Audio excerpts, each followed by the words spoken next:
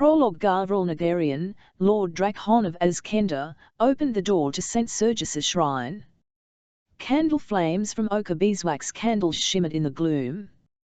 The air smelled of bitter incense and honeyed candle smoke.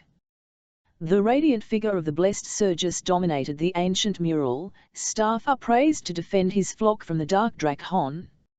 Even the saint's face had been covered with gold leaf by the artist. In contrast, only the Drakhon's eyes glinted in the candlelight, jeweled with chips of blue glass. The rest of his winged demon form had been painted black as shadow. Now it is finally gone, and I am alone.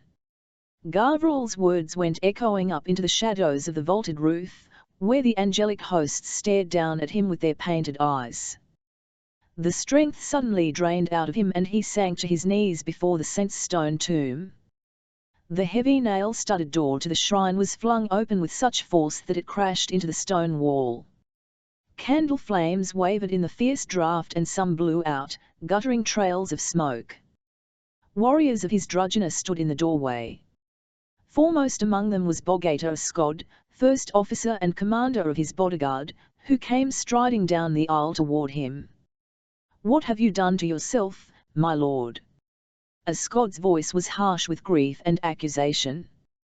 "What have you done?" The others crowded around, so close he could smell the pungent damp of their fur cloaks and the sweat of their bodies. Skod seized hold of Gavril. Gavril tried to wrench himself free but, his strength exhausted, he could not break away. "Forgive me, my lord, but it's the only way to be certain," muttered Skod, twisting one arm behind his back. Gavril heard the whisper of steel against leather as Skod drew a knife from his boot. A flash of fear flickered through his mind. Did they mean to kill him? In this dangerous mood, his own men could turn against him. And then he winced as Skod drew the knife blade across his wrist in one small, expert stroke. The warriors crowded closer, staring as blood began to well up from the shallow incision and drip onto the flagstones. Gavril stared too. Red blood. Crimson red. Human red. Without a trace of demon purple. A shuddering sigh echoed around the shrine. Skod let go of him. "So the Drakhowl is gone. And with it, all your powers. You broke the bond. You broke the blood bond that binds us to you," cried out Skardgorian. "You betrayed us." "I did what I had to," Gavril said wearily. "I did what should have been done centuries ago." "Azkenda was safe," said Barsuk Badgerbeard, his gruff voice unsteady. "No one dared attack us. But now that it's gone, who knows what will happen. You call yourselves my drugina." Gavril raised his head and stared at them, challenging. "Then act like warriors." Eyes stared back at him, dark with hostility. He could see the glint of their unsheathed sabers in the guttering candlelight. If he did not win back their allegiance now, he was as good as dead. "We've driven Eugene of Tylan out of Azkenda. Now we must learn to fight without demonic powers to protect us. To fight like men. Didn't you hear what Lord Gavril said?" A younger voice rang out, passionate with anger. Gavril saw Simeon, the newest member of the drugina, his freckled face flushed red. "I swore to defend you, my lord. I haven't forgotten how you saved my life in the siege. My oath still holds." "I, and mine too," said Skod. He knelt at Gavril's feet. "Forgive us, my lord." Gavril knelt down too and placed his hands on Skod's shoulders, raising him to his feet. "We've much to do," he said. "Castle Drakhon is in ruins. Will you work with me to rebuild it?" It was not until he left the shrine to walk across the monastery courtyard with Simeon and Skod at his side that he heard again the far-distant echo of the Drakhowl's dying voice, each word etched in fire on his mind. "Why do you betray me? Divide us and you'll go insane." The old fisherman Kuzco and his wife found him lying on the seashore, so battered by the waves and the rocks that his clothes were torn to shreds. For days he wandered between life and death, and when he returned to himself, he no longer knew who he was. The sea had stolen his memories from him. The only distinguishing feature was a signet ring on his broken right hand. But the device had been worn so smooth by the sea and the rocks that it was impossible to tell with any certainty what it had been. So they called him Tikhon after their own lost son, drowned years before in another night of terrible storms, and they nursed him slowly back to health. Many weeks later, when he could walk again, he began to help with a task or two, mending nets, carrying wood for the fire. Everything had to be relearned, even speech. He was like a great child, limping slowly after Kuzco, speaking awkwardly, as if his tongue would not obey his brain. Yet he seemed cheerful enough in spite of his deficiencies, although sometimes he was suddenly overcome with a terrible wordless raging that could not be assuaged. Tikhon was helping old Kuzco mend the boat, caulking a leak in the storm-battered hull with a stinking mess of oakum and pitch that Kuzco had boiled up over a driftwood fire. The wind blew keen and raw across the bleak island shore. There was nothing to be seen here for miles but sea and rocks. The sky was pale with scudding clouds. Until Kuzco noticed one cloud blowing toward them, darker than the rest, moving faster than the others. "Storm coming," he shouted to Tikhon. "Best find shelter till it passes." He gazed up into the sky. This was no ordinary storm cloud, it was moving too fast, its course erratic and unpredictable. And as it tumbled nearer, the light began to fade from the sky and the shoreline turned black as night. Tikhon stumbled after his adoptive father, but his damaged body betrayed him and, with a gurgling cry, he fell on his face on the pebbled beach. The old fisherman started back toward him. "Come on, lad." The dark cloud hovered overhead. Lightning crackled, and Kuzco dropped back, covering his eyes. Tikhon let out another cry of terror as he cowered in the lightning's beam. Kuzco watched, helpless, as with a sudden, sinuous movement, the cloud wrapped itself like a dark shroud around Tikhon. The lad convulsed, his body racked by violent shudders, twisting this way and that as though struggling with some invisible shadow creature. And then the struggle ceased.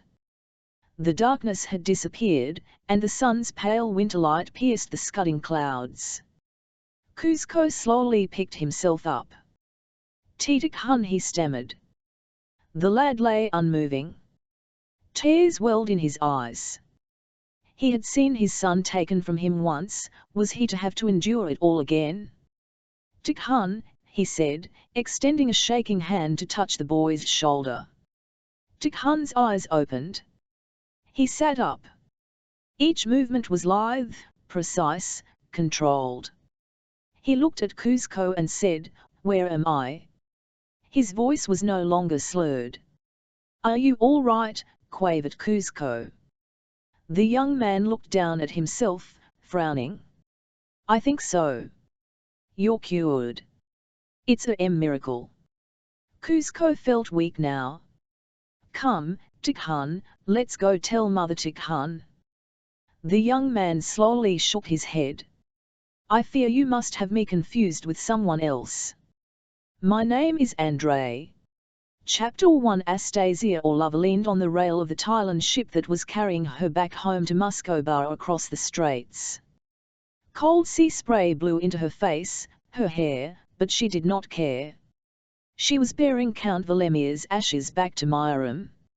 It was Fyodor Valemir who had brought her to Thailand on the pretense that wreckage from her brother Andrei's command, the Siren, had been washed up on the shore. She had gone, eager that there might be the faintest glimmer of hope that Andrei was not drowned but lying injured in some remote fisherman's hut, only to find that it had all been a ruse to display her charms to the Thailand court and council, to persuade them that she would make a suitable bride for Prince Eugene. "Well, Count," she thought, gazing into the rolling sea mist that hid the coastline of Muscovado from view, "you have paid the ultimate price for your treachery. You used me heartlessly. You lied, you twisted the truth to further your own ends, and now you are dead." But even now she was not sure she believed the evidence of her own eyes. What she had witnessed in the snowy palace yard had shaken her to the very core. There crouched a dark-winged creature, veiled in a blue shimmer of heat. And, most horrible of all, the burning remains of something that had once been Theodore Valemir, Muscobar's ambassador to Tylan, lay in a charred, smoking heap at its feet. Drakhon. In that one moment all certainties had been seared away. Altessa Nadejda, her maid, came up to her, carrying a wool shawl. "You'll catch a chill up here in this bitter wind." "Don't fuss, Nadejda. I'm fine." Nadejda took no notice and draped the shawl over Astasia's shoulders. "Please come below and warm yourself." "Not yet," Astasia said distantly. "In a while." The cloudy sky and the choppy sea mirrored her mood. She felt numbed. Whenever she tried to sleep, she saw the Drakhon of Azkenda rear up out of the darkness, and then, oh then, the one moment she could not forget, the moment when the dragon-winged demon had turned its piercing blue gaze on her and she had recognized Gavril Anda. Alizia Anda had tried to warn her, but she had refused to listen. Yet now she knew it to be true. Gavril, the one man she had ever allowed to hold her, to kiss her, was possessed by a dragon demon, Altessa. She turned to see that one of the Tylan officers had come up on deck. "We have received an urgent message from Myram, Altessa, that concerns you. Will you please come below?" Reluctantly, Astasia followed him below decks to the captain's anteroom. Chancellor Malthus had sent an escort of the household guard to protect her, or to prevent her from running away. A group of officers were gathered around the table. They bowed as she entered. "Is there a storm coming?" she asked, taking off the shawl. The fine mist of sea spray still clung to her hair. "Should we seek harbour and sit it out?" "The message comes from Field Marshal Keronan, Altessa. He reports there is rioting in Myram. It seems that your parents have been trapped in the Winter Palace by a mob of dissidents who are threatening to torch the palace and all inside." Astasia gripped the edge of the table to steady herself. "Dissidents," she repeated. "Your father has requested our help. It seems the situation is quite desperate." "My father is asking for help," Astasia said. If nothing else, this brought home the severity of the situation. Her father never asked for help. "The field marshal is ready to lead a rescue force into the city, Altessa. Just give the word and he will liberate the palace." Astasia gazed warily around at all the Tylan officers. She could not help noticing the detailed map of Myram that lay outspread on the table. They seemed so well prepared. "We understand there has been unrest in the city for some months," said one. "Well, yes," she began, then broke off. How could she have been so blind? Malthus had sent the soldiers with her as part of the invasion force. What better way to infiltrate Tylan soldiers into the heart of the city? Dissidents or no, Muscobar was about to be swallowed up into the growing Tylan Empire. Prince Eugene is determined to quell any last stirrings of rebellion before your wedding takes place. "Of course," she said coldly. They were still looking at her expectantly, and she realized that they were waiting for her command. "Tell the field marshal," she said, knowing she had no choice, "down the rebellion, and with my blessing." To put Astasia struggled up on deck against the prevailing wind, into a raw, red dawn. As the ship sailed up the broad Niver, she noticed that the gilded dome of the Senate House had been reduced to a smouldering shell. And while at first she had believed the red glare in the sky to be the rising sun, surely no dawn could glow that brightly. No, the west wing of the palace was on fire. She heard the crackle of the flames, the tinkle of breaking glass as panes burst in the heat. She saw the haze of smoke sullying the freshness of the dawn. They were burning her home. "No," she cried aloud, gripping the rail to steady herself. Now she could hear shouts from the shore. A confusion of people was swarming over the neatly clipped boxes and ewes. Guards leaned from the windows, aiming muskets at the rabble, firing. A ragged rat-a-tat of fusillades answered. "You must go below decks, Altessa." One of the Tylan officers came toward her, pistol in hand. "It's not safe up here." Screams carried on the wind, shrill above the rattle of gunfire. There were running silhouettes at the west wing windows, dark against the blaze of the flames. Where were Mama and Papa? Where was her governess, poor, dear Eupraxia? She would be so flustered by the panic and the fire. "There are people trapped in there," she said to the officer, grabbing his arm and stabbing her finger at the burning building. "We must get them out." A musket ball whizzed over their heads, grazing the nearest mast, showering them with sharp splinters of wood. "We're doing all we can," he said, hurrying her toward the hatch. The battle for the Winter Palace lasted little more than an hour. Astasia crept back up on deck and watched as more and more Tylan soldiers swarmed into the gardens, driving the rebels before them, rounding them up at musket point. By now the west wing was well alight, and she saw looters risking the Tylan guns to carry away brocade curtains, pictures, fine porcelain. Too late, some servants formed a bucket chain while others scooped water from the river. Flames burst through the roof. Rafters cracked and the whole structure collapsed inward with a crash like rolling thunder. Shocked beyond speech, she stood with her hands clutched to her mouth. The clouds of acrid smoke carried the vile smell of burning timber, molten glass, and, worst of all, human flesh. "I've made some tea, Altessa." She had not noticed that Nadejda had emerged from below decks. "You've eaten nothing for hours. You need to keep up your strength." Mama Astasia whispered into the billowing smoke. "Papa. Tea with a drop of brandy, that'll warm you up."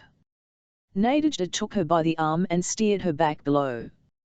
At about 4 in the afternoon, a party of Moscow Bar officers came on board and asked to speak with her. Sick with worry, she hurried to meet them. "Colonel Roskovsky," she cried, so glad to see a familiar face that she wanted to run up and hug him. "Altessa," he said, clicking his heels and saluting her. He looked haggard. He was unshaven and his immaculate white uniform jacket was covered in smears of soot.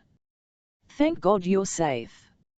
Is there any news of my parents?" "They are under the protection of Field Marshal Karenin," he said stiffly. "But they are alive." "I believe so." "Altessa," he hesitated. "I have been obliged to surrender control of the city to the Field Marshal." She saw now that not only was he exhausted, but there were tears in his smoke-reddened eyes, tears of humiliation and defeat. "I am dishonored. I have failed your father." "Not surrender, Colonel," she said, dismayed that such a proud and experienced soldier should openly weep with shame in front of her. "I'm sure you and your men did everything you could to save the city. But the odds were overwhelming. Without Tylan's help, Altessa Astasia." Any of the Tylan officers came running up. "The Field Marshal requests a meeting." Her heart began to beat overfast, a butterfly trapped in her breast. This was to do with her parents, she was sure of it. How would she find them?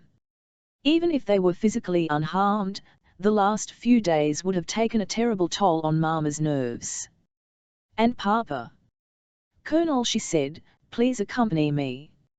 It seemed that there were Tylan soldiers everywhere, lining the quay as Astasia disembarked, guarding the water gate, and patrolling the outer walls where the rebels had smashed down the iron railings as they stormed the palace. Even though the officers steered a carefully chosen path, Astasia saw soldiers carrying out bodies from the courtyards and piling them onto carts. Through an archway she glimpsed some of Roskovsky's men cutting down a palace guard who was hanging from a lamp-post, his white uniform red with his own blood.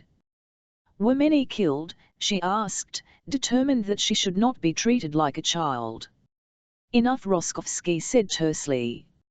She wanted to avert her gaze from the bodies, but found she could not look away.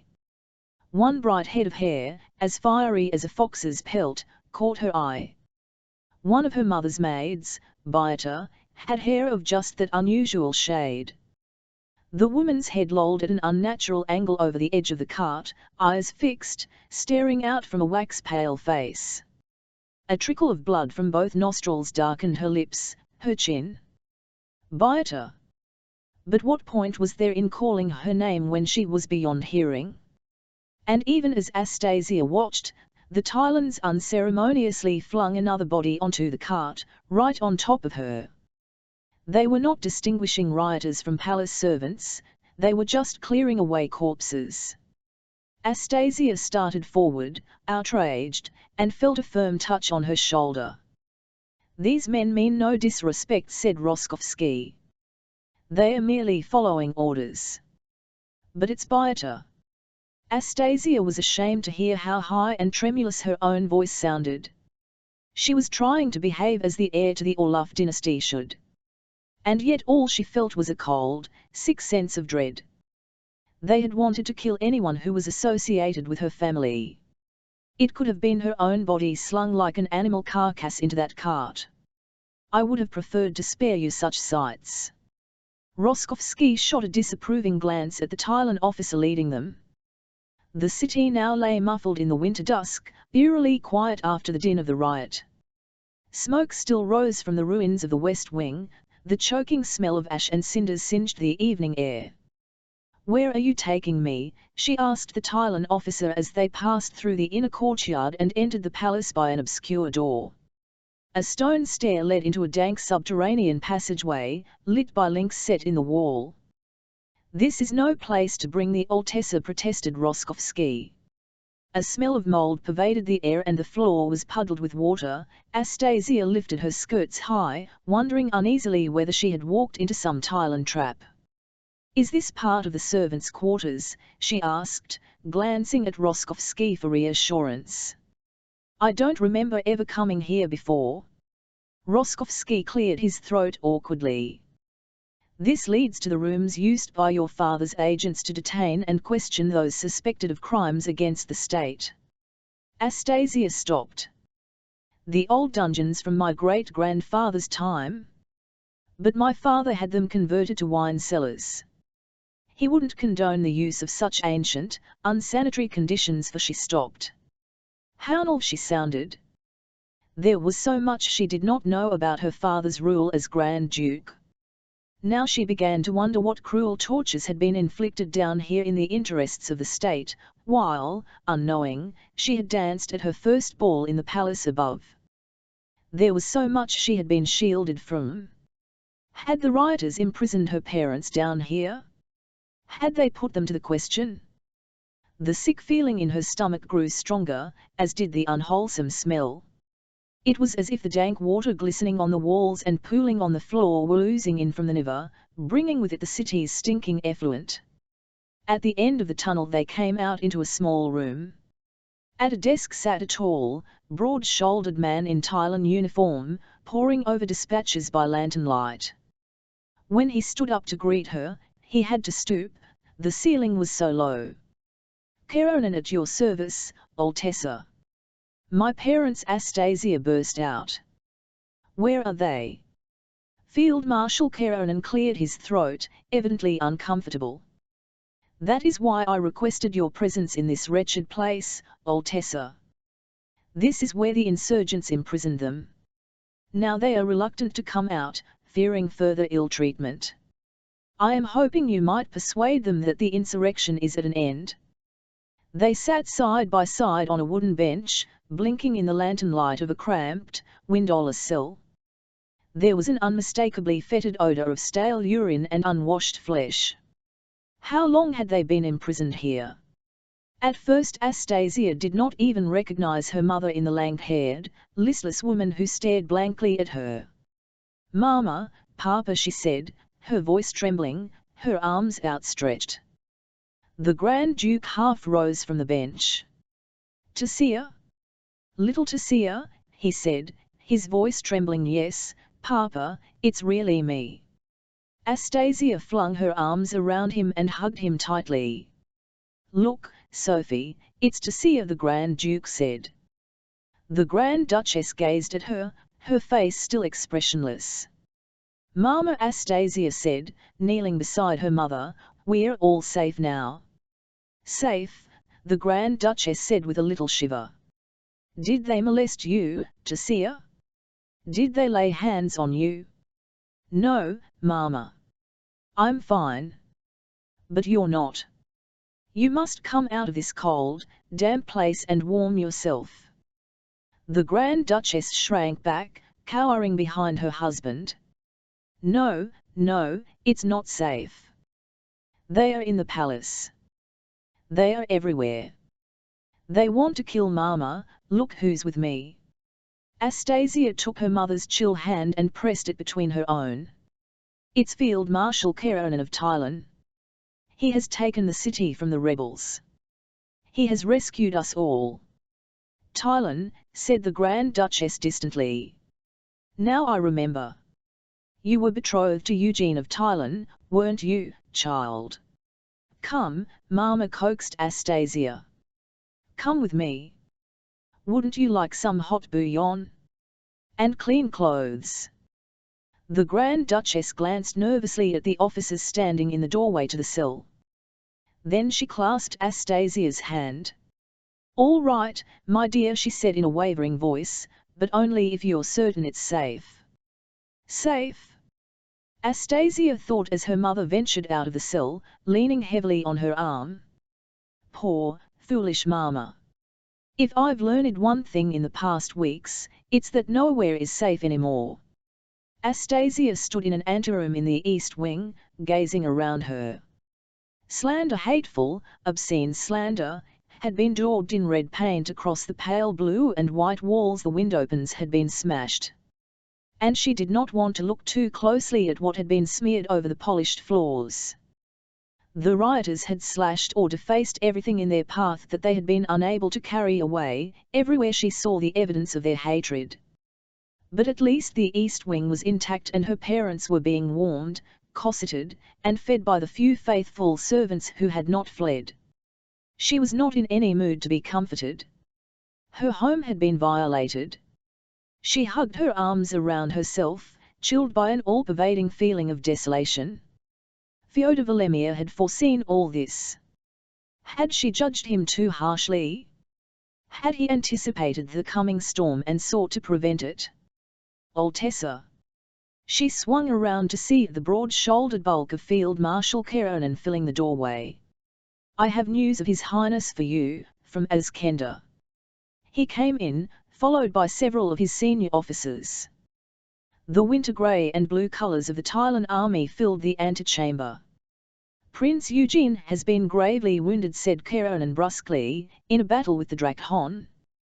The demon shadow of the Drakhon suddenly billowed up, dark as smoke, in her mind. Ah, she said carefully, aware they were all watching for her reaction. Wounded, but not killed. We've lost many men, but the prince is alive. Magus Linnaeus is tending to his injuries. The prince was most anxious to ensure that you were unharmed. He would like to speak with you. With me. Astasia looked at him, uncomprehending. But how? It is called a vox aetherea. When he showed her, she wondered if the field marshal had taken leave of his senses. She saw only an exquisite crystal flower, a rose, perhaps, encased in an elaborate tracery of precious metals and glass. It's very pretty, Field Marshal, but you must approach the device and speak very slowly and clearly. The crystal array will transmit your voice through the air to His Highness. What should I say? I believe His Highness has a question he is most eager to ask you. Altessa Astasia. Astasia, startled, took a step back from the crystal. A man's voice had addressed her from the heart of the rose. What kind of trickery is this? No trickery, Altessa, I assure you, said Keranin, his dour expression relaxing into a smile. He turned the vox toward him and spoke into it. The Altessa is unused to our Thailand scientific artistry, Highness. She is recovering from her surprise at hearing your voice from so far away. He beckoned Astasia to his side. Astasia felt her cheeks tingle with indignation. She was not going to be shown up as an unsophisticated schoolgirl. She was an Olaf. What would her father have done on such an occasion? She approached the Vox Etherea with determination and said loudly and clearly, "I must thank your Highness, on behalf of our city, for sending your men to quell the riots and rescue my family. I trust you are making a good recovery from your injuries." Field Marshal Keranen nodded his approval and adjusted the Vox so that she could hear Prince Eugene's reply. It was faint at first, so that she had to bend closer to the crystal to hear. "Indeed, and I am in much better spirits already for hearing your voice, and knowing you are safe." Formal as his words were, she thought she detected, to her surprise, an undertone of genuine concern. "Does he care about me a little, then? I had fully intended to lead my men to free the city myself, but fate decreed otherwise. Now I want nothing more than to meet you. I've had to wait far too long and, charming though your portrait is, it's a poor substitute." Astasia's throat had gone dry. She could sense what was coming next. "Am I ready for this? We must meet, Altessa, and soon. I have plans, great plans, for our two countries, but unless you are at my side, they will all be meaningless. Will you marry me, Astasia?"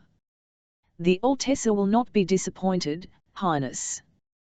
The valet straightened the blue ribbon of the Order of the Swan on Eugene's breast, gave one final five-ache to the fine linen collar, a last spray of cologne, and withdrew from the prince's bedchamber, bowing.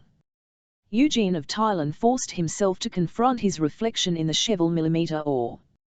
At first he had ordered all mirrors in the palace at Swanholm to be covered, unable to bear the ravages that his encounter with the Drakon had wrought. Now that he was almost recovered, he forced himself to look every day.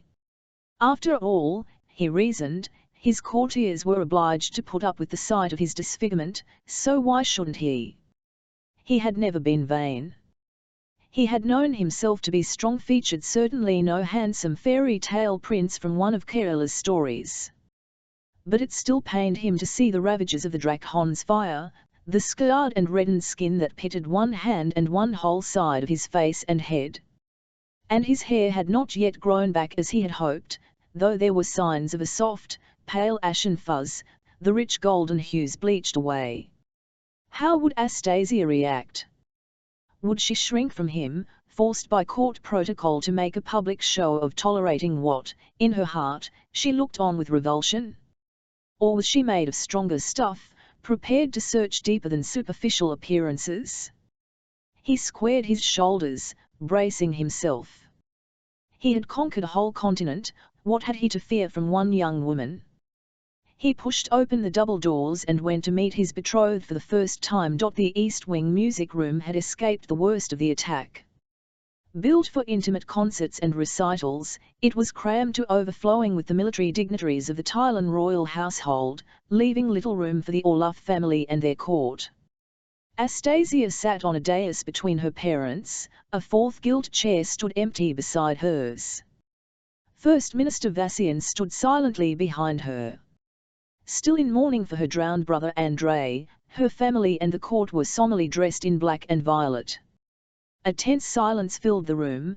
The Myram courtiers seemed too bewildered by the rapid succession of events that had led to the annexation of Muscovara even to whisper behind their black-gloved hands.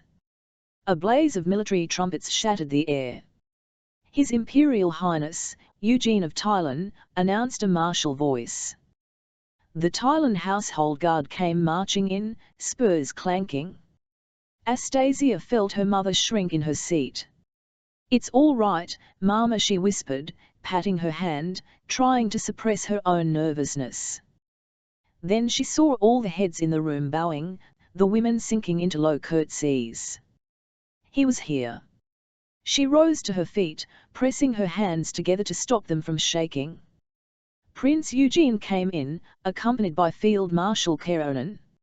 She noted that he too wore a black velvet mourning band. Was it as a sign of respect for their loss, or had he too lost someone dear to him in the fighting? They had warned her about his injuries. She did not think herself squeamish, but she steeled herself nevertheless, hoping she would not let anything of what she might feel show on her face. He stood before her, but still she stared at the golden order of the swan glittering on his breast, unwilling to meet his eyes. "Welcome, Your Highness," she said, dropping into a full court curtsy, one hand extended in formal greeting. She sensed a slight hesitation, then a gloved hand took hers in a firm grip, raising her to her feet. Still she did not dare to look at him, even as she felt him lift her hand to his lips. "Look, you must look," she willed herself, aware that everyone in the room was watching them with bated breath. "You are every bit as beautiful as your portrait, Altessa." His voice was strong, confident, coloured by a slight Thailand accent. He still held her hand in his.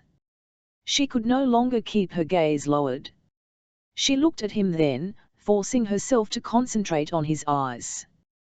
Blue-grey eyes, clear and cold as a winter's morning, gazed steadily back. But all the skin around them was red, blistered, and damaged. She was looking into the ruin of a face. Gavral did this. She was so shocked she could not speak for a moment. "How cruel!"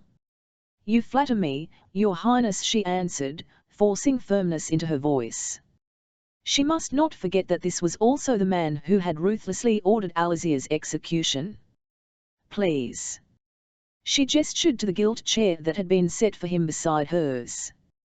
He stepped up onto the dais, towering above her. He bowed to the Grand Duke and Duchess, to Vassian, and then sat down. Astasia cleared her throat. This was the part of the ceremony she had been dreading the most, because it signalled to the world the end of the Orloff dynasty. Her father rose from his chair and took her hand in his. My daughter has a gift for you, Your Highness," he said. His voice faltered. "A gift from the heart of Muscovy. Accept it, and with it, her hand in marriage, freely given, so that our two countries may be united as one." Astasia took the jewelled casket her father was holding toward her and knelt before Prince Eugene, offering it with both hands raised. The prince opened the casket. The Myram ruby glowed in his fingers like a flame as he held it aloft, a victory trophy. "The last of Ataman's tears."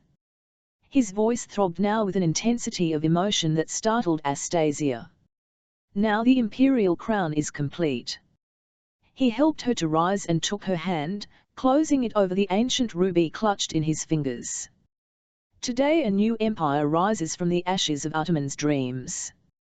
Altessa, from the day we are married in the Cathedral of St. Simeon, you will be known as Astasia, Empress of New Russia." He drew her close and she felt, as if in a waking dream, the pressure of his burned lips, hot and dry, on her forehead, and then her mouth. Field Marshal Karanin turned to the astonished court. "Long live the Emperor Eugene, and Empress Astasia." After a short, startled silence, the cheers began. Astasia, her hand still in Eugene's, glanced at her father, and saw the Grand Duke surreptitiously wiping away a tear. Chapter 2 Would Your Imperial Highness care to take a look? The tailor wheeled the full-length mirror across the dressing room. Eugene had permitted himself this one luxury, new clothes for the coronation, though he had stipulated, to the master tailor's profound disappointment, that they must not be in any way ornate or extravagant. He steeled himself and glanced at his reflection. He had chosen the uniform of the colonel-in-chief of his household cavalry for his wedding outfit, the gold-frogged jacket cut of the finest, softest pale grey wool, subtly decorated with braid. On his breast he would wear the Order of the Swan, suspended from a pale blue ribbon. "If your Imperial Highness could raise your right arm so," his tailor muttered through a mouthful of pins, making little marks with chalk. Eugene had not believed himself to be vain, he had thought himself above such worldly conceits. But now, as he caught sight of his damaged face in the mirror, he knew he was as susceptible as any man. It was a face ghoulish enough to scare children on the night of the dead, one half still angrily red beneath the glistening film of new skin. Does the braid on the cuff please your highness? The braid. Eugene forced himself to concentrate on the details of the tailoring. Why, yes. It's not too ostentatious. There had been so many calls on his time, so many ministers and ambassadors to entertain from the world beyond the empire, that Eugene realized he had hardly spent more than 5 minutes alone with Astasia since the betrothal. This was not the best way to start a relationship with the woman he had chosen to be his empress. He had sensed Astasia stiffen as he embraced her, as his burned cheek brushed against hers. He could understand her revulsion. He felt much the same every morning as he faced his own reflection in the shaving mirror. He must make time to pay her a visit. She would be chaperoned, of course, but it would still afford an opportunity for conversation. In the meantime, he would send another betrothal gift. Amethysts would enhance the creamy pallor of her skin. He would ask Pia Pearson to select something rare and exquisite that would please her. He would have selected the gift himself, but he was due to attend a crucial meeting with Kirill Vassian. Eugene seated himself at a great gilt and marble-topped desk that had been rescued from the flames to sign and seal the documents presented to him by First Minister Vassian. Gustave hovered behind him, darting forward from time to time to shake sand to set wet ink, or melt a fresh stick of wax. So Eugene said as he set his seal in the final blob of scarlet wax, "This concludes my part, I believe." He stared down with a swelling sense of satisfaction at the written confirmation of his victory. Muscovy was truly his at last. "Yes, Highness." Vassian stiffly bowed his silvered head. "The lawyers have been awaiting these final documents. There will be plenty to occupy them, now that Muscovy has been swallowed up by New Russia." Still bowing, he left the study. Was that last comment a faint flash of defiance? The First Minister had seemed detached, coldly yet politely aloof, during the signing ceremony. Eugene could not help wondering if Chancellor Malthus would have shown such detachment if the situation were reversed. "Stand clear!" From outside came the shouts of workmen, and then a crash of falling masonry, followed by a rising cloud of dust, mortar and crushed plaster. Work on reconstructing the gutted wing had already begun, generously funded by the Thailand Treasury. "And the plans for the coronation, Gustave?" "Are well in hand, Highness. All the invitations have been issued, even to Enguerrand of Francia." Eugene rose and shook his burned hand, which was stiff and sore from signing. The sudden flash of agonizing pain made him wince, but he turned hastily away, pretending to gaze out of the window so that Gustave should not notice. The pain slowly subsided. "I want representatives from all 5 princedoms to attend, and be seen to attend. We will show the world, and Francia, in particular, how well New Rossia's enlightened ideals can work for the good of the people. I can't marry him." Astasia sat frozen in front of the mirror. She could still feel Prince Eugene's lips on her own, kissing her. And every time she remembered, she felt a shudder of revulsion. She despised herself for it. But she kept seeing again the unnatural red sheen of his burned face, the glisten of the fragile, new-formed skin that looked as if it would peel and flake away at the slightest touch, leaving a horrible oozing mess of raw flesh beneath. She shuddered again. "I can't even bear to think of it."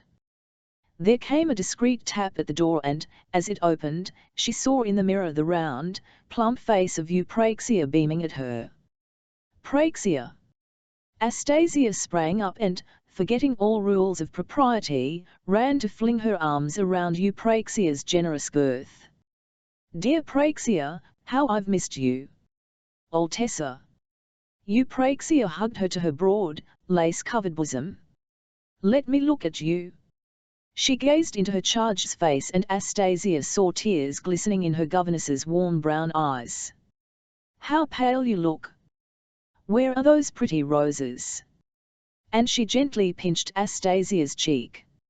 "I'm so much happier for seeing you and knowing you're safe, Praxia." Astasia caught hold of Eupraxia's plump hand and pulled her to sit on the little Thailand blue sofa beside her. I was afraid you'd been caught up in the riots. And if I hadn't been called away to the country to nurse my sister, I dread to think. Eupraxia shook her head, making her little grey curls tremble like catkins. But let's talk of happier matters, my dear. The wedding? Astasia forced a smile.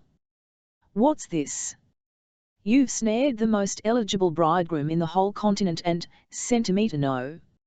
You're not still pining for that unsuitable young Smyrnan portrait painter, are you? Certainly not, Astasia said vehemently. Then why the doleful eyes? Because, oh, Praxia, I'm so ashamed to say it, but I can't bear for him to touch me. Am I so shallow that I can only see his disfigurement? There, there. Eupraxia stroked her hair, just as she used to when Astasia was a little girl and had broken her favourite doll. Your feelings are quite understandable. You've led a sheltered life. You've never had to tend to soldiers wounded in battle or look on such terrible injuries till now. It's true. Astasia had seen so little of the world until the last weeks of insurrection, fire, and bloodshed. What matters is what's inside, not outside. If the prince is a warm-hearted man, a good man, you will come to ignore his outward appearance. As Eupraxia continued in this vein, Astasia nodded from time to time as though agreeing. But none of Eupraxia's words comforted her in the least. Give it time, my child.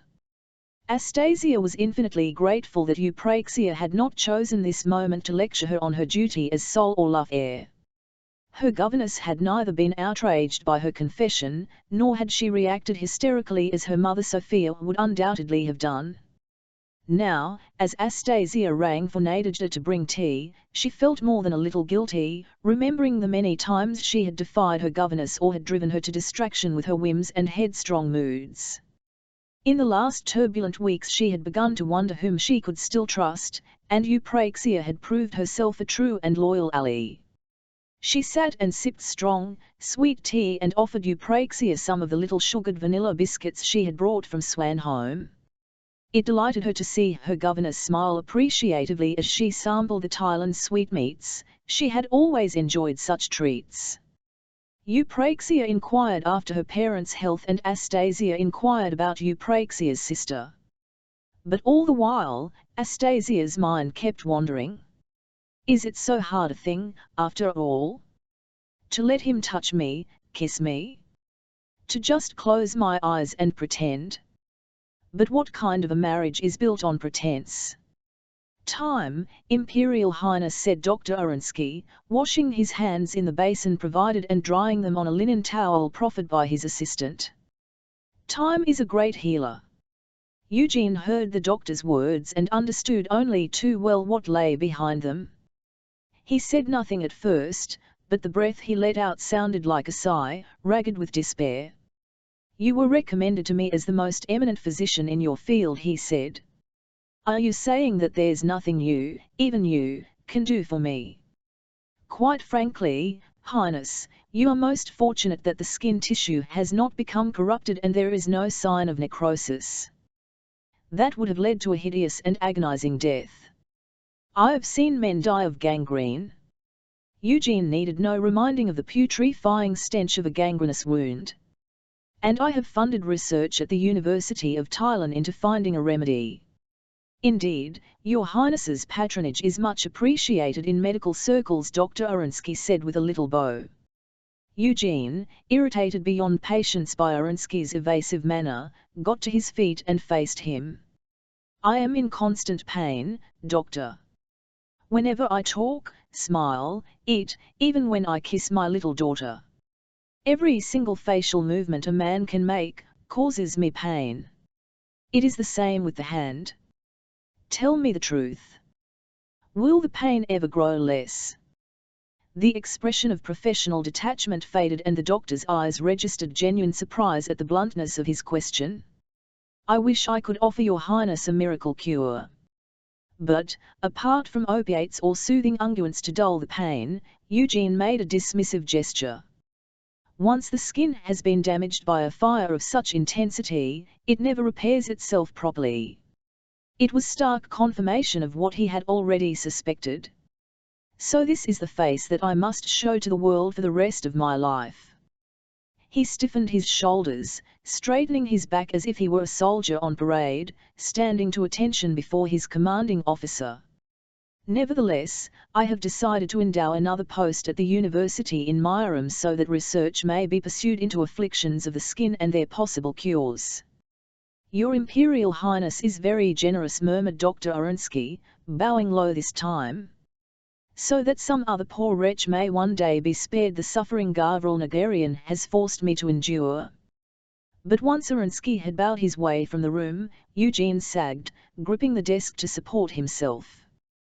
He realized he had been sustaining himself with the hope that there might yet be some cure. Now he knew the truth. He must live with this burned face until the end of his days. Yet in a few minutes he must attend an important meeting. He made a supreme effort to compose himself, to hide the crushing disappointment that had overwhelmed him. Soon he would be crowned emperor, and the great Ataman's successor could not allow himself to show the slightest sign of vulnerability. As Eugene took his place at the head of the table, he scanned the faces of the dignitaries he had summoned to discuss the final plans for the coronation. Count Igor Golitsyn, a flamboyant dandy of the Orlov's court, had been appointed Grand Master of Ceremonies. Chancellor Malthus Wace there, next to the ancient Patriarch Ilarion of Myram, who was attended by two of his long-bearded archimandrites. Their robes exuded a faint but distinct smell of bitter incense. Opposite them stood two envoys from Ktrai. Their beards were as long as the priests', but as fine as wisps of silk, reaching almost to the hems of their black and jade brocade jackets. "Please be seated, gentlemen." As Eugene sat down, he saw that one chair was still empty. "But where is the Smyrnan ambassador?" The representatives from the Muscovite Senate glanced uncertainly at one another. "I will look into the matter straight away," said Gustav, hastily making for the door.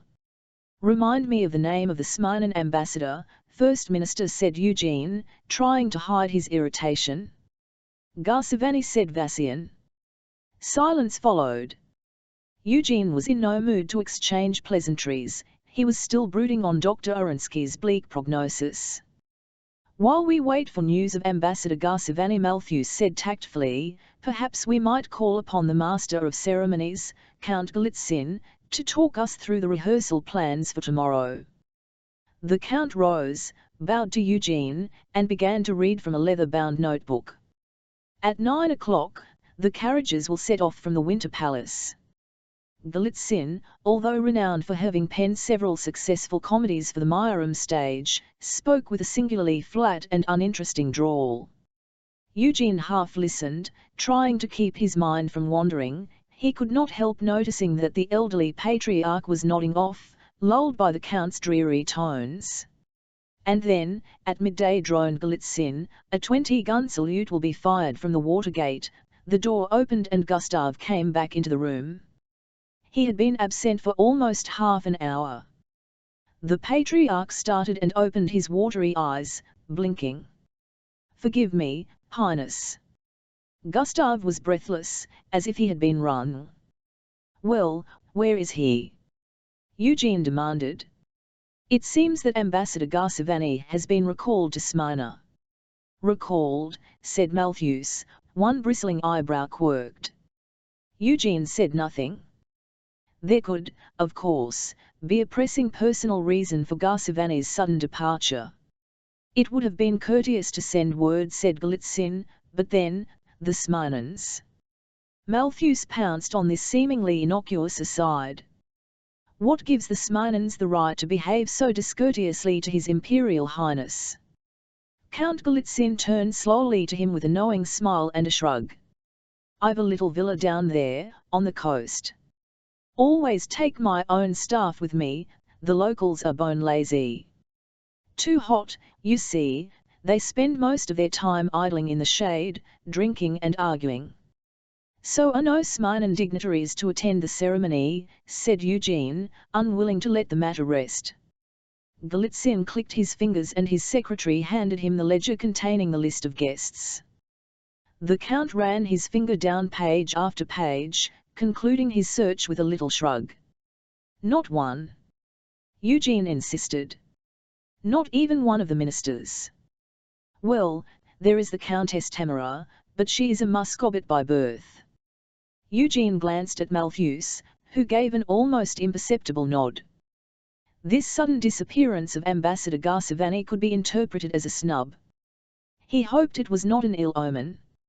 He turned to the Patriarch, forcing the matter from his mind. And now, Your Holiness, to the seating plan in the cathedral. You delivered my gift to the Altessa. Eugene emerged from the meeting well over an hour later than he had planned. Just as you instructed, Highness, said Gustave. And I sent your apologies with it. My apologies. And then Eugene remembered. He struck his forehead with his hand in frustration. Tea with the Grand Duchess. And if Garsivani hadn't played us all for fools, he started out down the corridor with Gustave following after. And now the Altessa is at a fitting for her wedding dress, panted Gustave. Eugene stopped. So when will she be free? Not until you've left for the dinner at the Admiralty, Highness. And so another day would have passed without spending any time with her. What did she say to the gift? She said it was very pretty. Gustave's tone was guarded. But did she try it on? Not in my presence. Ah. Eugene turned and began to walk slowly back toward his apartments. Perhaps Astasia was not impressed or excited by jewels. He wanted to send something to apologize for his lack of attention. Something more personal than jewels. Violets, he said. To match her eyes. Gustave, can you find a little bunch of violets, no matter what the cost, and deliver them to the Altessa? I'll write a card to accompany them. Violets in winter. The secretary shook his head in bewilderment. I place great faith in your ingenuity, Gustave, Eugene said with a smile. He may be a Tylan, but he has exquisite taste, Astasia. The Grand Duchess exclaimed in delight over the betrothal gifts that had been accumulating on Astasia's dressing table. Eugene had sent a new treasure every day, a diamond and sapphire necklace yesterday with matching drop earrings, today a string of amethysts fashioned like violets. Earlier presents included black pearls, a gold and amber jewelry casket, and crystal bottles of attar from rare black desert roses. You're such a lucky girl. Yes, Mama, said Astasia listlessly. The gifts were expensive, true, and each piece of jewelry beautifully crafted. Yet her mother was far more excited about them than she found it difficult to show much enthusiasm about cold stones, even if they were worth a small fortune. Yet, if nothing else, they had brought a flush to her mother's wan cheeks and a brief sparkle to her eyes. Sophia still woke at night, breathless and terrified, shrieking for the guard to come to her rescue. And though Astasia had found her mother's moods overbearing at times in the past, she was secretly relieved to see glimpses of the haughty Grand Duchess returning again. But these gifts. She picked up one after another and then set them down again on the marble-inlaid table. They told her nothing of the man she was to marry except that he was very wealthy. He had probably not even chosen the gifts himself, but ordered one of his imperial staff to select them. How little I really know about you, Eugene. Tasia, if there's anything you need to ask me about your wedding night, now's the time, while we're alone, said Sophia suddenly. Astasia felt her face flame with embarrassment. Really, Mama, his fathered a child, so I don't think you need have any worries in that area, although there were some whispers, slander, I'm sure, when he adopted that Arkell boy from Azkenda. Worse and worse. Astasia closed her eyes, praying that Mama would not rattle on like this in front of some Tylan dignitary at the wedding. My little girl's going to be a woman, a married woman." Sophia embraced Astasia, hugging her close as tears coursed down her cheeks. Astasia hugged her back, desperately trying to think of an excuse to get away before Sophia embarrassed her further with more talk of the wedding night. There came a little tap at the salon door and Nadejda popped her head around. "A gift from His Imperial Highness," she announced.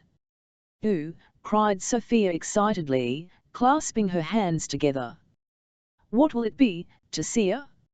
"A little amethyst tiara would go well with the necklace." Nadejda came in and, demurely bobbing a curtsy, presented Astasia with a delicate lace-bound posy of violets and snowdrops. "Oh," said Astasia, surprised. "Flowers. Real flowers." The little posy appealed to her so much that she pinned it to the shoulder of her dress. It was the first gift he had sent her that touched her heart. Violets in winter. Chapter 3. It was the last of the 5 rubies, crimson as Smyrnan wine, cunningly fashioned by ancient craftsmen in the form of a teardrop. The 5th tear of long-dead Emperor Ataman was about to be reunited with its fellows for the first time in centuries. And for the first time in centuries, one man had dared to fulfill his dreams of an empire. Eugene of Thailand had battled to reunite the 5 princedoms of Ataman's shattered empire, and had won. The coronation was tomorrow. The emperor had attended his final fitting some days before. Adjustments had been made. The imperial crown must be finished before dawn, and to that end, the best jewellers in Thailand had been shipped across the straits to Myram and installed under armed guard in the east wing of the Winter Palace. Pia Persson, the master jeweller, worked late into the night with his craftsmen to complete the setting for the Orloff ruby, a golden sea eagle, wings outspread, claws open to clutch the stone to its breast. All the jewellers and their apprentices stood waiting to witness the final moment in the creation of their new emperor's crown. They had labored for months, fashioning the settings from the most precious of materials, gold, pearls, and exquisitely cut tiny diamonds. Pia Persson carefully lifted the ruby from its box and, with skilled fingers, placed it in its setting. The others fell silent, watching respectfully. Only the ticking of the ornate clock on the mantel could be heard. With a final twist, the master jeweller gently fixed the stone in position. He placed the crown onto a cushion of rich purple velvet and set it on the table in front of him. At last he said, letting out a long sigh, "Send word to His Imperial Highness. Tell him it is ready." The youngest apprentice sped away across the courtyard toward the imperial apartments. In the candlelight, the rich rubies glowed red. The craftsmen of the Jewelers Guild stood admiring their masterpiece in reverent silence. The rubies glowed more intensely. Pia Persson took off his spectacles and rubbed his tired eyes. Even without his spectacles he could see that the glow from the gems was growing brighter. And he could sense a sound so low it was almost a vibration, as if a heavy carriage were passing across the courtyard. Master Persson whispered one of the other craftsmen. "What's happening?" The vibration had become a low buzz. The louder it grew, the more the brightness of the rubies increased. 5 lights, like blood-stained flames, burned at the heart of each teardrop stone. "Have you ever seen the like?" Pia Persson leaned closer. The buzzing grew louder, the flames burned more brightly. "Move away, Master Persson." The jewelers began to back toward the door, bumping into one another in their confusion. "For God's sake, move away." But Pia could not move, fear and wonder held him bound to the spot. The room glowed like a furnace, and the heart of the furnace was the imperial crown. Eugene of Thailand hurried across the courtyard toward the jeweller's workshop. He was so eager to see Ataman's rubies in the finished crown that he had not waited for Pia Persson to bring it to him, but had come himself. Now he halted, seeing a red glow illuminating the windows of the workroom. Was the room ablaze? He could not discern any trace of smoke. Puzzled, he pushed open the door. The youngest apprentice, following close on his heels, let out a yelp of terror. Each of the 5 rubies in the imperial crown burned in its filigree settings. And a deep buzzing filled the room, notes of 5 low pitches twining about one another like the droning of a hive of bees. "Stay back," Highness Pyre Pearson warned. "But this is quite extraordinary. Ataman's rubies. Alive." Eugene moved forward, ignoring Pyre Pearson's warning. "Any of you go and fetch the magus." He had to raise his voice to make himself heard as the hum of the stones grew steadily louder. Suddenly 5 jets of crimson light shot out, one from each ruby, arcing upward toward the ceiling.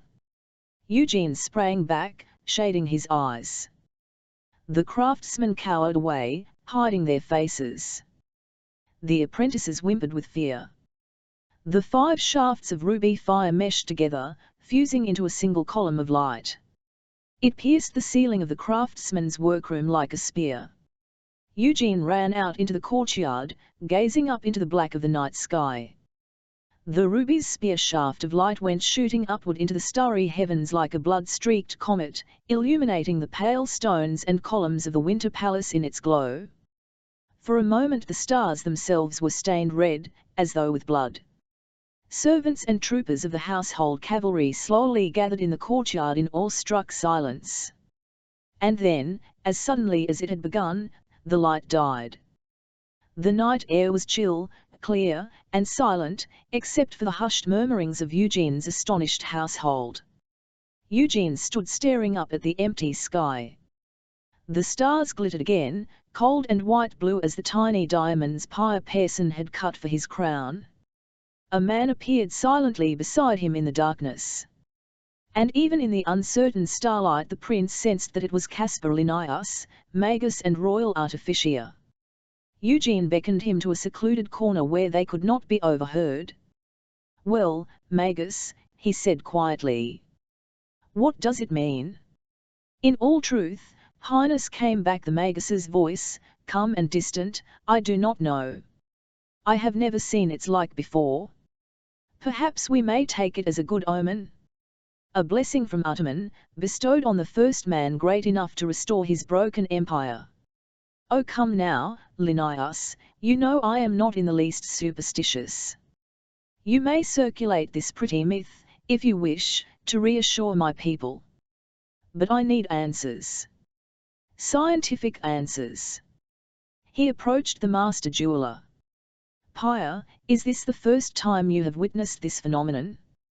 Pyre Pearson nodded his head, evidently still too shaken to speak. "And perhaps the last," Eugene said pensively. "Linnaeus, speak to our archivists in the morning. Send scholars out to all 5 princedoms. I want to know if such a thing ever happened in Ataman's reign. I want to know the history of the rubies. I want this thoroughly researched." The alarm bell of Castel Dracon clanged out a frantic warning, shattering the night. Gavril Nagarian clambered up the broken tower stairs, one precarious step at a time. Bogata Ascod followed close behind. The Kalika Tower had taken its share of the bombardment during the siege. Ragged holes gaped in the walls, letting in the cold night air. Yet still it stood, Volca's tower, where other sturdier watchtowers had fallen in the attack.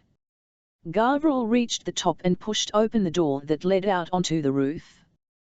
"What new mischief can it be this time?" grumbled Ascod as they scanned the darkened horizon.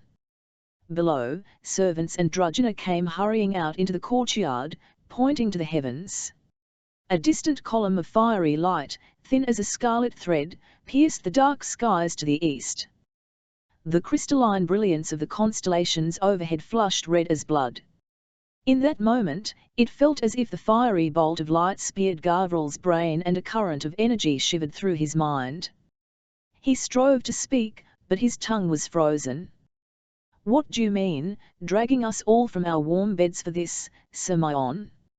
Sozia, the Castel housekeeper, chided. "It's just the Northern Lights, you silly boy." "I've never seen 'em burn bloodred before," muttered Ascod at Gavril's side. And just as suddenly as the column of light had appeared, it vanished, leaving the stars sparkling diamond clear above their heads. "What do you think it was, Drakon?" said a Skod. "Some new Tylan weapon?" "I don't know."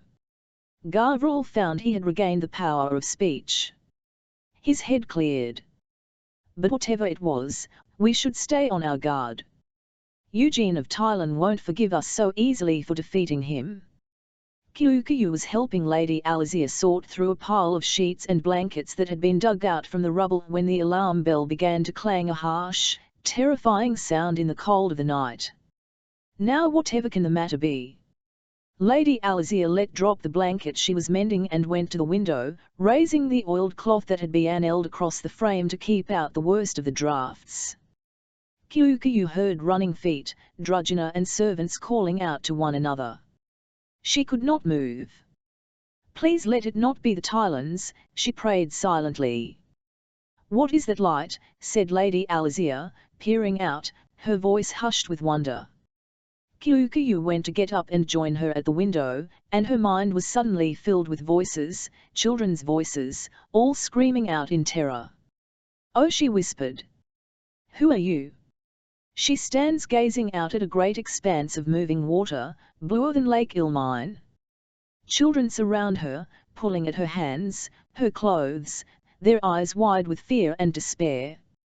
"Help us, Spirit Singer! Set us free!" I can't. There are so many of you. Names. And I don't even know yours." She gazes at their pale, dead faces. She sees that each child bears a red, ragged knife wound across the throat. Horror numbs her. Who could have done such a terrible thing to these innocent children? And then she senses she is being watched. Turning slowly, she sees a tall figure behind her, clothed in glittering darkness. It is watching her with two luminous eyes as slanted and strange as the Drakhal's, and a third eye, crimson as a blood-stained flame, burns on its forehead. And such a feeling of dread overcomes her that she cannot back away, even though every instinct tells her she must flee. The children cry out again, clustering around her, clinging to her in fear. "Please help us! Kyukayu!" Someone was calling her name. The blue water faded from her sight, the children's piteous pleading grew fainter until she blinked and found herself gazing into Lady Alizia's anxious face. "Are you all right, Kyukayu?" Kyukayu nodded. She felt a little sick and disoriented. "What happened? You fainted? Sit up slowly." "That's right. Luckily the blankets cushioned your fall. I'm sorry." What must Lady Alizia think of her? "Sometimes I." Alizia nodded. "Gavral has told me of your gift." "What did you see? Does it help to talk about it?" Kyukayu hugged her arms about her body. She felt cold now, chilled to the bones. "Sometimes I hear echoes from long ago in the castle. The stones remember." On a dark, lonely shore far from Myram, Andrea lay asleep on a straw pallet in the fisherman's cottage. A sudden spear shaft of light pierced his dreams, colouring them red as spilled blood. He gave a cry and sat bolt upright. It must be a flare, sent up by a ship in distress. Ship on the rocks. Still half asleep, he fumbled his way to the doorway and stared out into the night, scanning the empty sea. A flaming column stretched from earth into the heavens on the distant horizon, staining the Black Sea red. A rushing sound suddenly filled his ears, as if a crowd of midges were swarming in his brain. Little flashes of fiery light flickered across his vision. His head spun. "That's no distress flare." Kuzco, his voice thick with sleep, appeared behind him. Andrei struggled to reply. Words tried to force themselves from his mouth, but when they came out, they seemed meaningless. "Niggers," he heard himself stammer. "Take me home."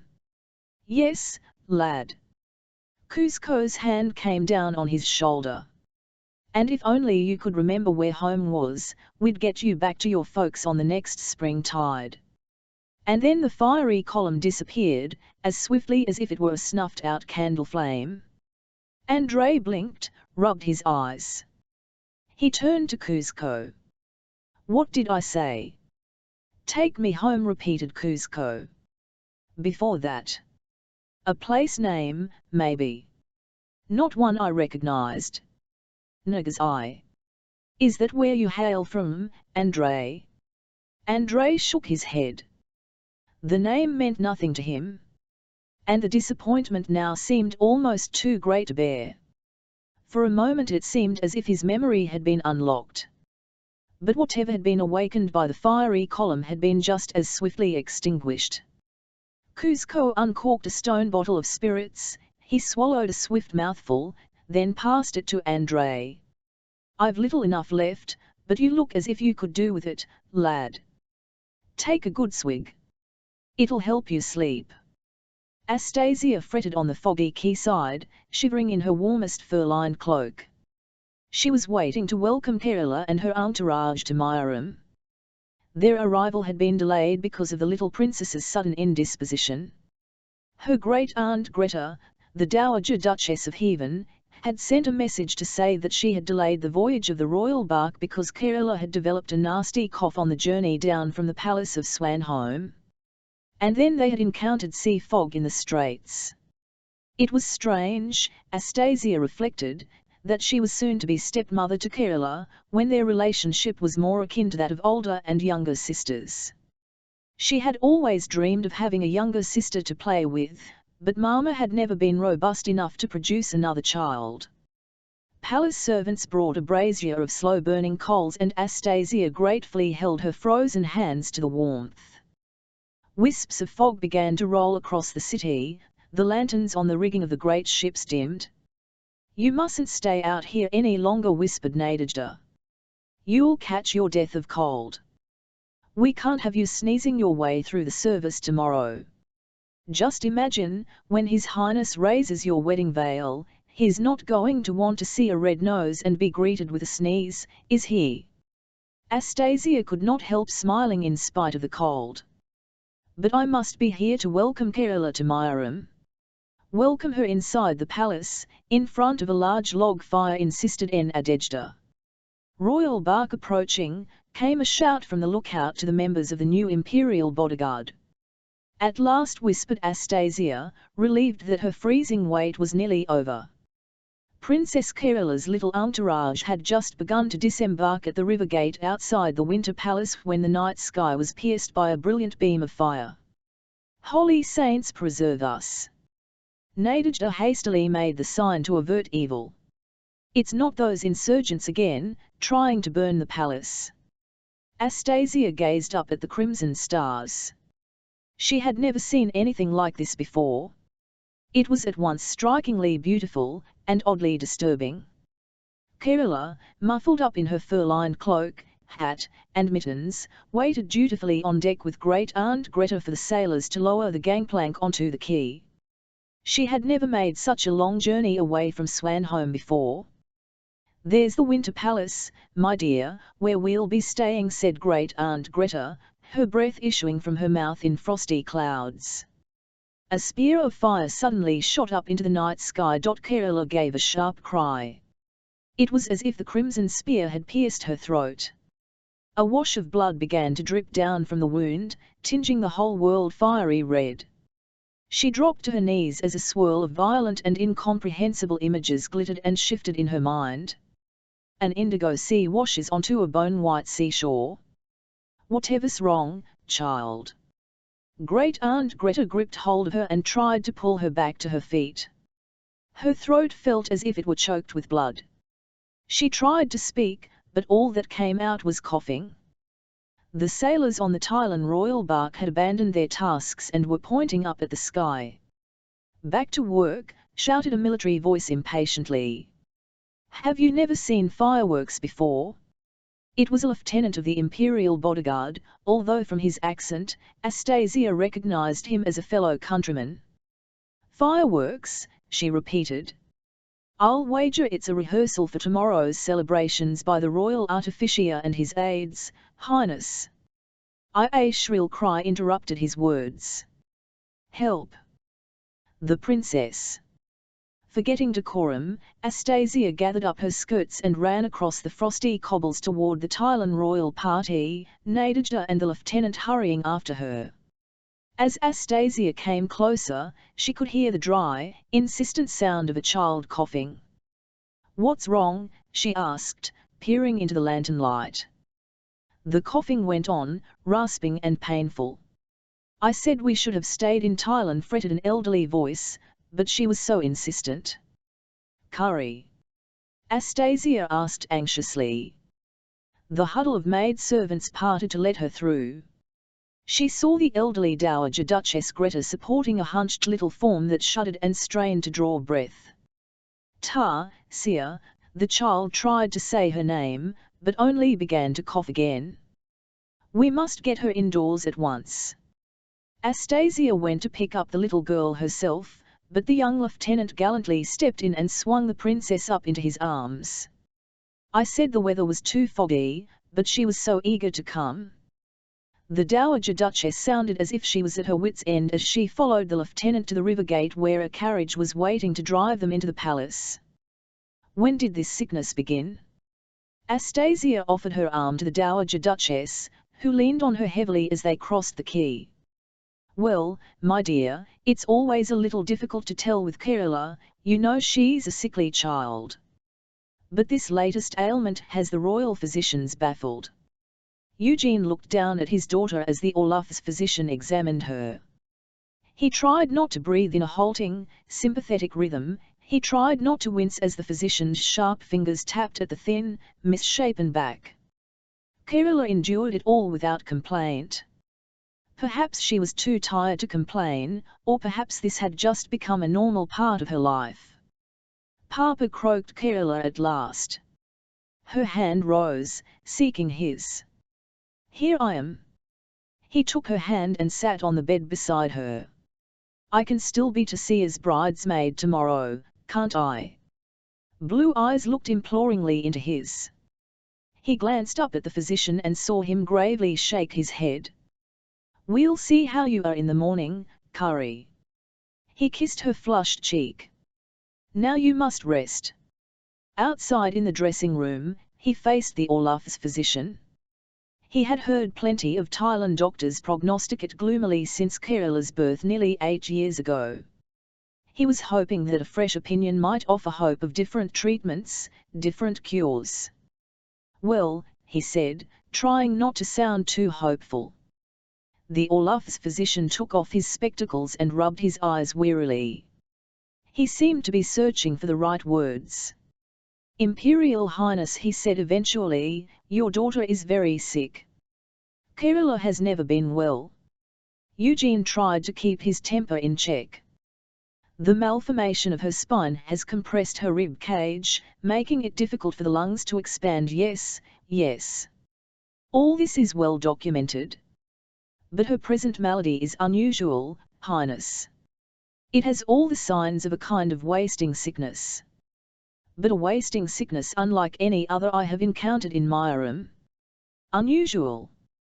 The word carried a weight of warning. "How so?" The court physician hesitated again.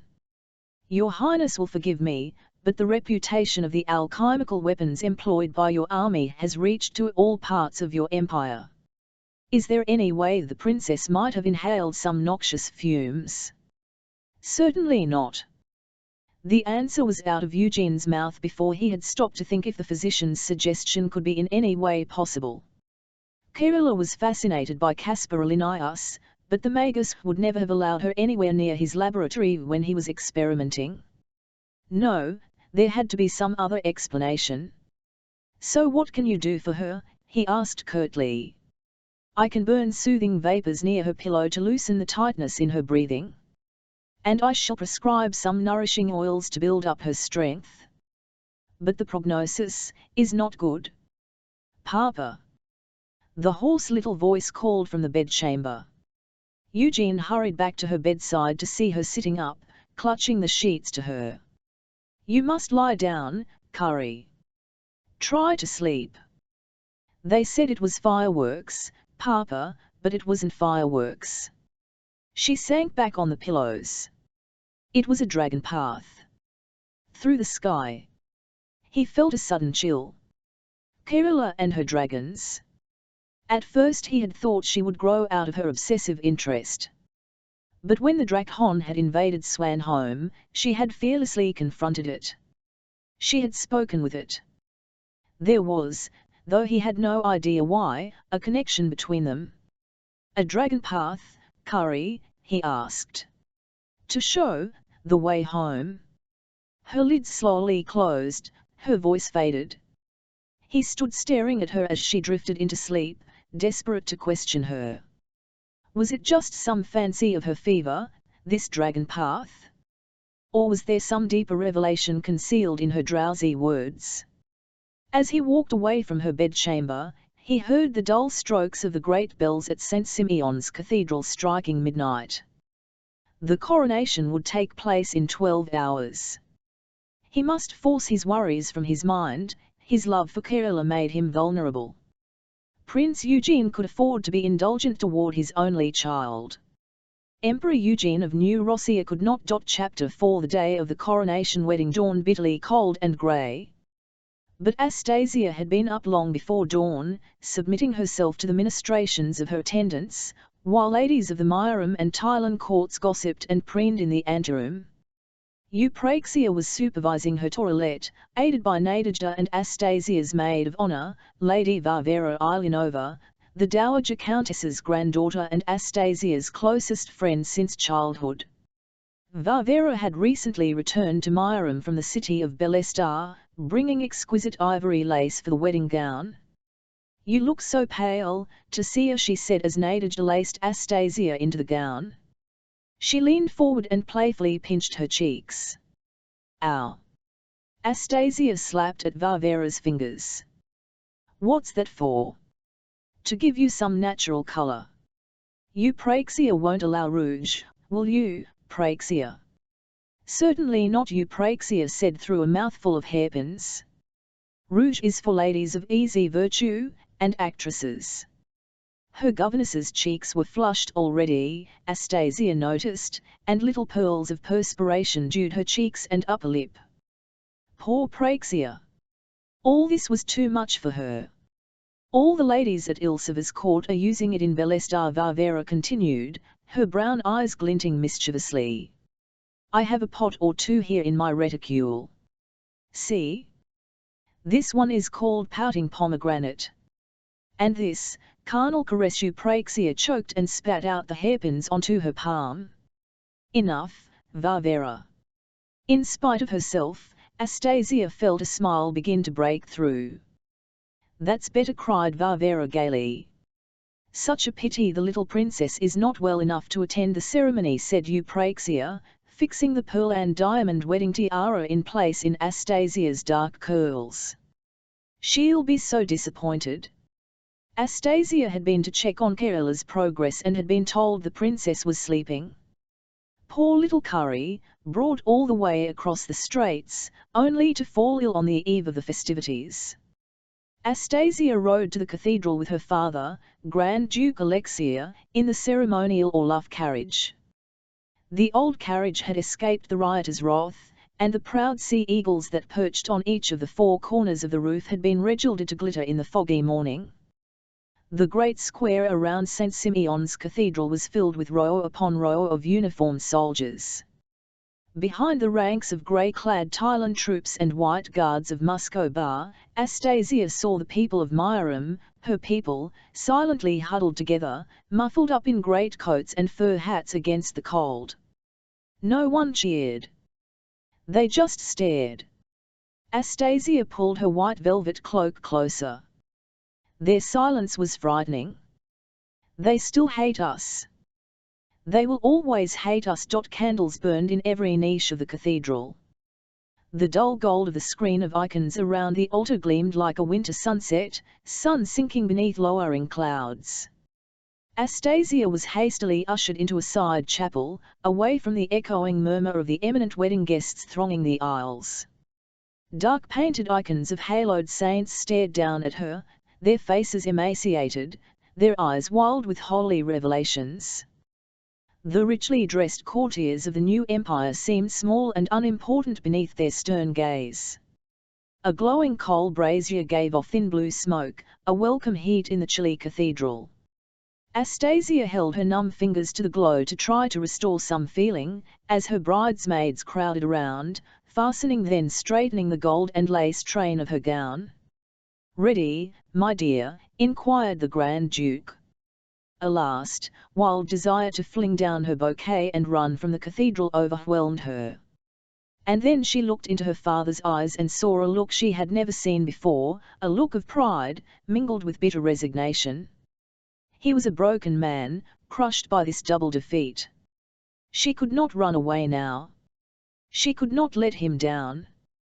"You are the last of the Olafs," he said, leaning forward to kiss her forehead. She smelled spirit on his breath. He had needed courage to appear in public today and hand his daughter and country over to this foreign invader. "Oh, Papa," she whispered, squeezing his hand.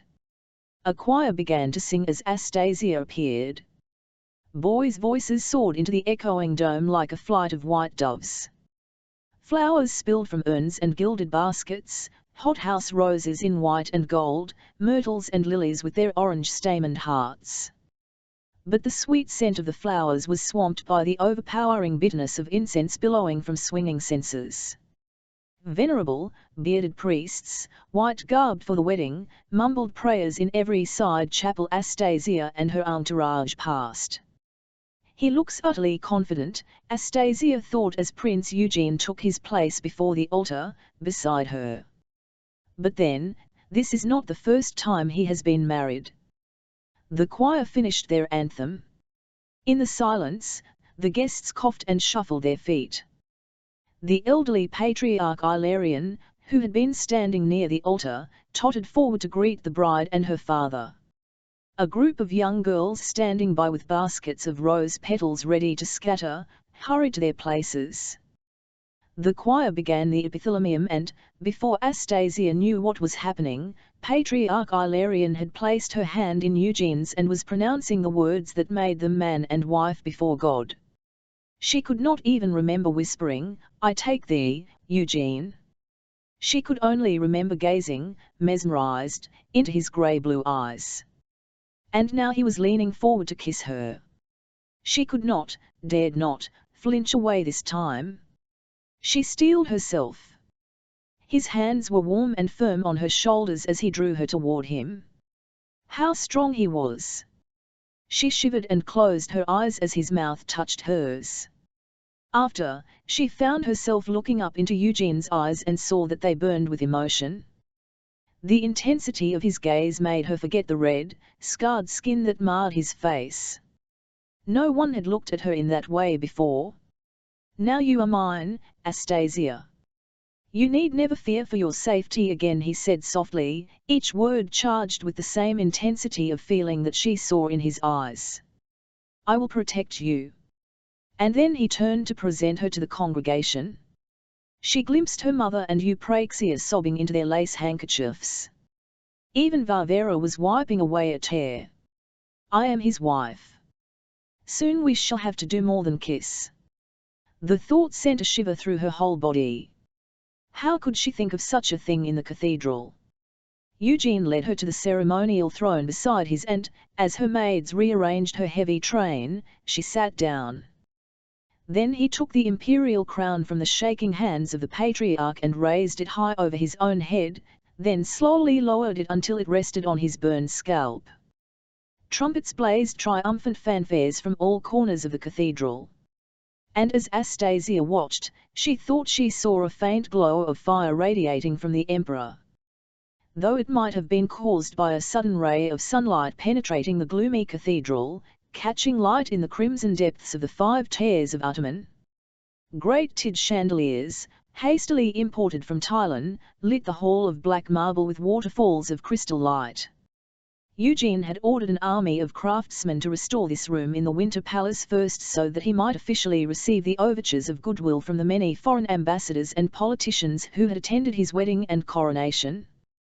Lavish refreshments had been provided, silver trays of glossy caviar piled on sparkling crushed ice were being carried around to the eminent guests. Eugene had decreed that the food and wines should represent the best each of the 5 princedoms could produce. All kinds of smoked and pickled fish delicacies represented Thailand, from pike and sturgeon to eel and river trout, all served on little squares of rich black bread with sour cream. Musco Bar provided the finest vodka to drink with the caviar. Rich Smirnan wines were offered with rolled slices of dried beef, olives marinated in fiery oil, or little cakes of honey and nuts. But Kitrai had supplied the most exotic selection. Khan Kalyan had sent 5 of his most skilled cooks to prepare the dishes and, in their emerald brocade jackets and tasseled hats, they were exciting as much comment from the guests as the delicious spicy parcels and crisp crackers they had cooked.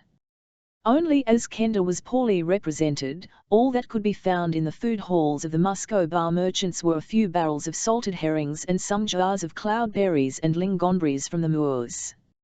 Eugene's chefs had avoided the herrings and, displaying considerable culinary imagination, had popped the berries into tiny shells of almond tuile, subtly adding florets of liqueur-flavoured cream. It's hard to imagine any dish less representative of that harsh, barbaric country, Eugene heard Chancellor Malthus declare as he crunched one of the dainty tartlets. "May I offer my congratulations, Imperial Highness." A tall man of distinguished bearing placed one hand on his heart and inclined his head in a brief bow.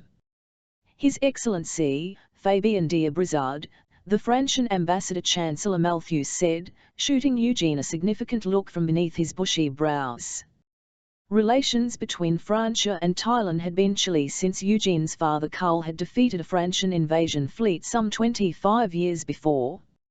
"Let us hope," Eugene said smoothly, "that this heralds a new relationship between Francia and New Russia." "Indeed," said Abrizard, equally smoothly, "Francia is most eager to place our relationship on a different, Imperial Highness." A veiled woman suddenly pushed through the throng. "I come to beg for your protection, Imperial Highness." Instantly Eugene's bodyguard surrounded her. She was dressed in widow's black, her rich chestnut hair bound back in a severe chignon. In her arms she carried a baby, an infant of no more than 4 or 5 months old. Eugene saw to his acute embarrassment Fabien d'Abrizard raise one elegant eyebrow at this intrusion. Did the ambassador think the child was his? "Protection for my son, whose father was killed in the recent war in Azkenda." The woman's voice throbbed with emotion. He saw courtiers standing close by glance uneasily at one another. "Lilius Arbelion," Chancellor Malthus murmured in his ear. "One of Valemir's agents." Eugene frowned. How had she gained admission to this prestigious reception without an invitation? And was the child another of Valemir's bastards? "Award her an army widow's pension, Malthus." The usual arrangement. He made to move on. "Only now, Imperial Highness, can I tell the truth." She lifted her child, drawing back the delicate lace shawl from his little face. "This is Utaman Arkhel, Lord Jaromir's son."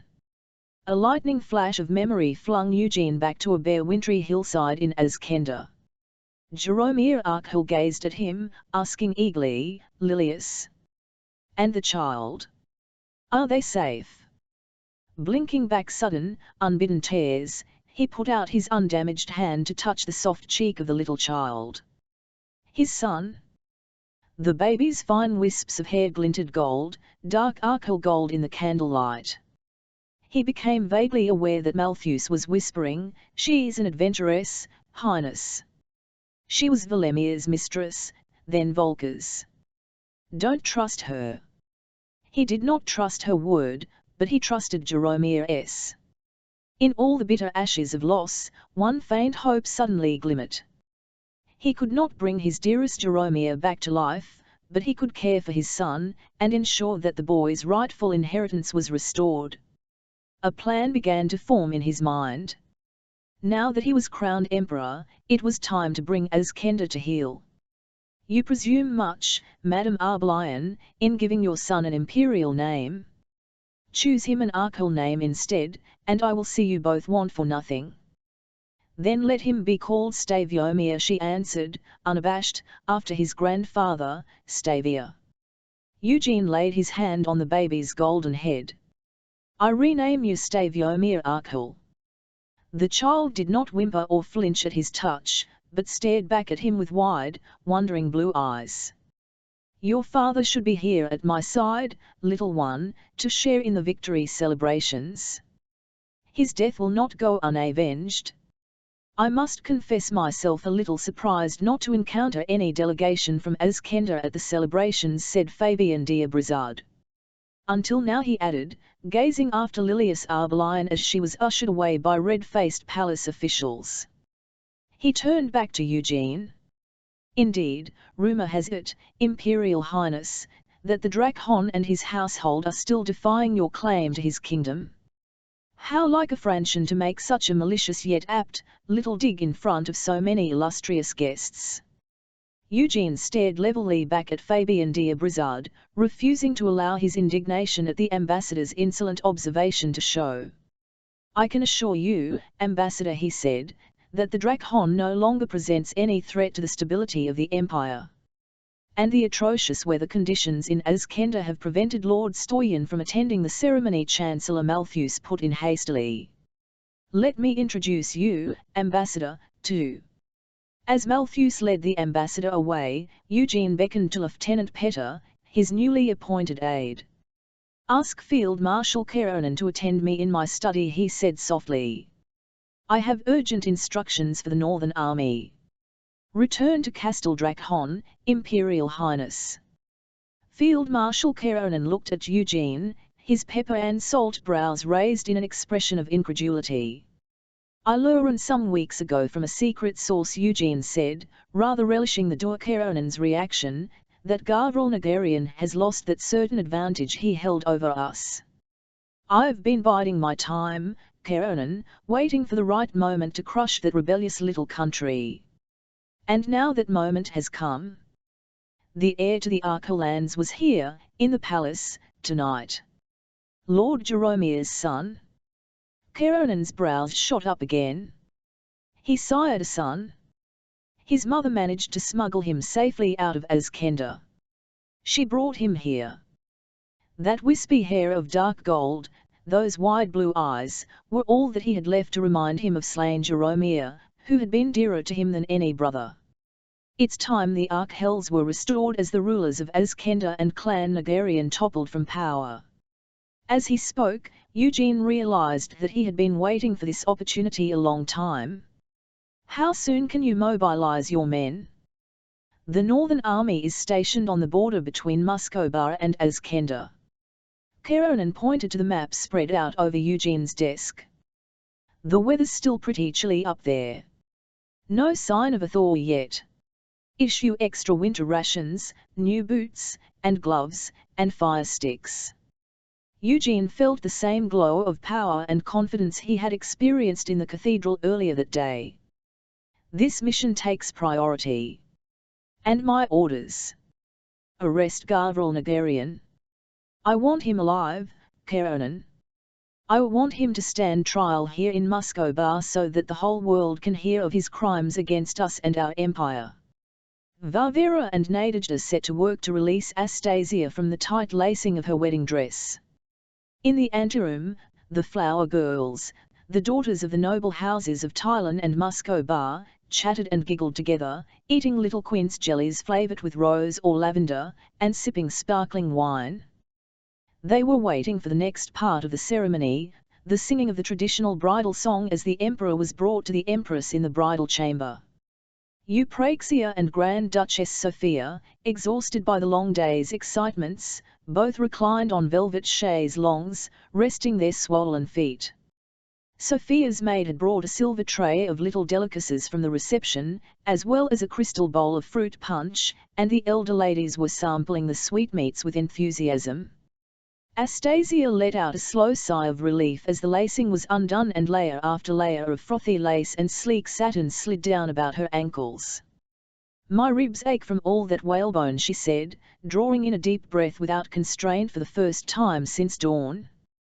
"But you looked exquisite," said Varvara, stroking her cheek. "These little almond biscuits are delicious," said Sophia, reaching for another. "How clever of the pastry cooks to shape them into the emblems of the 5 princedoms," said Eupraxia, nibbling the sugared head of a swan. "Eugene has such excellent taste," Sophia said, dipping her biscuit in her glass of punch. "Didn't he choose my lovely daughter as his bride?" "Oh, Mama!"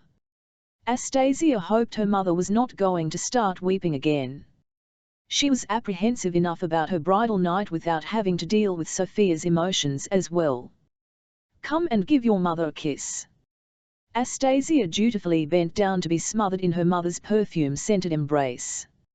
"I promised I'd pay a call on Kerala, to see how she's faring," she said, extricating herself from her mother's arms. "That poor, sickly little mite," said Sophia, dabbing at her eyes. "You'll give the emperor strong children, healthy children, my dear." "A son?" Astasia fled, making toward the suite of rooms where Kerala and her entourage had been installed. Guards of the new imperial household cavalry were posted at every door, staircase, and corridor. Eugene had decreed that the safety of the imperial family was of paramount importance, so she made slow progress, as every guard saluted her.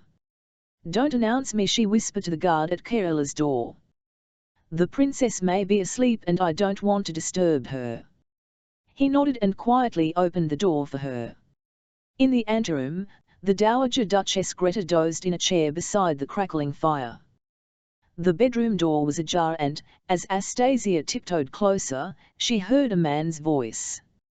And then the Swan Maiden flew down to the prince's side. Spreading her snow-white wings, she spun around, and he saw she was no longer a swan, but a beautiful princess. The emperor was reading his daughter a story. She could just see his burned head leaning close to Kari's golden curls as she snuggled up to him, gazing at the pictures in the book of fairy tales. A feeling of shame overcame her. Kerala didn't notice her father's disfigurement, or if she did, it was irrelevant to her. She saw only the father who loved her enough to find time to read a bedtime story on the day of his coronation. Yet she, his bride-to-be, had almost pulled away the first time he kissed her, partly out of fear that she might cause him hurt, partly out of an instinctive revulsion she could not repress. And she knew he had sensed her hesitation. Now she felt as if she were intruding on a rare snatched moment of intimacy between father and child and was just about to creep away when Kerala said drowsily, "You like that story too, don't you, Tasia?" Eugene looked up and saw her. He looked surprised. "I just came to see how Kerala is," she began. "The doctors say she needs her rest," said Eugene, smiling at Astasia over Kerala's head. "I'm not at all sleepy, Papa." "Sleepy or not, no more stories tonight." With a sigh, Kerala let herself be tucked in and kissed goodnight. "You kiss me too, Tasia," she commanded in a croaky voice. Astasia kissed her cheek and felt the heat emanating from the little body. The fever had not yet broken. "Must be up early," murmured the child into her pillow, "to get ready for the wedding." Astasia met Eugene's gaze as she rose from the bedside. She saw him silently shake his head. They went out into the anteroom where the Dowager Duchess still slept, her mouth slightly open, emitting the gentlest of snores. "You saw how she didn't protest once," Eugene said, keeping his voice low. "If she were well, she'd have demanded another story, and then another." "I know," she said, remembering Kerala's eager appetite at Swanholm. His concern for Kerala touched her heart and she found she had drawn a little closer to him. "Astasia." The Dowager Duchess was awake. "Eugene. Do you young people have no respect for the old customs?" Astasia hastily moved away. "The bridegroom must be brought to his bride in the bridal chamber. And the flower girls must sing the wedding song, they've been practicing it for days." Astasia knew she was blushing and was annoyed with herself. Yet when she glanced sideways at Eugene, she saw he looked as discomfited as she, almost like an overgrown schoolboy caught in mid-prank. The sweet voices of the flower girls faded as they went singing down the echoing corridor, leaving Astasia and Eugene alone together for the first time. Astasia knelt down on the flower-strewn carpet and let some of the white petals drift through her fingers. "Orange blossoms at the end of winter," she said wonderingly. "Even my father's gardeners have not achieved such a thing in the hothouse at Erinarsko." Eugene smiled, glad that his little surprise had pleased her. He excused himself and went into his dressing room to change out of his wedding clothes. When he came out again, he saw Astasia gulping down a glass of sweet musk wine. Is she so terrified of what is to come that she has to fortify herself with wine? With her dark hair unbound about her shoulders and her dark eyes gazing uncertainly at him, she could not have looked more different from golden-haired Margaret. And the scent of her skin was different, exuding a cool, clear perfume that reminded him of bluebell woods in spring. Then he checked himself. What was he doing? He had vowed he would not let himself think of Margaret tonight. Astasia silently offered him a glass of wine. He drank it straight down. When he looked at her again, he saw she was shivering in her thin silk and lace nightgown. "Come closer to the fire," he said, reaching out to her. "You're cold as ice." He took both her hands in his own and rubbed them to warm them, as he would have done for Kerala. "It always feels damp on this side of the palace, even in summer," she said. He could hear her teeth chattering. "I think it's the river. I will have my craftsman take a look." Gently, he pulled her closer to him in the fire's flickering shadows. "Drafts and damp can be fixed." She did not resist, but rested against him so that he could feel her slender body shaking with cold and apprehension. "They drained marshlands to build Swanholm, so they are skilled in these matters." He talked on about Swanholm, saying nothing of great importance, just talking until he sensed her begin to relax a little in his arms. She could not know that he was as apprehensive as she, maybe more so. It was not that she did not excite him, now that he held her close, it was that no matter how hard he tried, he could not keep the images of another bridal night, nearly 9 years ago, from returning to haunt him. "Don't be frightened," he said into the softness of her dark hair. "I'm not," she said a little indignantly. Margaret had gently teased him until the awkwardness of their first night together had melted into laughter. But Astasia still seemed in awe of him, reluctant to respond to his caresses. Had some malicious Thailand courtier insinuated that he pined for Margaret, that she could never replace her in his heart? Or was she repelled by his injuries? He swept her up in his arms and carried her to the great swagged bed, with its garlands of flowers. He would prove to her that he had banished the ghosts of his past. He would prove it to himself. Chapter 5 Gavral stumbles on across a hot, dark shore. Stars gleam red overhead, unfamiliar constellations, half obscured by poisonous fogs. Every step burns the soles of his bare feet. The air stinks of sulphur, every breath he draws in sears his mouth, his throat, his lungs. In the distance, a cone of fire simmers, choking fumes and vapors drift past. Glossy foliage drips moisture onto the grey, glittering volcanic sand. The ground shudders beneath his burned feet, pitching him forward into the sand. The sea is sucked back from the shore. He can see it, boiling and churning, building high into one vast tidal wave that will sweep in with the next tremor and drown him. Gavral woke with a start. But all he could see were the lime-washed walls of his bedchamber, white in the first light of dawn. He was soaked in sweat as if he really had been trapped on a burning shore by a volcanic eruption. Since the night of the column of fire, the dreams had begun. They were always the same, always leaving him with the same sick, despairing feeling that tainted his waking hours. Drakhowl. They had been one. They had thought and acted as one to defend Azkenda. but at such a terrible cost to his own humanity that he had torn the dragon demon from deep within him and cast it out. Was this sultry volcanic shore the place it had ended its whirlwind flight? Was this the last it had seen of this world as it slowly, painfully, faded from existence? Ah, Gavriel! He could still hear its last harrowing cry. It was the last of its kind. And I destroyed it. Ever since the horrors of the Tylan invasion, Gavriel had slept badly. During the day he worked alongside his men to repair the castle, hauling stone, timber, and slate, laboring hard to repair the damage inflicted by Eugene's army. He pushed himself to the limits of his physical resources, scraping the skin from his knuckles, straining muscles till they ached. He told himself that he was doing it to help his people, but in the darkest depths of his heart he knew he worked himself to the point of exhaustion day after day to try to forget the terrible things he had done when the Drakhowl possessed him. Only one of the Castel staff eluded him, Kyukayu. Did she feel ill at ease in the Nagarian household now that she knew she was of Arkhalkin? Or did she, at some deep, wordless level, fear him for the injuries he had inflicted upon her? There was a connection between them, a connection forged in blood.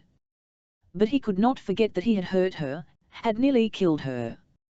Whenever they passed in the castle and their eyes met, he saw only forgiveness and love in her shy gaze, and found himself looking away. He knew he loved her, but could he ever trust himself not to hurt her again? I should tell him. Days had passed since the night of the Crimson Light, but still Kyukayu had not brought herself to tell anyone of her vision. The shadow creature had been so like the Drakhowl, and yet how could it be? Lord Gavriel had destroyed it. Kyukayu set down the empty water buckets and rubbed her aching arms. All water for the household had to be lugged from the old well in the stableyard, as the kitchen well was clogged with rubble.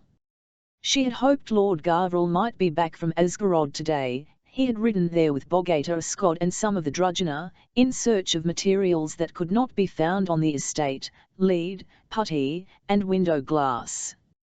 And as Asgarod was a long day's ride from the castle, she began to wind the first bucket down into the well, hearing it clank hollowly against the dank, mossy sides until it hit the water far below.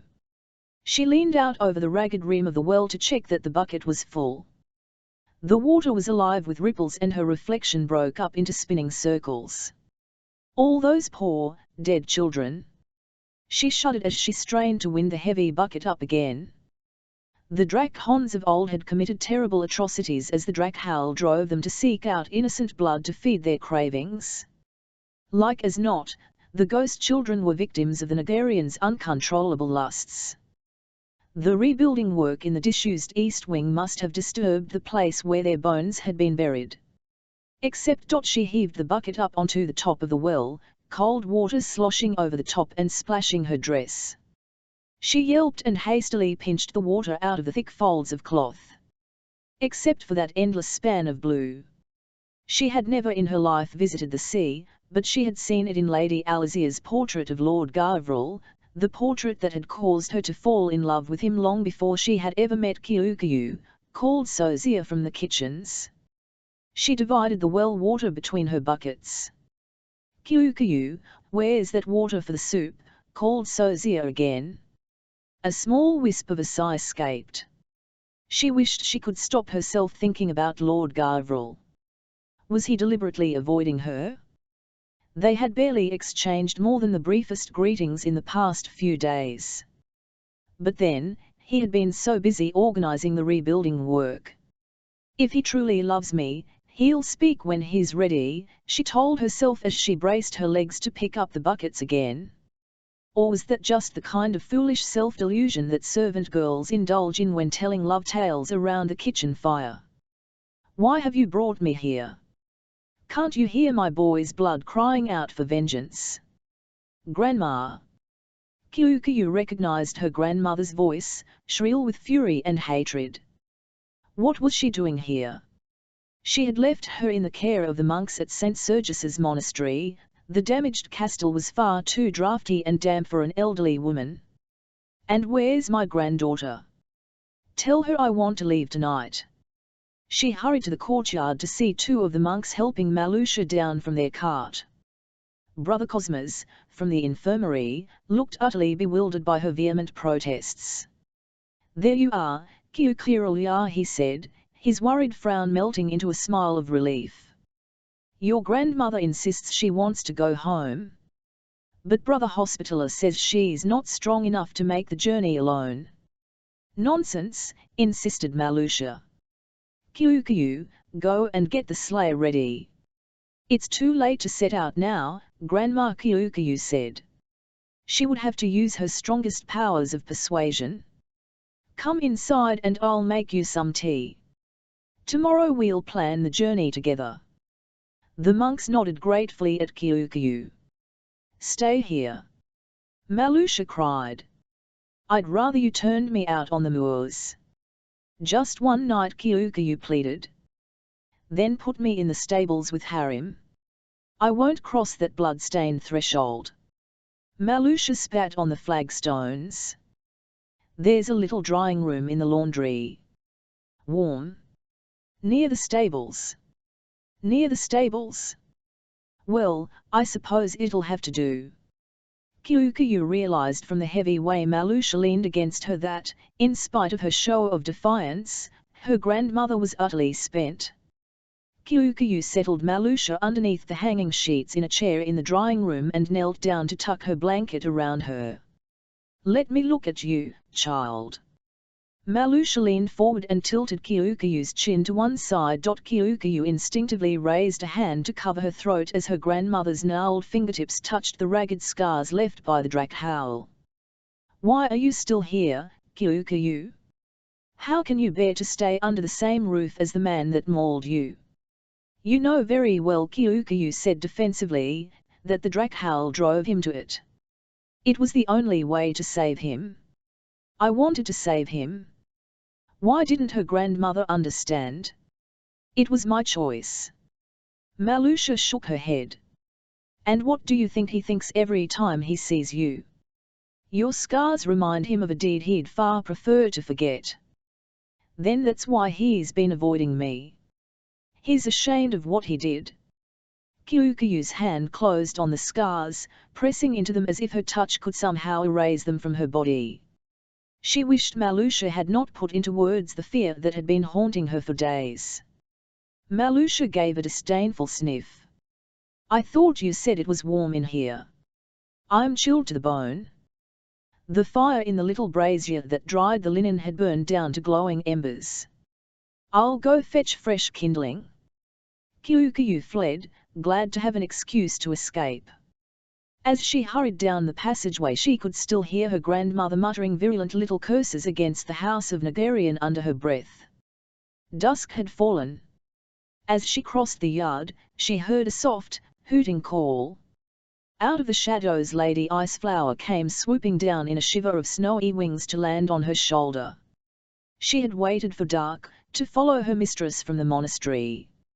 "You can't stay here, my lady," Kyukyu said, glancing uneasily around for fear someone had seen her. Old feuds died hard and she knew Thedrugina's instinctive reaction at the sight of an Arkalal would be to kill it. "It's the summer house for you." She set out across the darkening gardens. Lady Iceflower seemed to understand for she took off from her shoulder, circling above her head. "Plenty of mice to eat," Kyukyu said, ducking under the broken doorframe to enter. The owl alighted on a rafter above her. The summer house smelled of mouse droppings and rotting wood. This was where she and Lord Garvril had hidden Snow Cloud, tending to his injured leg. The summer house had become their secret retreat. So why did her heart pain her so when she remembered those first stolen meetings? "You must stay here," Kyukyu told Lady Iceflower, "until Malusha is well enough to go home." Even as she spoke the words aloud, she remembered how heavily her grandmother had leaned on her arm. "She will need someone to care for her, and I am the only family she has left. But that will mean leaving Castle Drakhon, and Lord Garvril." "A toast, boyars," roared Lord Stoyan, raising his goblet high. "To Lord Garvril of Azkenda, who drove the Tylan invaders from our land." To Lord Garverel, roared back the guests. Garverel bowed his head to acknowledge the honour. The hall in Boris Stoyan's house was filled with the wealthy boyars of Asgorod and their retainers. The firelit room was hot and filled with a fug of steaming mulled wine and the damp fur of their cloaks and coats. He raised one hand for silence and as glowing-cheeked faces turned to him, said, "And a toast to my loyal Drugina, who valiantly defended Castle Drakon against Prince Eugene's armies." He saw a Scott's eyes gleam in the firelight as the boyars repeated the toast, cheering and stamping until his ears rang with the sound. The other Drugina nodded their approval and held out their goblets as serving girls came around to refill them. Dunai, a Scott's son, seized hold of one of the girls and kissed her, only to receive a loud slap. This caused great amusement among the other Drugina. "A lady's man, just like his father," crowed Barsuk, flinging his arm about the young man's shoulders. Garverel stole a glance at a Scot to see how he was reacting and saw, at last, the hint of a smile curling the Bogator's lips. "Young fool," he said, not without pride. "Deserves all he gets. A word with you, Lord Drakon." Garverel turned around to see Lord Stoyan beckoning him to one side. Even though the boyar's face was flushed with heat, his eyes were still clear and shrewd. "Any news from beyond the borders?" Garverel asked, keeping his voice low. "Nothing, if you mean any sign of Tylan troops returning. But a caravan of merchants came over the pass from Muscobar on their way back to Kitrai a week ago." Lord Stoyan drew him farther away from the noisy throng. Their command of the common tongue was poor, but they said there had been rioting in Myarim. Half the city, even the Winter Palace, was set afire. It seems the Tylan armies arrived just in time to put down the rebellion. So Eugene's men have taken Muscobar. Suddenly Garverel sensed they were celebrating their victory far too soon. "Where is Eugene?" Lord Stoyan gave an expansive shrug. "You and your men have dealt him a harsh blow. He's busy in Myarim, playing at Emperor. He won't be back in a hurry." The heat in the hall and spicy mulled wine had made Garverel's head muzzy. He went out into the night to take a few breaths of crisp, cold air. Bright torches burned outside Lord Stoyan's mansion. Across the square he could see the shadowy outline of the Cathedral of St. Sergius looming high above the wooden houses of the city, its spires blacker than the night sky. The muddy slush underfoot, churned up by sledges and horses, had frozen into hard ruts with the night frost. It was difficult to walk without slipping. Garverel stopped a little way from the mansion. Roars of men's laughter and gusts of rowdy song carried from the shuttered windows. He was in no mood to join in the revelry tonight. Boris Stoyan's news should have reassured him. The Tylans were far too busy securing their valuable prize, Muscobar, to bother about an impoverished little kingdom like Azkenda. But there was this nagging feeling of unease. Were they celebrating too soon? "Why am I worrying? Eugene has seen the Drakhal's power firsthand. And he can have no idea that I have cast the Drakhal out." He turned to walk back to the mansion and heard soft laughter close by. In the yellow lantern light he caught sight of a man and a girl, arms wound tight around each other. He recognized young Dunai by his fair braids, and the girl looked remarkably like the serving maid who had slapped him so loudly in the hall. He walked on, but in his heart he felt a sudden emptiness, as if he had lost a vital part of himself. Kyukyu. How had it taken all this time for him to see how much he needed her? What must she think of him, always too busy, inventing excuses not to be alone with her? The Drakhal was gone. He could not harm her, he knew it now, and he must do all he could to make it up to her. He'd buy her a present. Nothing ostentatious, some blue ribbons, maybe, or some soft kid gloves to protect her fingers. And then he'd ride back ahead of his men. After tonight's celebrations they'd probably make a slow start in the morning. The invasion was over and the Tylans were gone. It was time to start living again. I've brought you some porridge, Grandma. But Malusha's chair was empty, the rugs cast onto the floor. Kyukyu set the bowl down and stared around, perplexed. Surely she hadn't gone to the stables? Her grandmother had seemed so frail, so tired, hardly capable of walking to the courtyard, let alone attempting a journey by sleigh. Yet once Malusha had an idea in her head, she was stubborn enough to see it through, no matter what the physical cost. Kyukyu hurried down the narrow passageway and went out into the stable courtyard. Sure enough, there was Malusha in Harim's stall, patting Harim's shaggy coat and whispering in his thick furred ear. He was already harnessed, ready to be strapped to the sleigh. Kyukyu found herself almost speechless with exasperation. "Grandma, where do you think you're going?" "Home, child. I don't belong here and you know it. But you're not well enough. Harim knows the way, all I have to do is sit in the sleigh and he'll do the rest. Home to a cold cottage, all on your own. All on my own. Have you forgotten my lords and ladies? They'll be waiting for me. I've already sent Lady Iceflower on ahead. I've neglected them long enough." Malusha's eyes glittered ruefully in the gloom of the stall. "I can't stay here. Here, where the Nagarians tortured my son. And I can't let you go alone."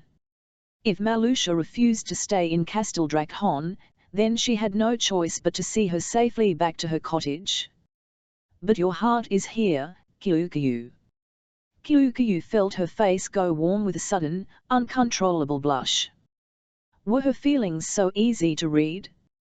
"Why yes, but he won't begrudge me a few days. Just a few days to make sure you're all right." She let out a little sigh. "I'll go ask Sozia for some provements. We've precious little to go around as it is, Kyukyu." Sozia was rummaging through her remaining stone crocks. "Heaven knows, this is a lean month at the best of times and those Tylons ruined half my stores. Nobody wants to eat burned buckwheat or rye. Here." She emerged from the pantry carrying 2 loaves of dark rye and some strips of dried meat. "That'll have to do. Take a stop-it jug and fill it from the ale barrel in the laundry, that one's not been spoiled." "Thank you, Auntie Sozia." Kyukyu came forward to take the provisions and, to her surprise, found herself squeezed in a hard, swift embrace. "You're a good girl, looking after that tetchy old woman with never a complaint." Kyukyu nodded and backed hastily out of the pantry, unused to such a show of effusiveness from her aunt. She drew the ale and went back to the stable courtyard to find Malusha already sitting in the sleigh, bundled up in old blankets and furs. Harim's oat-sweet breath steamed the air. Behind them, the drudginous steeds stamped and snorted in their stalls, impatient for exercise. One stall was still empty, she noticed, the stall of Lord Garvrel's favourite horse, jet black Meherani. "Ivar," she called. The lanky stableboy came out from one of the nearby stalls, trailing his wooden rake behind him.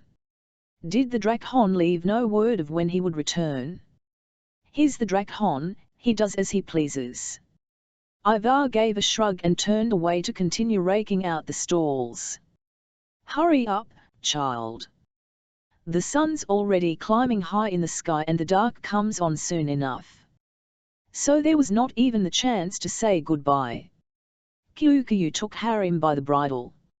She led him out, the sleigh runners bumping over the muddy cobblestones, trying to ignore the dark ache in her heart.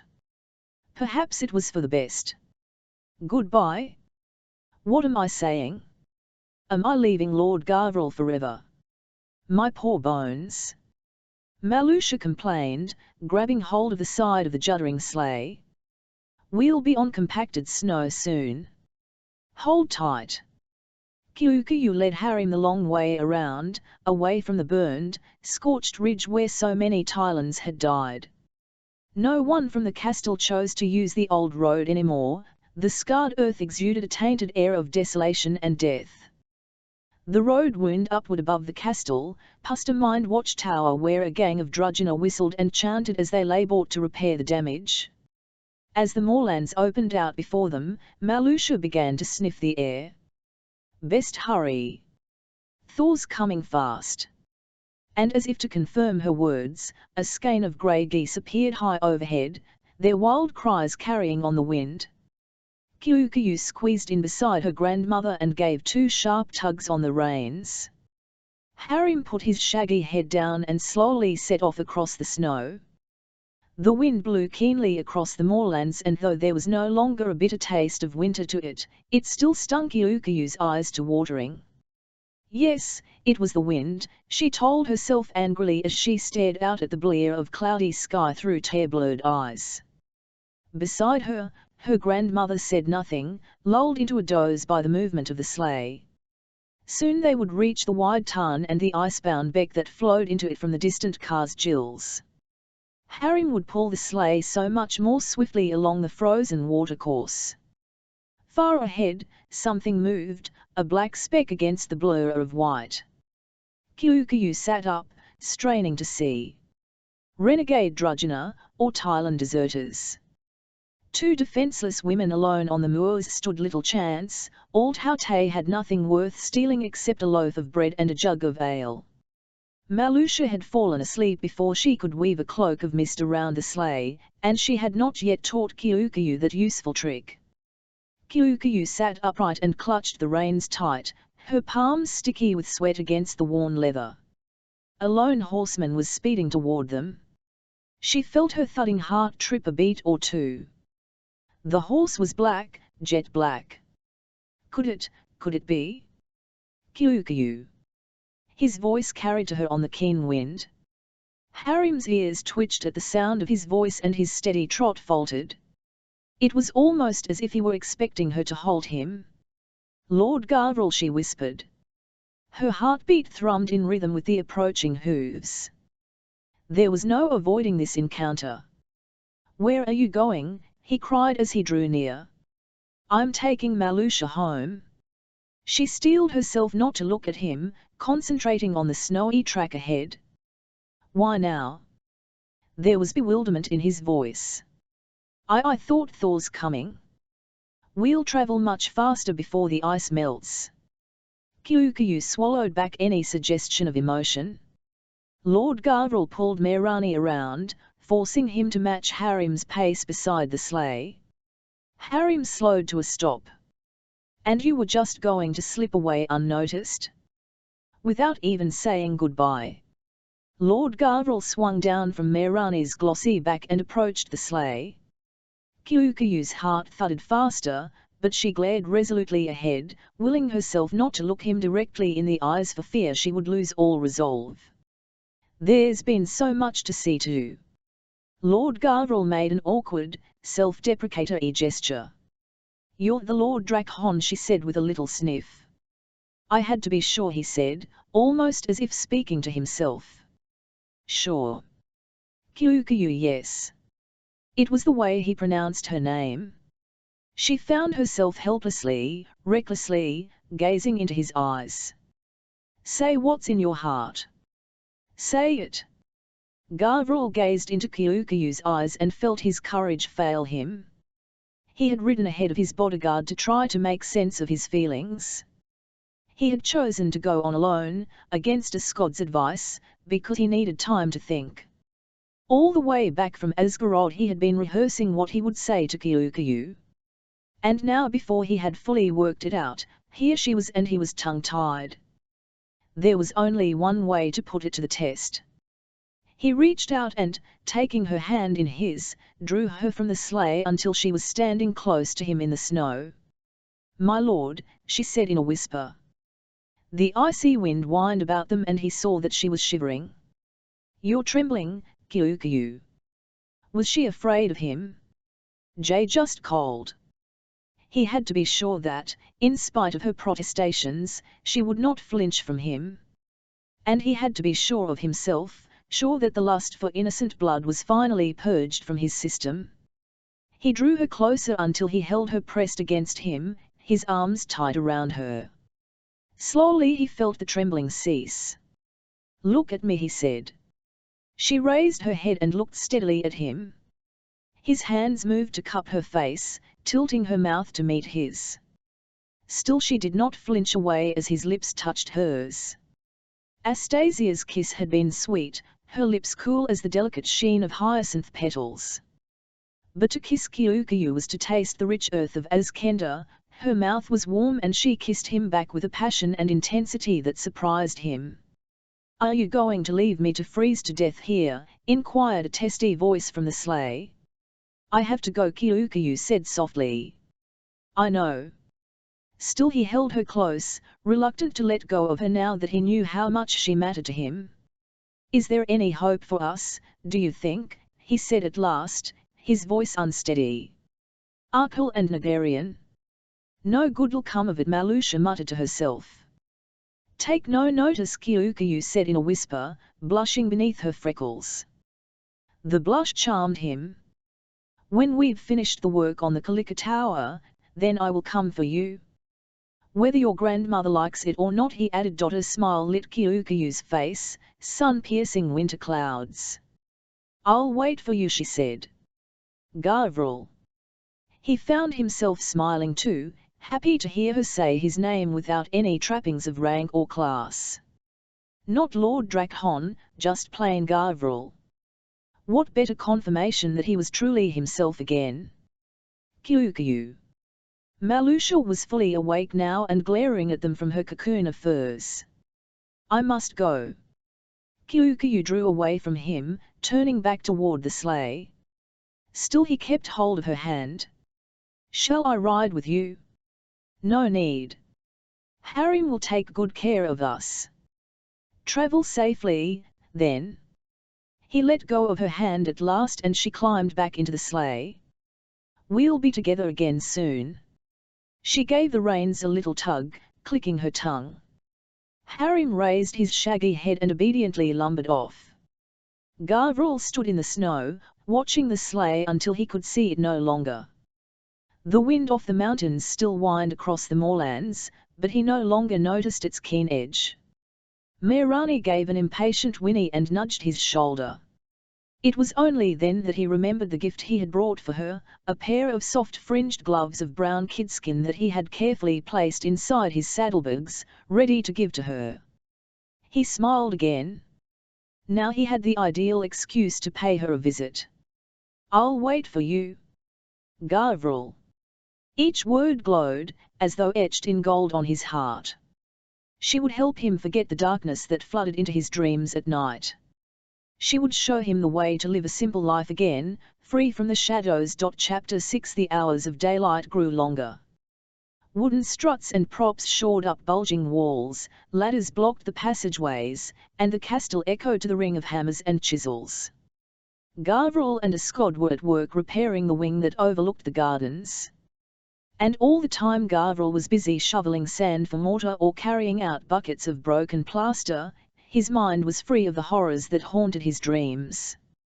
Besides, he felt a kind of companionship working side by side with his household, sharing the common aim of the restoration of their home. They were still in awe of him, but not in the way they had been when the Drakhowl gifted him with its demonic powers.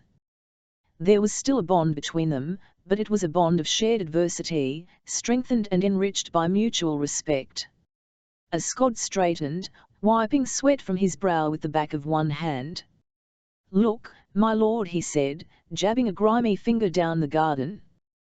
"There's someone down by the old summer house." "A woman? A woman?" Gavriel glanced around, hoping that it might be Kyukyu. "Looks like your mother." This was not the first time Gavriel had glimpsed Aliziel wandering alone in the neglected gardens. He sensed that the hint of thaw in the air had made her restless. He wiped his hands clean of mortar and went out into the overgrown rose garden that had once been her delight. She was kneeling in the last of the snow near the ruined summer house. "Look," she said in tones of delight. "Snowdrops." Gavriel helped her to her feet. "Shall I pick some for you?" "No. They look so pretty here in their natural setting." Yesterday I found yellow aconites behind the summer house. Spring will soon be here, and the thaw. Then she placed her hands on his shoulders, gazing into his eyes. I want to go home, Gavril. I want to be in my own house, with my own things about me again. I want to see the white lilacs in bloom in my gardens. And think of our poor Palmyra. She must be wondering if I've sailed off the edge of the world by now. All the way back to Smyrna? It's so far to go alone. A smile appeared, both sad and wry at the same time. I fled as Kenda once before, remember? With you just a little child. But what about the Tylands?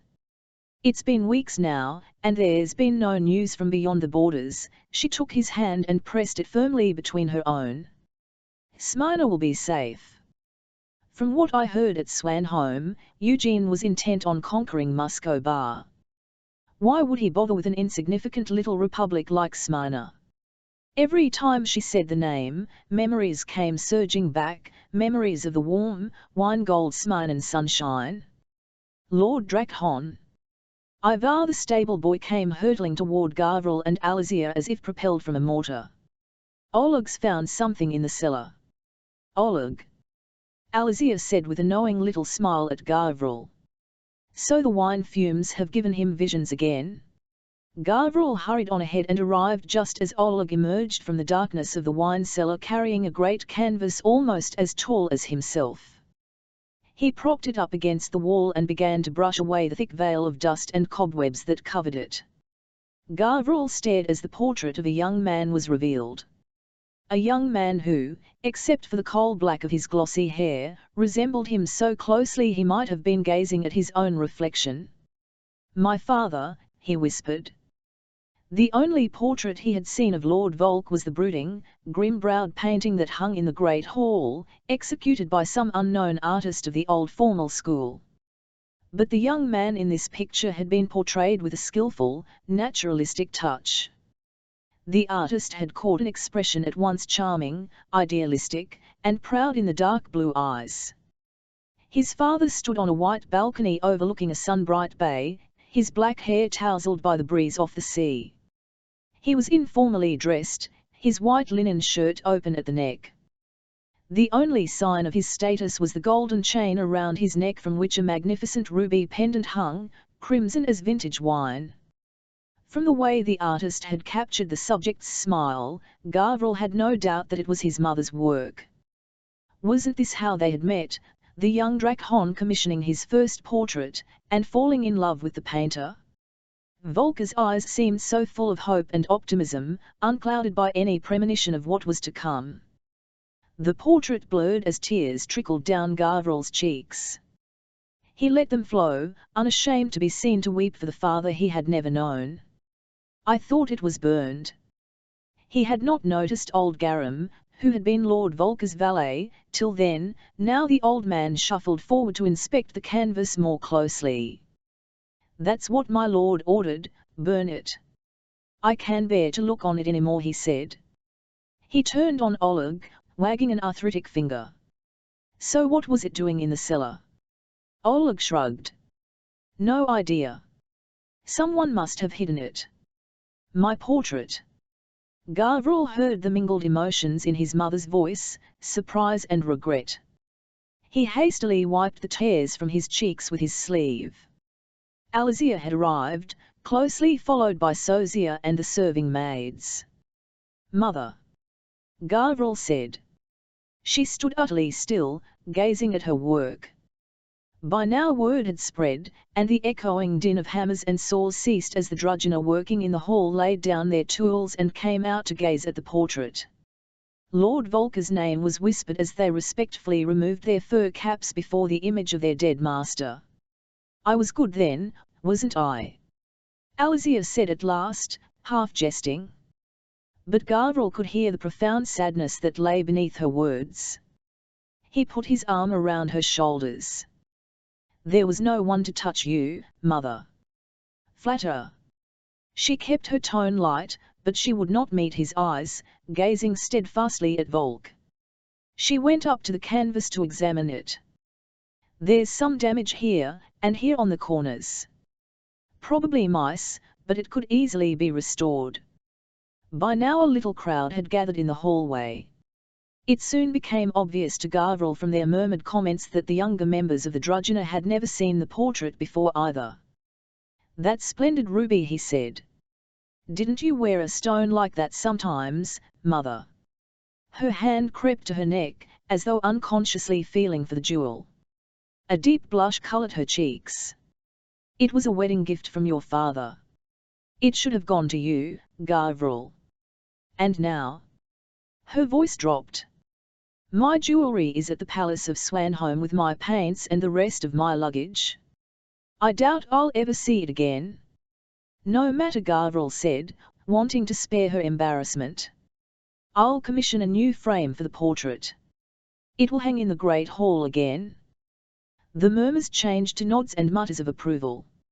"And there won't be a hall for it to hang in if you layabouts don't get back to mending the roof." A Scots voice cut through the gossip like a whip crack.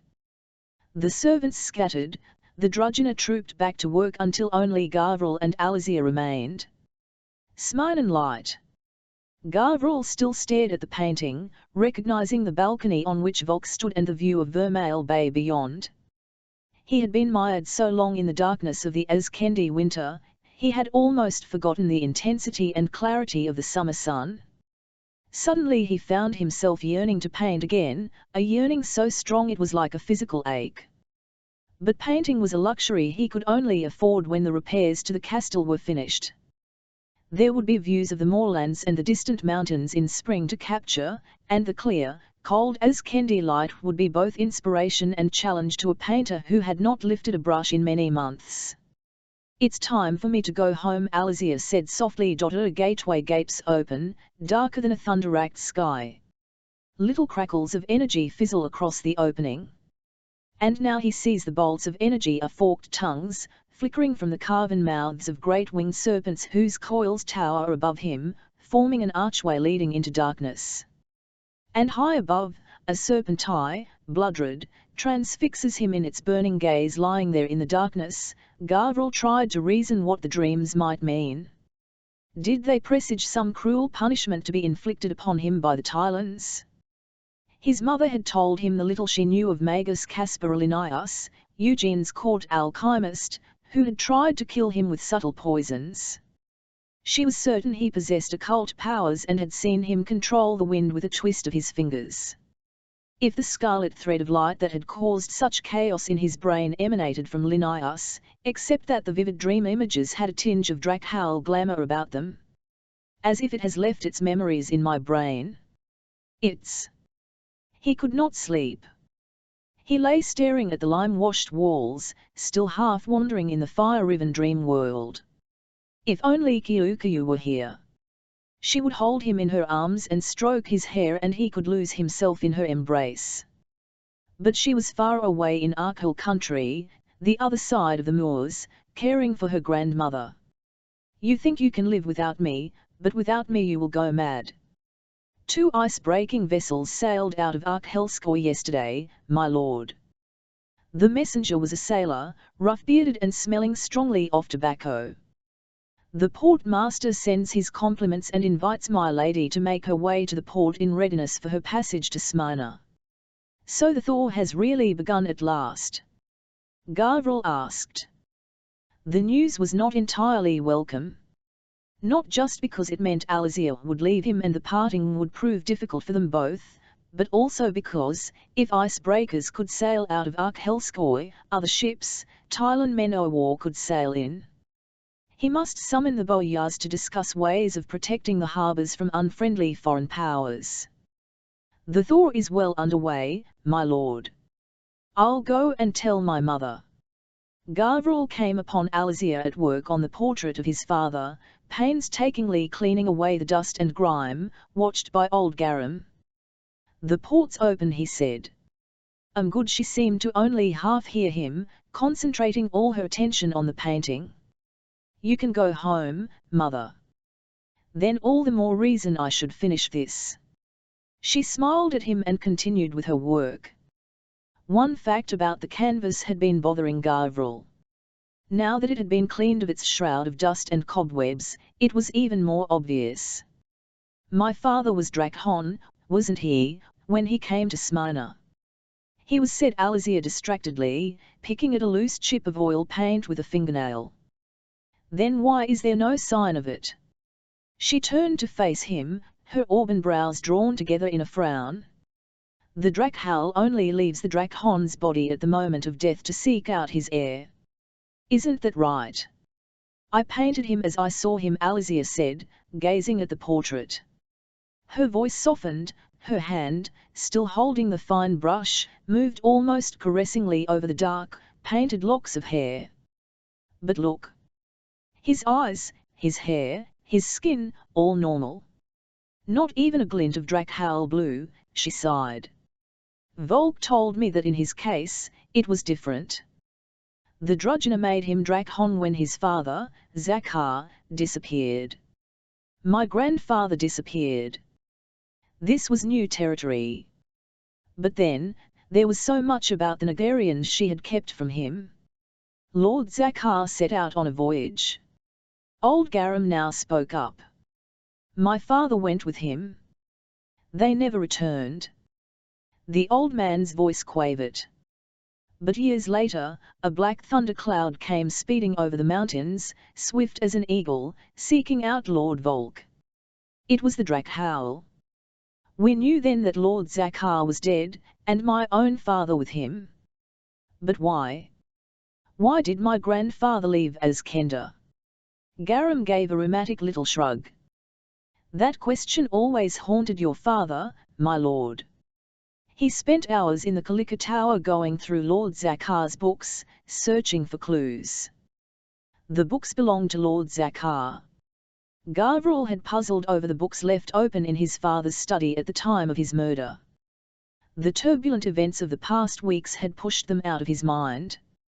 Now he knew he must find them and examine again the cryptic scribblings in the margins.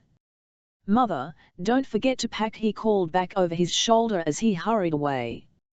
What is there to pack? Her voice was dry. I only have the clothes I'm wearing, remember? We left Swanholm in quite a hurry. Good morning, Lord Gavral. A cheerful voice hailed him from high above. He looked up to see Sir Myon's freckled face grinning down from a rickety platform. Morning, Sir Myon. Gavral continued on beneath the scaffolding toward the doorway to the Kalika Tower. Drakhon. The repairs aren't finished. The ladder at breakneck speed. Sir Myon came sliding down. I'll be careful.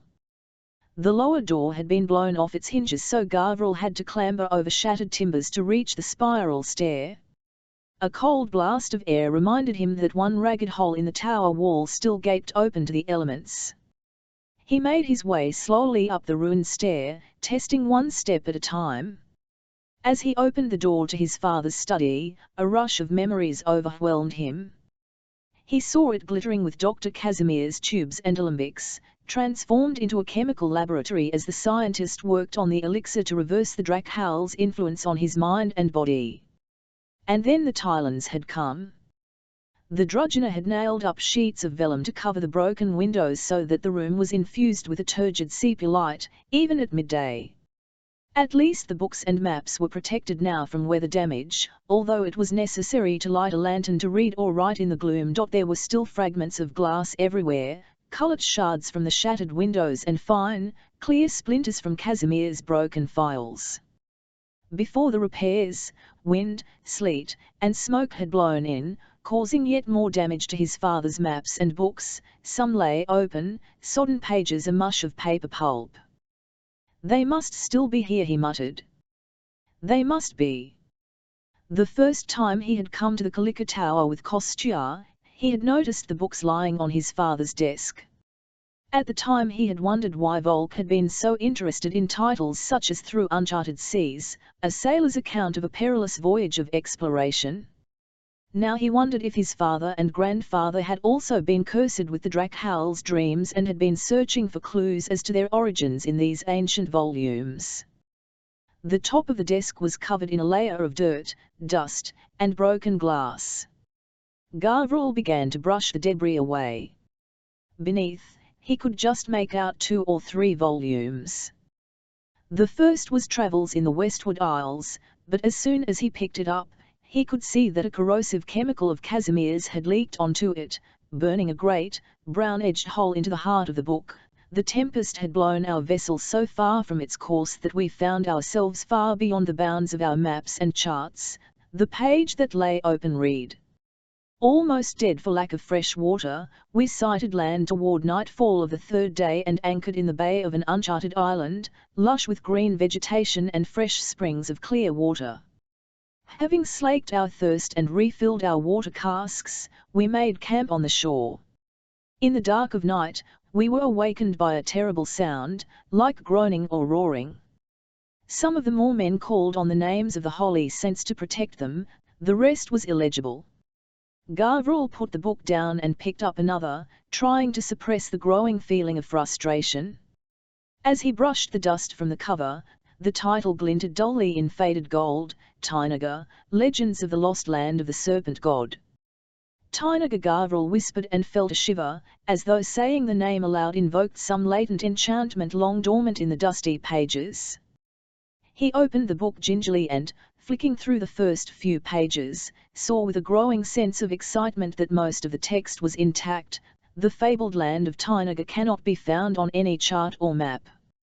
Although mentioned in the ancient chronicles of the Rossian Empire, scholars have long dismissed its existence as mere fable. However, as this account by Captain Hernan records, there may be some truth in the old chronicles after all. His ship was blown off course by a tempest. He and his crew found themselves sailing in uncharted waters far to the west. Gavriel leafed on through the rough-edged pages until he spotted some paragraphs marked in red. There lies one island far to the south, dominated by the cone of a volcanic peak, said by the of these isles to be sacred to the powerful serpent god of their ancestors. They will not go there, as they maintain that the island is haunted by hungry ghosts and ghouls who suck the blood of unwary travelers. Another legend tells how the priests of the serpent god, Naga, built a great temple to their god, at the heart of which was a gateway to the realm of shadows. From this gateway they conjured powerful demon spirits to do their bidding, until Naga himself, furious at such sacrilege, caused fire to rain down upon the temple. Gavriel turned the damaged page with great care. And its priests, slaying them all. Here, for the first time, he spotted words scribbled in the margin of the text. Excitedly he raised the open book to the lantern light, moving it first left, and then right, trying to decipher the lurching scrawl. The burden has grown too heavy for me. The cravings are too strong to bear. I must go away and fry to put an end to things, once and for all. The burden. Gavriel felt his heart beat faster as he recognized what the writer described but dared not name. Beneath the books lay the crumpled star chart. Gavriel smoothed it out and studied it. Now he saw it was not, as he had originally thought, a map of the skies over Azkenda. Unfamiliar constellations were pricked out in silver and white on the ultramarine wash of sky. And someone had scribbled figures in the margin. Readings from an astrolabe, perhaps. Lord Zakar. Gavriel muttered. Was it the Drak'hal that had driven his grandfather to sail off on that perilous journey, never to return? A journey beyond charted territory to seek out a lost island known only in ancient legends? What had they hoped to find? Expiation? Or a final division? I am the last of my kind. Was the Drak'hal trying to find a way home? The 3rd volume, Through Uncharted Seas, which lay open close by, was full of tiny slivers of broken glass, lethally sharp. As he shook the book to dislodge them, he felt one prick his finger. Ow! A drop of blood dripped onto the yellowed page, mortal red, as if to remind him he was free. The castle bell suddenly began to clang again. What now? Annoyed at the interruption, Gavriel let the book drop and went to the door. My lord! Sir Mayon shouted from the stairwell. The Tylons. We're under attack. It can't be. Gavriel stared down from the tower roof at the Tylan regiments surrounding the broken walls, a blur of blue and grey uniforms. Had time turned back on itself? Had he only dreamed the destruction of Eugene's army? Or was this some ghostly force come to haunt him? They looked real enough from the top of the Kalika Tower. In the courtyard below, a Scot had mustered the pitifully small number of those Drugina fit enough to fight. Crossbows were loaded, aimed at the Tylans. This time it looked hopeless. There were too many. All the Tylan soldiers bore firearms, muskets, carbines, and hand mortars. Now that he had rid himself of the Drakhowl, the crossbows and sabres of his bodyguard would prove little use against the firepower of Eugene's elite troops. Even as he watched, shivering in the morning damp, he saw a group of officers detach themselves from the ranks and ride forward under a white flag of Neus toward the archway that led into the courtyard. One dismounted and entered beneath the archway. "Hold your fire!" Gavriel cried. A Scot went to meet the newcomer. "What do they want, a Scot?" Gavriel called down. "You, my lord." "They want to speak with you." To speak with him? The words were so ordinary, yet he knew that he was in mortal danger. He looked down at his finger and the red blood oozing from the little cut. "They know. God knows how, but they know I am no longer a threat to them. Why else would they have taken the risk?" Wild plans of escape whirled through his mind. If he made for the secret tunnels under the east wing, he could slip away unnoticed into the forest. But that would certainly lead to brutal reprisals and executions. What kind of man would save his own skin and leave his household to face the consequences? He had little choice but to see what it was the Tylans had to say to him. As Gavriel went out into the courtyard, Alizia came hurrying up to him. "Don't go," she said, catching hold of his hand. He squeezed her hand as reassuringly as he could and walked out unarmed across the mossy cobblestones, heavy-hearted in the knowledge that this time there was no Drakhowl to save him or his people. The Tylan officer, a young, brown-haired man not much older than himself, saluted briskly. He held a rolled parchment weighted with a blue wax seal. "Lord Gavriel Nagarian, I come in the name of the Emperor Eugene." Gavriel heard his men murmur the title in disbelief. "His Imperial Highness has charged me to read you the following decree. We herewith order the arrest of the renegade warlord, Gavriel Nagarian, sometimes known as Gavriel Ander, for crimes against the new Rossian Empire." Somewhere behind him he heard Alizia cry out, "No! In his place we appoint Lord Boris Stoyan as Imperial Governor of Azkenda, until young Staviomir Arkhel is of an age to be proclaimed Archon." The officer finished reading from the parchment and rolled it up again, tucking it inside his great coat. "And if I decline the Emperor's invitation?" Gavriel asked wryly. "We have orders to counter any resistance with the utmost force. Your castle is to be razed to the ground and all members of your household executed." Gavriel raised his head and gazed at the ranks of well-armed, mounted Tylan soldiers waiting outside. It seemed there was no choice but to go with them. "What are these crimes my son is charged with?" Alizia demanded. "Defending his people against an invading army? What kind of a crime is that?" One of the older officers who had been observing, dismounted and came into the courtyard. The other saluted him smartly, clicking his heels. "Keranan, commander of the Northern Army," he said brusquely, grey moustache bristling in the cold. "I understand, madam, that any legal proceedings against Lord Gavriel will be merely a formality. The Emperor is not a vindictive man. He is merely anxious to restore the Arkhels to their rightful position in Azkenda. I believe he mentioned the possibility of exile with regard to your son." The Drugina began muttering among themselves. "That's as may be," said Alizia, folding her arms, "but will my son be properly represented? If he is to stand trial, he must have lawyers." My orders, madam, said Caroline with a hint of weary disdain, are to escort Lord Garverel to Musco Bar, or to destroy the castle. Well, my lord, said the first officer to Garverel.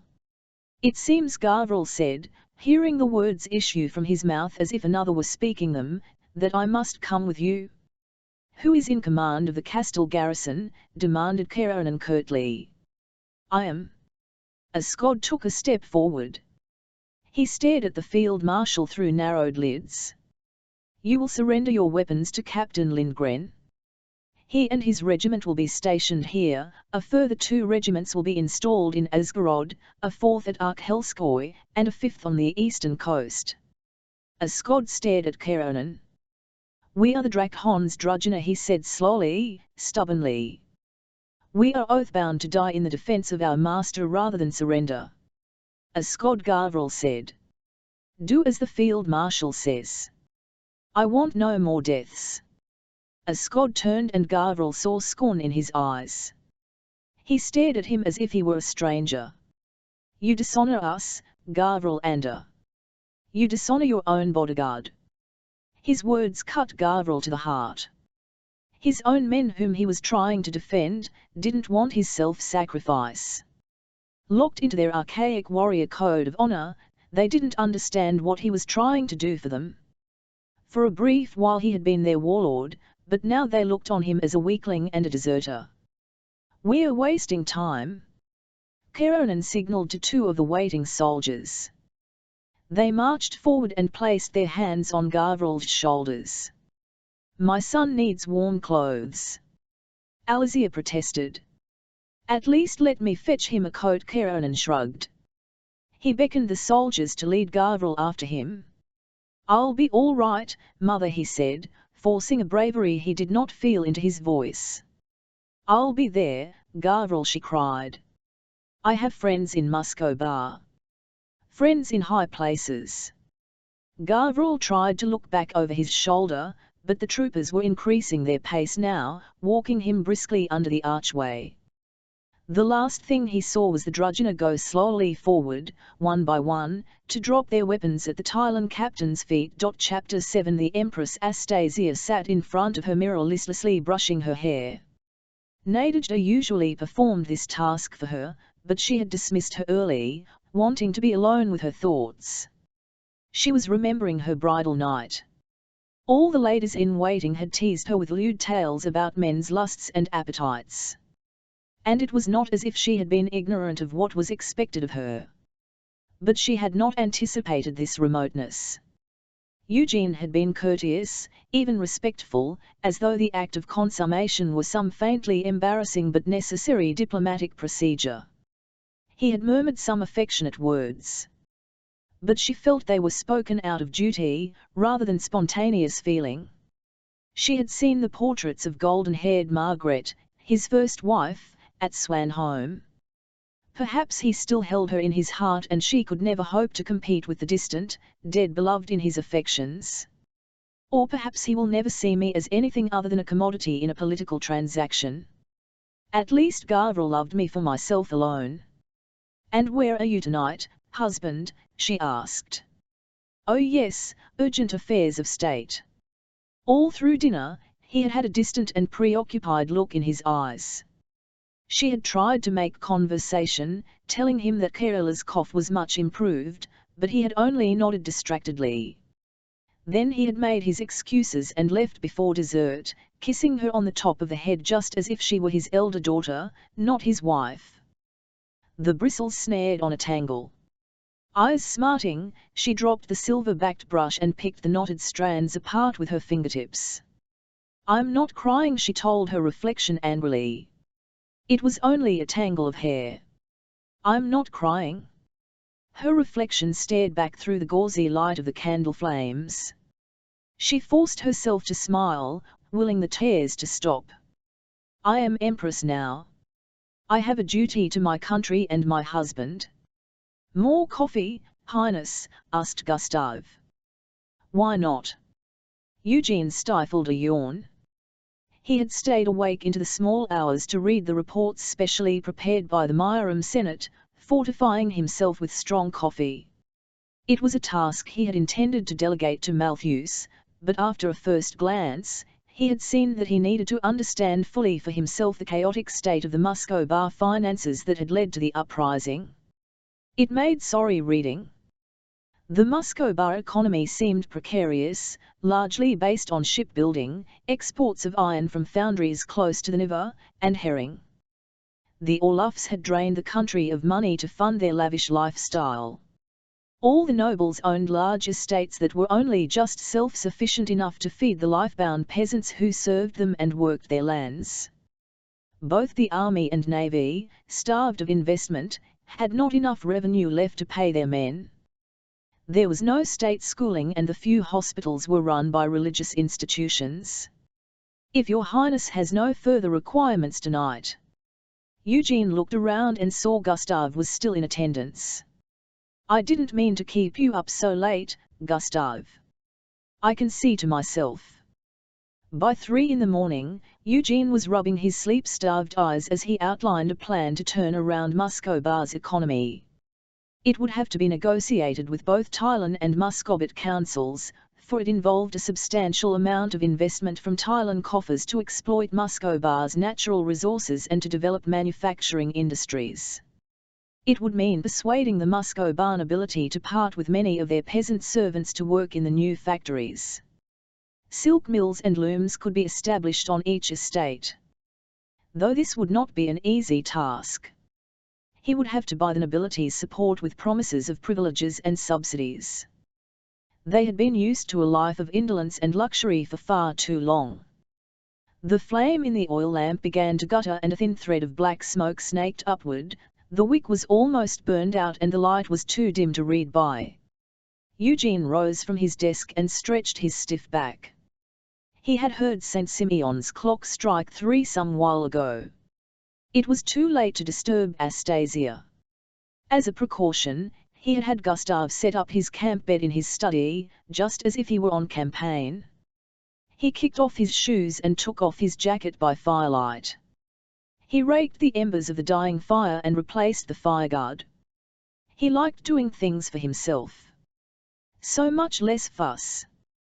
The air was chilly now that the fire had died down. He pulled the blankets around him, emptied his mind of all extraneous thoughts, and let sleep take at dawn. Eugene woke and got swiftly out of his camp bed, fired with the plans he had been devising for Musco Bar. It was a brisk morning and he was up before the servants had reached his study to make the fire. No matter. He had accustomed himself to cold mornings and to managing on little sleep on campaign. He even found this regime invigorating. Besides, he was looking forward to the meeting with the Senate today. His plan for Musco Bar would encounter some opposition, but he was confident he could persuade even the most reactionary diehards that it was time to change. His enlightened ideals had brought prosperity and contentment to Tylon. And if Musco Bar could be swayed, then maybe recalcitrant Smyrna could be influenced as well. Ever since the dissidents torched the Senate House, the members of the Senate had been meeting in the Admiralty, a magnificent colonnaded building painted white and brilliant blue, on the banks of the river. Eugene rode to the Senate at the head of his bodyguard. To his pleasure, people going about their daily business in the streets stopped to watch the cavalcade pass by, and he distinctly heard cheering and saw smiling faces in the crowd. He acknowledged their greetings with a wave of the hand and a nod of the head, smiling back with genuine warmth. This could only be a good omen for the reforms he was preparing to put to the Senate. The free wine and beer on coronation night were much appreciated in the city, Highness, murmured the captain of the bodyguard. And the silver coin you gave to each child. As Eugene dismounted and climbed the broad Admiralty steps, he could not but notice that the central pediment of the building was still ornamented with the two-headed gilded sea eagles of the Orloffs. Inside he was greeted formally by representatives of the Senate and shown to a lofty council chamber whose painted walls and ceilings showed billowing seascapes dominated by magnificent warships and rosy-bosomed sea nymphs. The senators all rose to their feet as he entered and took his place at the head of a great oval table, with Malthus at his right hand. His bodyguard silently stationed themselves around the great chamber. "Please be seated, gentlemen," As Eugene sat down, he noticed the chair to his left was still empty. But where is Kirill Vassian? The senators glanced uncertainly at one another. This is most unusual. The First Minister has never, in my experience, been late before, Imperial Highness said one, evidently embarrassed. I will look into the matter straight away. Eugene nodded. He had seen the glances exchanged and wondered briefly if Vassian's absence could be interpreted as a last silent protest against the annexation of his country. Chancellor Malthus rose to his feet and, after clearing his throat, began to address the Senate in the common tongue. Now that we are united in one empire, Thailand is ready to share the benefits of her experience in commerce and manufacture with Muscobar. As Malthus gave a brief outline of Eugene's plans, Eugene himself studied the faces of the listening senators, searching for any hint of approbation or objection. This is all well and good, called out a dark-bearded senator, but how is this to be financed? With more taxes. As soon as the First Minister arrives, the Emperor will address us himself on that issue, said Malthus with extraordinary restraint, Eugene noted. And I see the Emperor has filled this chamber with his bodyguard, cried out another. Is this to ensure we all vote in favor of the plan? Are those who abstain to be arrested? Eugene glanced up at Malthus. The bodyguard always accompany His Imperial Highness wherever he goes, Malthus said mildly.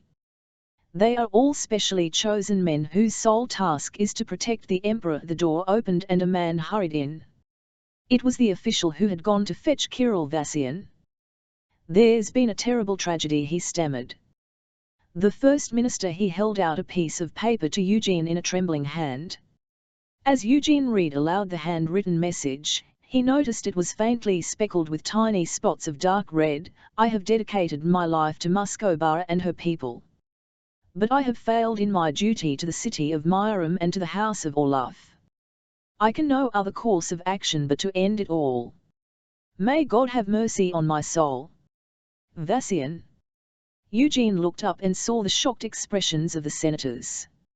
I take it he is dead, he said quietly. And by his own hand. The official took out a handkerchief and wiped his sweating face, trying to conceal a shudder. You saw the body? The man nodded. Patriarch Ilarion had begun to shake his head. The senators were muttering among themselves. A tragedy, indeed, Eugene said, sinking back down into his chair. He cast the blood-spotted note onto the polished table. If Kirill Vassian had wanted to sabotage his plans for Muscobar as his final gesture, he could not have chosen a better, or more drastic way to do it. Even with a suitable respectful pause to honor the dead, no member of the Senate would have his mind fully on the matters under consideration if they proceeded. I suggest we adjourn, gentlemen, he said, and meet again tomorrow. Malthus turned to him, one eyebrow slightly raised. Now what? We send our sincerest condolences to his widow and family. We assure Madame Vassian that she shall want for nothing. I suspect that an imperial visit would seem somewhat insensitive under the circumstances. Kirill Vassian is dead, shrieked Sophia. She collapsed onto a sofa, weeping noisily. A suicide. Mama, Mama, please don't upset yourself. Astasia was as shocked as her mother at the news, but Sophia's loud cries drove all other thoughts from her head. What will your father say? It will undo him utterly. He had such faith in Vassian. Mama, this uncontrollable weeping would surely lead to a fit of the hysterics, and Astasia did not want Eugene to come in and see her mother in such a state. She began to back away toward the bell pull, ready to summon help. And poor, dear Elizaveta, she must be quite distracted with grief. What a disgrace for the family. That handsome boy of hers, Valery, now all his respects are ruined. Why didn't Kirill think of such a thing? Why? Sophia had begun to breathe too fast, taking in little hiccups of air between sobs. Astasia hastily tugged the bell pull and hurried back to her mother's side. Remember what the physician told you, Mama, she said, you must breathe slowly. Inhale, then let the breath out steadily. Nadejda appeared. Smelling salts, quick. Astasia said, seeing her mother's lashes fluttering rapidly, her eyes sliding upward. Nadejda swiftly reappeared with a little silver and crystal bottle, which Astasia waved beneath her mother's nostrils. Sophia wrinkled her nose in disgust and let out a sharp sneeze. Her sobs slowly calmed and she fumbled for Astasia's hand, gripping it in her own. Astasia patted her mother's hand as soothingly as she could. Fetch my mother some brandy, please, Nadejda. Nadejda gave Astasia a little glance of sympathy and knelt down beside the Grand Duchess, placing the glass firmly in her shaking hand, steering it to her lips. All the while she was trying to calm her mother, Astasia had had no time to examine her own feelings. But now she could imagine all the horrible little details, the sound of a shot from the stables, Elizaveta hurrying out, the stable boy trying to hold her back, knowing what a terrible sight lay within. And Valery Vassian? How would his father's suicide damage his career? He had been one of Andrei's close circle of cadet friends from the military academy, often the butt of practical jokes, but good-natured enough to laugh them off. She felt ashamed of the times she had teased him. Now that Andrei was not here to protect his friend, she must take on that role herself. She would speak to Eugene as soon as possible. Sophia let out another sob. Oh, Mama. Astasia settled herself on the sofa next to her mother. You and Papa need a little rest, a change of air. It will do you both good. Sminer's so far, sniffed Sophia. Couldn't we come to stay at Swanholm with you? Mama in Swanholm, ordering everyone about, taking charge before Astasia had had a chance to establish herself as mistress of the palace. The straits can be very rough at this time of year, she said hastily. And you know how you hate storms at sea, Mama. What about Erinarsko? You haven't been there in over a year. The valley's so pretty in the spring. Papa can potter in his glass houses and you can walk in the orangery. Why not send word to the housekeeper to air the rooms? All the flags in Myram were lowered to half-mast to honour the late First Minister. Most of the court and senate put on mourning bands, though Eugene heard some mutter that they could not respect a man who had taken his own life. Eugene made a strategic retreat to his study and called Chancellor Malthus to join him for a late lunch. Gustave arranged for a cold collation to be served, with several bottles of Malthus's favourite Thailand beer. And if things had gone as we had planned, Malthus said, draining his glass, I'd be on my way back to Tilburg with the morning tide to ask the Thailand Council to fund and support your plans for Musco Bar. Eugene studied the little bubbles slowly rising through the clear liquid to the top of his glass. He was still mulling over the consequences of Vassian's suicide. Do you anticipate much resistance? Only from the nationalist contingent. I'll remind em we're all part of one empire now, said Malthus with a broad smile, and that there are benefits to be reaped for Thailand as well as Musco Bar from this investment. And then there's Smyrna. Smyrna. Malthus let out a derisive guffaw. What an extraordinary lack of diplomacy, calling back their ambassador, staying away from the coronation. Everyone was talking about it. Precisely so. When we should have been celebrating the union of the 5 princedoms, one was notable by its absence. Gustave knocked and announced, the directors of the Myram Charitable Society and the school board are here to meet with you, Imperial Highness. I've shown them into the Niver room. Still on your mission to educate the poor? Malthus asked. A man should be able to write his own name, and read. How else can he hope to better himself? Come, Malthus, Eugene said, placing his arm around Malthus's broad shoulders, come and help me start a small revolution of my own in Musco Bar. Men and women of the charitable society had gathered in the long reception room that overlooked the river and the river gardens. Eugene moved among them informally, listening to their suggestions, making a few of his own. Soon he realized there was considerable resistance to his plans. "And where will we find the teachers for all these schools?" one woman asked in disapproving tones. "Surely you can't intend to include the street children," added another. "Not without delusing and bathing them all first." "Especially the street children," Eugene said. "And the school day will start with a nourishing meal for them all, just as it does in Thailand. No one can work efficiently on an empty stomach." This information was received with astonished silence. "A good barley soup costs little enough to prepare," volunteered a third woman, who had kept silent until now. The other two turned on her, lapsing into the Muscovite tongue, so that Eugene could not follow their argument. At that instant, Astasia came into the room. The arguing charity workers stopped in mid-flow and sank into curtsies. Eugene looked at Astasia with gratitude over their bowed heads. Perhaps she would be able to sway them with her winning smile and enthusiasm. "I'm so sorry to interrupt." She walked up to him and said softly, "Can I ask a favor of you?"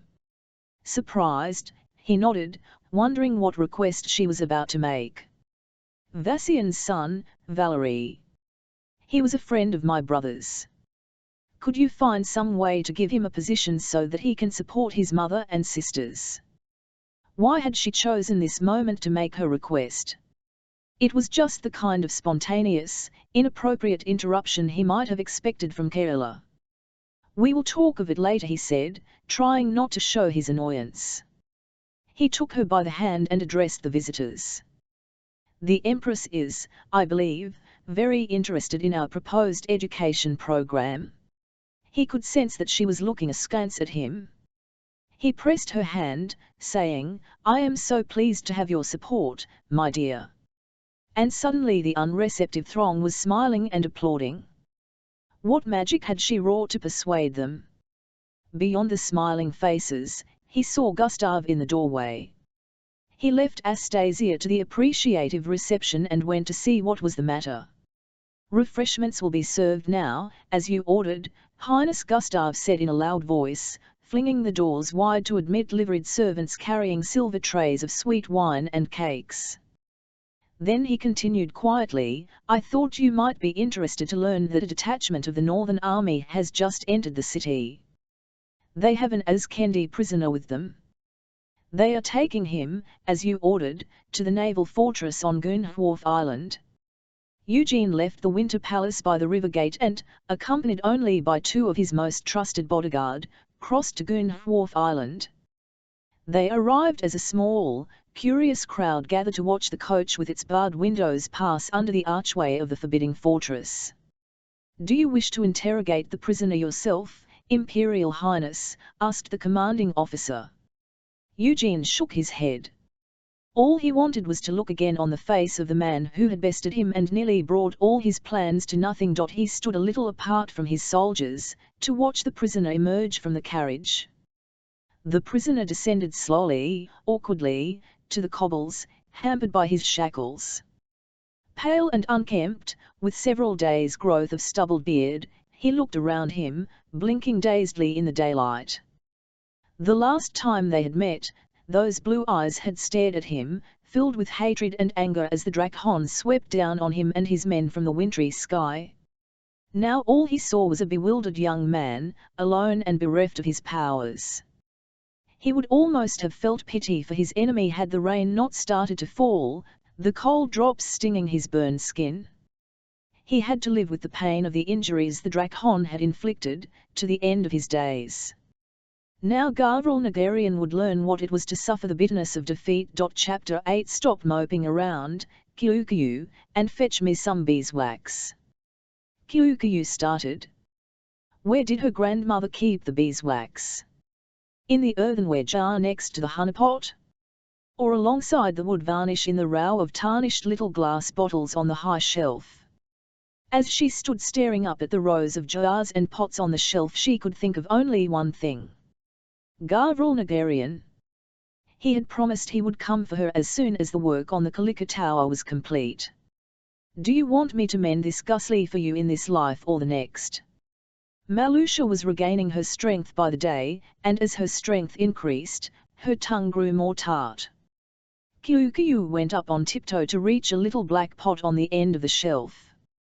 Uncorking it, she smelled the pungent richness of the deep ochre beeswax gathered from her grandmother's hives. Here it is. She brought the pot to Malusha, who was bending over the wooden frame of the damaged instrument, fiddling with pliers and wisps of if you want to call yourself a proper guzlier, you'll have to learn to do all this for yourself. I won't be here forever and I want some peace and quiet in the ways beyond. I can't have you popping up whenever you've broken a peg or snapped a string. Kyukyu slipped back into the shadows. It was best to let Grandma mutter and complain to herself while she carried out the repairs. The heat from the fire was becoming stifling in the little cottage. She felt mozzie-headed. She needed fresh air. She crossed the courtyard, stepping over the hens as they skittered around on the frozen earth. As she passed underneath the archway that led out onto the moorlands, she murmured the secret words Malusha had finally taught her. Mists parted in a swirl, then formed again behind her, concealing the cottage from view. Malusha had insisted on maintaining the charmed skein of invisibility. She spun around the cottage to hide it from passers-by, not that there were any, Kyukyu reasoned, so close to the desolation of the Arkhill waste. Kyukyu stood for a while, dazzled by the paleness of the daylight. The moors were still white with snow, and the horned peak of Arkhill's Fang was half hidden by a wreath of woolly snow clouds. But the air tasted sweeter and the wind that blew from the mountains had lost its keen bite. And here and there, spines of gorse and lingonberry protruded from the snow, darkly green. High overhead, a skein of grey-winged geese flew, returning to their summer nesting grounds. Winter was slowly dying. How long had it been since Gavril had kissed her goodbye? His absence had cast her life into shadow. The first spring light seemed muted, the slight hint of warmth in the air brought her no pleasure. Kyukyu set out, her worn leather boots squishing through the slushy snow, tramping away from the cottage. I will come for you. Kyukyu frowned up at the cloudy sky. How long did it take to finish work on the Kalika Tower? She had thought it would be a matter of days. Now the days had become weeks. But he had promised. He had promised he'd come back for her. Unless... Another skein of grey geese skimmed past overhead, startling Kyukyu with their forlorn cries. Why can't I fly like you? She cried. Why can't I fly straight to Castle Drakhon and find out for myself what's happening? At this rate of Thor, travel by sleigh would be impossible in a few days. And then the journey would turn into a long, dreary trudge across the moors, skirting the treacherous marshlands and quagmires that still lay icebound. If only I didn't have this sick, sore feeling around my heart. She turned and marched back into the cottage. Her grandmother glanced up at her from the coil of wire she was twisting to make a new string. I'm going back to Castle Drakhon, Kyukyu announced, and nothing you say can stop me. Something was wrong at the castle. Very wrong. Kyukyu pulled on the reins, standing up in the sleigh as Harim slowed to a halt. The main road leading to the castle was trampled to the bare earth as though many horses and heavy carts had passed over it. No fresh snow had fallen for several days now. She would have to dismount and lead Harim. What's happened here, Harim? She whispered. Looking down from the high road among the trees, she saw flags fluttering from the castle towers, flags of grey and blue. The colours of Thailand. And now she noticed men at work on the scarred earth of the escarpment where Lord Gavril had attacked the besieging army.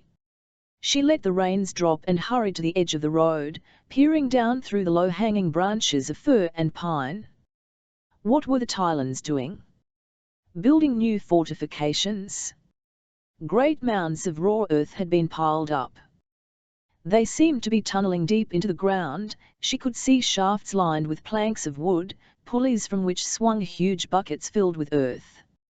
Sentries armed with carbines patrolled the perimeter. Kyukyu felt a cold, sinking sensation in the pit of her stomach. The Tylons had taken the castle. Where was Lord Gavriel? "Hey, you up there!" A sentry had spotted her. He pointed his carbine directly at her. "Come down. Identify yourself." Please don't shoot." I'm coming." The Tylon soldiers guarding the gate took charge of Harim and brought Kyukyu before their commanding officer, Captain Lindgren. The captain had installed himself in the Great Hall. All the Nagarian portraits had been taken down. Where Lord Volk had once stared sternly down from the dais, a new picture in an ornate gilded frame had been hung, garlanded with Tylon colours. Kyukyu kept gazing at it, recognizing the tall, imposing figure as Eugene of Tylon. A flash of memory jolted her back to the barren, burned battlefield, and her first sight of Eugene, lying horribly burned outside the castle. Though this portrait depicted him clean-skinned and unscarred, staring proudly out as though scanning the world for new countries to conquer. Beneath his royal master's portrait sat Captain Lindgren, engrossed in reading a sheaf of dispatches. He glanced up at Kyukyu and spoke in Tylon to the soldiers who had brought her in. Then he set the dispatches down. "Who are you and what is your business here?" he said in the common tongue. He did not speak brusquely, yet Kyukyu felt her knees trembling. "My name, Kyukirulya. I work here." She saw him reach for a brown-bound ledger, open it, and scan a list of names. "Your name is not on this list. Can you explain why?" "I've been away. Caring for my grandmother." He shut the ledger with a snap and looked up at her, unsmiling. "Can anyone here vouch for you?" Her mind was in a turmoil. All she could think was, what's happened to Lord Gavriel? Where is he? Anyone in the castle? My aunt. Sozia. The housekeeper. He clicked his fingers to the soldiers. "Bring her here." One of them left the hall and returned with Sozia, a subdued Sozia, who followed him without a word of protest. "Auntie!" Kyukyu cried, relieved to see her alive. Sozia's eyes widened on seeing her. She shook her head as if in disbelief. "Why did you come back, Kyukyu? You should have stayed with Malusha," she cried in Azkendi. "I didn't know. I didn't know." "Please identify this young woman for me," interrupted Captain Lindgren. This Sozia said, her manner suddenly meek and cowed, "is my niece, Kyukyu. Please confirm her role in the castle household." "Maid servant. Why was I not given her name before?" "She was given leave to go care for her grandmother. I didn't expect her back so soon. If she is to stay, she must earn her keep," the captain said.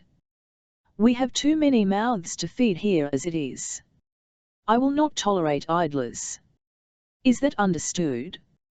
"Yes," Captain Sozia said. "She can take up her old duties in the kitchens again. Young woman, please inscribe your name on the household roll here." My name?"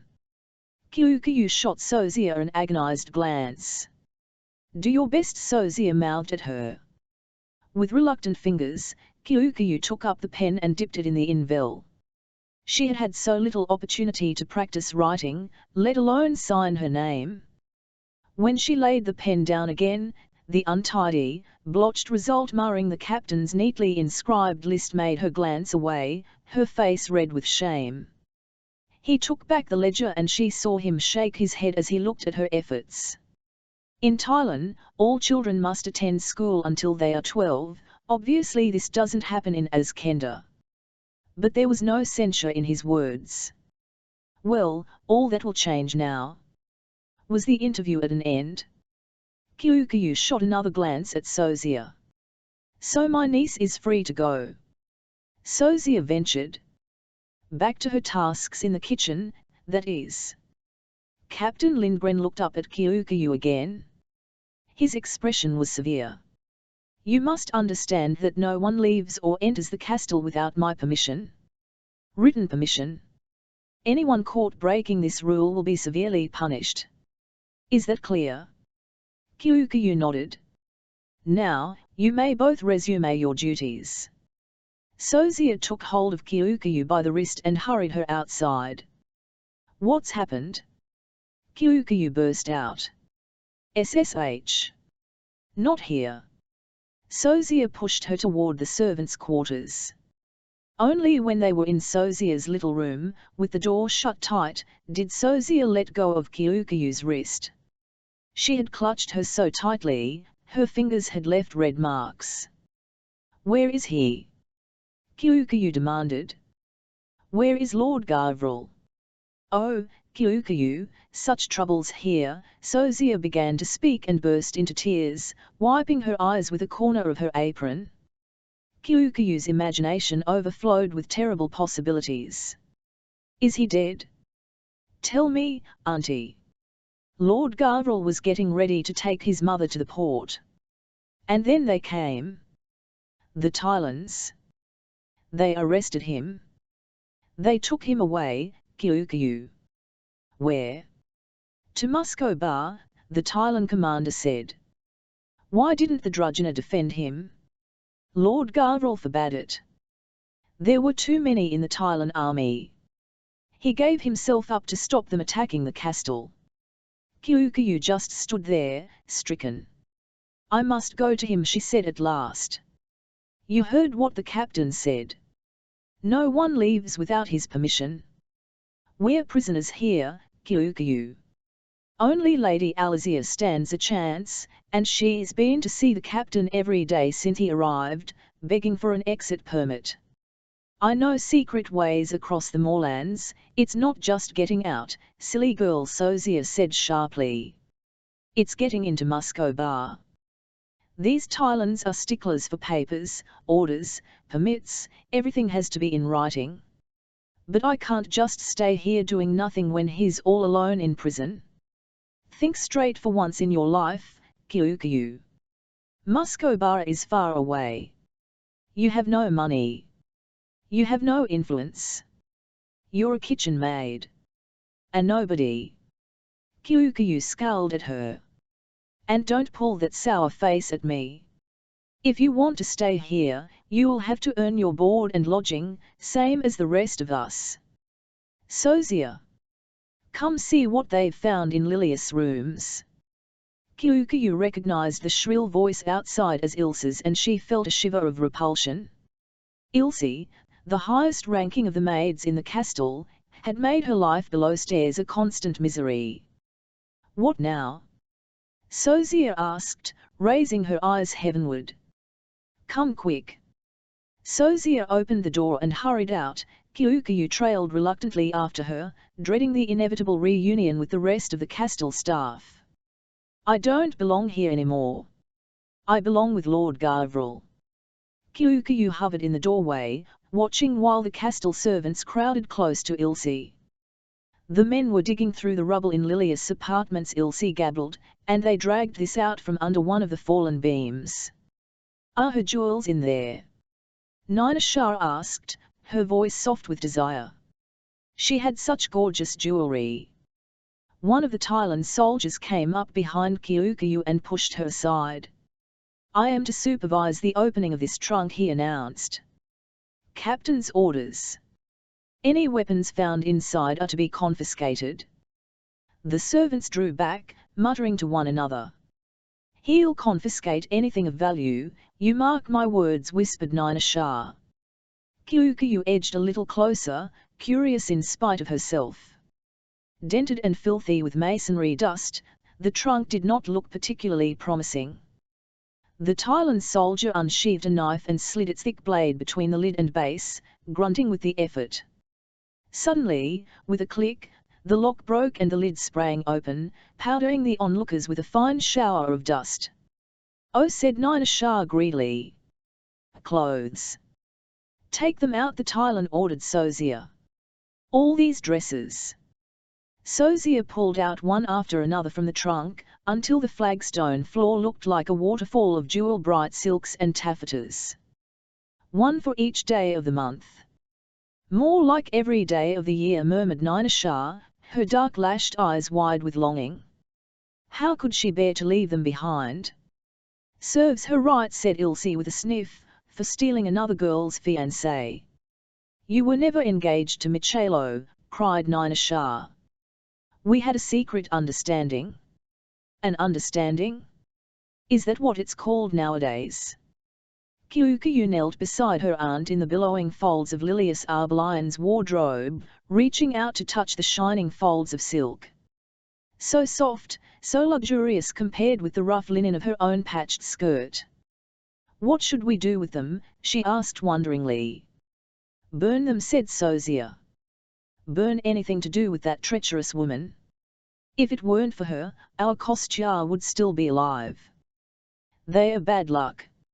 Nina Shah let out a shriek of dismay. Burn these? But they are far too beautiful to burn. We lost our belongings in the bombardment, didn't we, Nina Shah, added Ilse cunningly. We've only got what we're wearing now. Right, Sozia. If you think these are suitable for doing the housework in, then think again, said Sozia tartly. These are ladies' clothes. Besides, they'd have to be let out to fit you, Nina Shah. Ilse gave a malicious little laugh as Nina Shah coloured crimson at Sozia's jibe. Kyukyu was glad that, for once, she was not the butt of Ilse's spiteful hum or. What's all the excitement about? Lady Alizia appeared in the doorway. At once Ilse and Nina Shah dropped respectful curtsies, heads lowered. Are you thinking of opening a dressmaker's, Sozia? The men dug this trunk out of the ruins of the West Wing, my lady. They belong to, Sozia's words dried up, as if unwilling to pronounce Lilius Arbelian's name aloud in Lady Alizia's presence. To my late husband's mistress. Lady Alizia said. The serving girls gawped at one another to hear her speak of Lilius in such blunt terms. But Lady Alizia seemed unconcerned, picking up a gown of milky jade taffeta from the pile and examining it. She had good taste, and a skillful dressmaker. If she was distressed by the mention of Lilius' name, she did not show it. We were unsure of what to do with them, my lady, said Sozia. Kyukyu saw Nina Shah give Ilse a nudge in the ribs. We're all short of clothes, my lady, Ilse said. Well, then, help yourselves. Lady Alizia said gaily. I'm going to choose something. This one in jade green, I think. All my clothes are still in Swanholm. And then she noticed Kyukyu. The brave merriment in her face and voice faltered a moment as she held out her hands to her. Kyukyu, they didn't tell me you had returned. We must talk. Kyukyu heard the whispering begin as she went over to Lady Alizia's side. When did she appear? Hissed Ilse. And where's she been? Choose yourself a dress too, my dear, Lady Alizia said, pressing Kyukyu's hand warmly. Let the others choose first, Kyukyu said, eyes lowered. Blue is your colour, Lady Alizia said, ignoring her. She knelt and pulled out a silk dress, the rich blue of summer cornflowers. This will suit you very well. She held it up against Kyukyu, who felt herself blushing at all the attention. It's lovely, she said softly, stroking the silk against her cheek. The other servants plunged greedily into the pile of dresses. Ilse and Nina Shah were already bickering over a dress of mulberry silk, tugging it between them. Even old Martha, who looked after the Castile poultry, had grabbed a dress of heliotrope bombazin. Come, Lady Alizia said to Kyukyu. Let's leave them to it. Lady Alizia opened the door to the Drakhon's chamber and beckoned Kyukyu inside. Kyukyu felt her heart falter a little as she entered the familiar room. Lady Alizia laid the dresses on the four-poster bed. The rich tapestries still hung on the walls, as did the portrait of Lord Garverel as a boy that she used to dust so tenderly, hoping that one day Sit down, Kyukyu. Would you like some tea? Lady Alizia lifted a little kettle from the fire and poured steaming water into a ceramic pot, releasing the gentle fragrance of green Kitri tea. I should serve you, my lady, Kyukyu stammered, embarrassed. You're my guest, Lady Alizia said, smiling. Besides, you've travelled a long way today, if I'm not mistaken. You must be tired. I came along the river Kars, it's still frozen over. Kyukyu took the bowl of tea and cradled it in her fingers. It would have taken at least 2 days by the moorland road. Alizia took up her tea and sat down opposite her on the other side of the Kyukyu, sipped her tea and felt the ache that had stiffened her neck and shoulders soothe slowly away. She had not realized until then how tense she was. Lady Alizia, she said, looking at her through the gauzy steam rising from the tea, where are all our men? The Tylans took away their weapons, said Lady Alizia. A sigh escaped her lips. Then they put them in chains. Captain Lindgren has set them to digging mine shafts. It seems he believes the estate lands contain valuable mineral deposits. They are making them work in chains. Kyukyu set her empty tea bowl down. The thought of the proud drudgener being forced to dig tunnels appalled her. If Emperor Eugene believes I'm going to sit here and do nothing to help Gavril and his men, he's very much mistaken. The sadness had faded from Alizia's expression, which was now one of stern resolve. I'm taking the sleigh and going to Asgorod tomorrow, Kyukyu, to petition the governor. Captain Lindgren has agreed to write me a safe conduct letter and introduction to Lord Stoyan. Can I come too? Burst out Kyukyu. As soon as the words were out of her mouth, she realized how foolish they sounded. No. Of course not. Why would Lord Stoyan pay any attention to me? I fear, Alizia said distantly, staring into the flames, that he won't pay attention to any of us. The matter is out of his hands.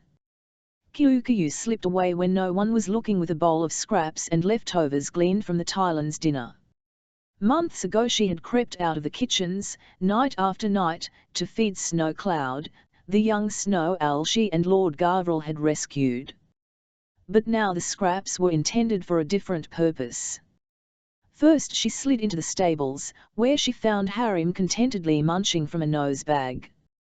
Time for you to go home, she whispered in his hairy ear. Checking to see no one was about, she led him out into the courtyard. Where are you taking that pony? Demanded someone from the shadows behind her. Go on. She patted Harim's sturdy rump hard and sent him trotting off into the dusk. Go home to Grandma. Kyukyu. She turned to see Ivar, the stable boy, watching her, arms folded, chewing on a hay stalk. I'm sending him home to Grandma. The Tylans have no need of him. They are using ponies down in the mine. Well, they are not using my Harim. He shrugged. Don't worry. I saw nothing. He went back into the stables, calling teasingly back over his shoulder, but don't forget, you owe me a favor now, Kyukyu. Kyukyu blushed.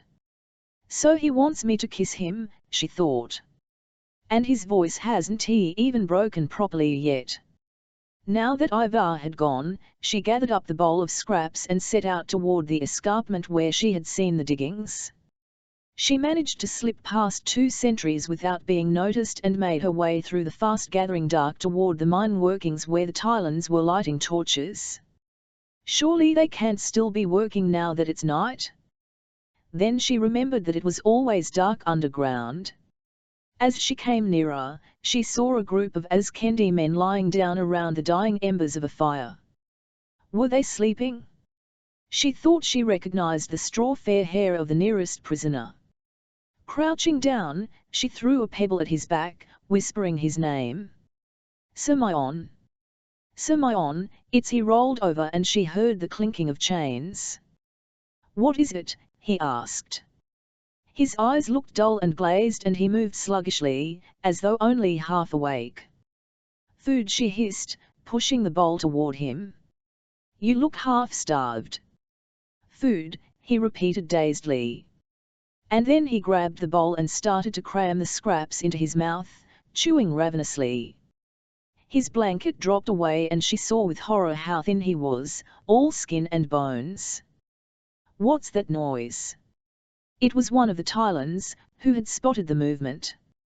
Kyukayu shrank back into the shadows, crawling out of sight. By the torchlight, she saw him take the bowl from Simeon and hit him, hard. Hungry, are you? The Tylon turned the bowl over so that all the remaining scraps fell out onto the earth. Let's test how hungry you really are. Laughing, he ground them into the earth with the heel of his boot. Kyukayu began to edge away, terrified lest she be caught. And as she retreated, she saw, through tear-hazed eyes, Simeon desperately scrabbling for the few scraps the Tylon had trodden on. Asgarod was the ancient walled capital of Azkenda. Round watchtowers stood at every gate to protect the wooden houses crowded together beneath the black spires of the Cathedral of St. Sergius. In more southern climes, the last snows had melted and spring had come. In Smyrna, the white lilacs would be in bloom in the gardens of the Villa Andra. But here in Azkenda, the last throes of winter still gripped the country in a gauntlet of ice. Alizia Anda shivered as her sleigh skimmed closer to the city, though whether from the chill of winter's last snows or from the powerful memories that came surging back to her, she could not be sure. She had first come to Asgarod in a troika jingling with sweet-toned silver bells, a young bride nestled close to her husband beneath soft white furs, unaware of the waiting shadows that lay ahead. And now here she was, a quarter of a century later, her estranged husband assassinated, returning to beg permission to visit her imprisoned son. Then, the black dragon standard of the House of Nagarian had hung from every watchtower and spire. Clansmen of the Drakhons drudge in a road as escort beside them. The people of Asgarod clustered together, straining for a closer glimpse of their young Lord Drakhon and his bride.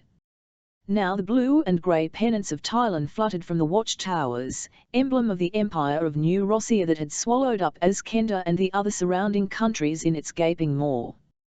The sleigh reached the main road and began to bump over rutted mud and churned snow. Alizia had to grab hold of the rail to hold herself steady. Her sleigh driver turned around. Looks like they are checking everyone in and out, Drakhis. Ivar had gone pale beneath his freckles. She had chosen Ivar, the oldest stable boy at the castle, as her driver. All Nagarian men of fighting age had been put to work in Captain Lindgren's mine, even the Detsky, the keep boys, none of whom were much above 15 summers in age. Don't call me Drakhis, Ivar, she said. They'd arrest us for that alone. Suppose they suspect our papers are in order. They have no reason to refuse us entry. Just relax. Even though she forced herself to speak calmly to Ivar, her stomach was churning, dreading the encounter to come, yet fearing just as much being turned away at the gates. They were close enough now to see soldiers in the uniforms of the army of Tylon manning the gate. Thus patrolled the walls, carbines on their shoulders. Madame Alizia Anda. The officer glanced at her as he scanned the letter Captain Lindgren had written. His face was expressionless, giving nothing away. She was glad she had insisted the captain use her professional name. I see you come from Smyrna. A long way to travel in winter, madam. You will also see that I am a portrait painter, she answered pleasantly. I go where my work takes me. And you seek an audience with His Excellency, the Governor. He frowned at the papers as though questioning their authenticity, then handed them back. You may proceed. Ivar's freckled face had turned bright red with relief when he clambered back into the driver's seat. She nodded but said nothing, not trusting herself to speak yet. The narrow streets of the city were dark and gloomy, overhung with carved wooden balconies and metal shop signs. The street was hard with rutted ice. Ahead the way was blocked by two larger sleighs. And, from the shouts and cursing, Alizia guessed the coachman had come to blows. Ivar, You'll have to find somewhere to leave the sleigh while I go on ahead on foot. He glanced at her doubtfully. A lady alone? In this big city? She laughed. His concern for her safety was touching. Though she suspected he was equally anxious about how he was going to maneuver the sleigh without accident. I'm used to big cities, Ivar. I spent many weeks in Myram, remember? You go and find a place to stable the horses, then meet me at the governor's mansion. It's in the main square, opposite the cathedral. She swung her feet out over the side of the sleigh, lifting the jade skirts of Lilia's dress to avoid the wet slush of ice and mud pooling in the ruts, and set off beneath the low-hanging balconies. She let her memory guide her, hurrying as best she could over the slippery mush of frozen snow, past a covered market ripe with the earthy stink of onions, winter kale, and turnips, where tradesmen hollered their wares aloud, their breath steaming in the cold air. The iron-tongued bells of St. Sergius's Cathedral dinned out, filling the city with their clamour. Following the sound, she came out of the narrow street into the great square and found herself gazing up at the cathedral, a dark blur against the pallor of the sky. The town residence of Lord Boris Stoyan, chief boyar of the Council of Asgorod, and recently appointed governor of Azkenda by the Emperor Eugene, stood next to the council house. It was a sturdy, unpretentious mansion, built in the traditional Azkendi style, with carved wooden shutters and balconies, and a roof pitched at a steep angle to allow the snow to slide off. Only the Thailand sentries guarding the front door, and the blue and grey flag of Thailand hanging over the entrance, distinguished it from any other rich merchant's house in Asgorod. Alizia steeled herself and approached the entrance, papers in hand. One of the sentries stepped forward to examine her documents. His Excellency is very busy, he said in the common tongue, his accent clipped and awkward. He may not see you today. You'll have to wait with the other petitioners. But I've come a long way to see Lord Stoyan. The sentry opened the great door and curtly indicated that she should go in. Wait in the first room on the left. The door is open. You'll make sure that Lord Stoyan receives my letter. We have a system here. You must wait your turn like the rest.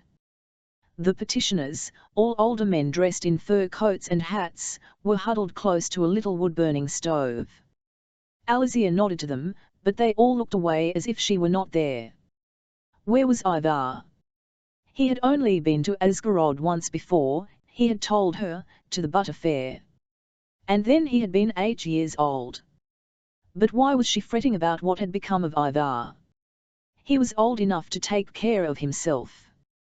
Perhaps it was easier to worry about the little concerns of the moment than to remember the true reason for her visit. The door opened and a neatly dressed maid-servant came in. Madam Ander? Please come with me.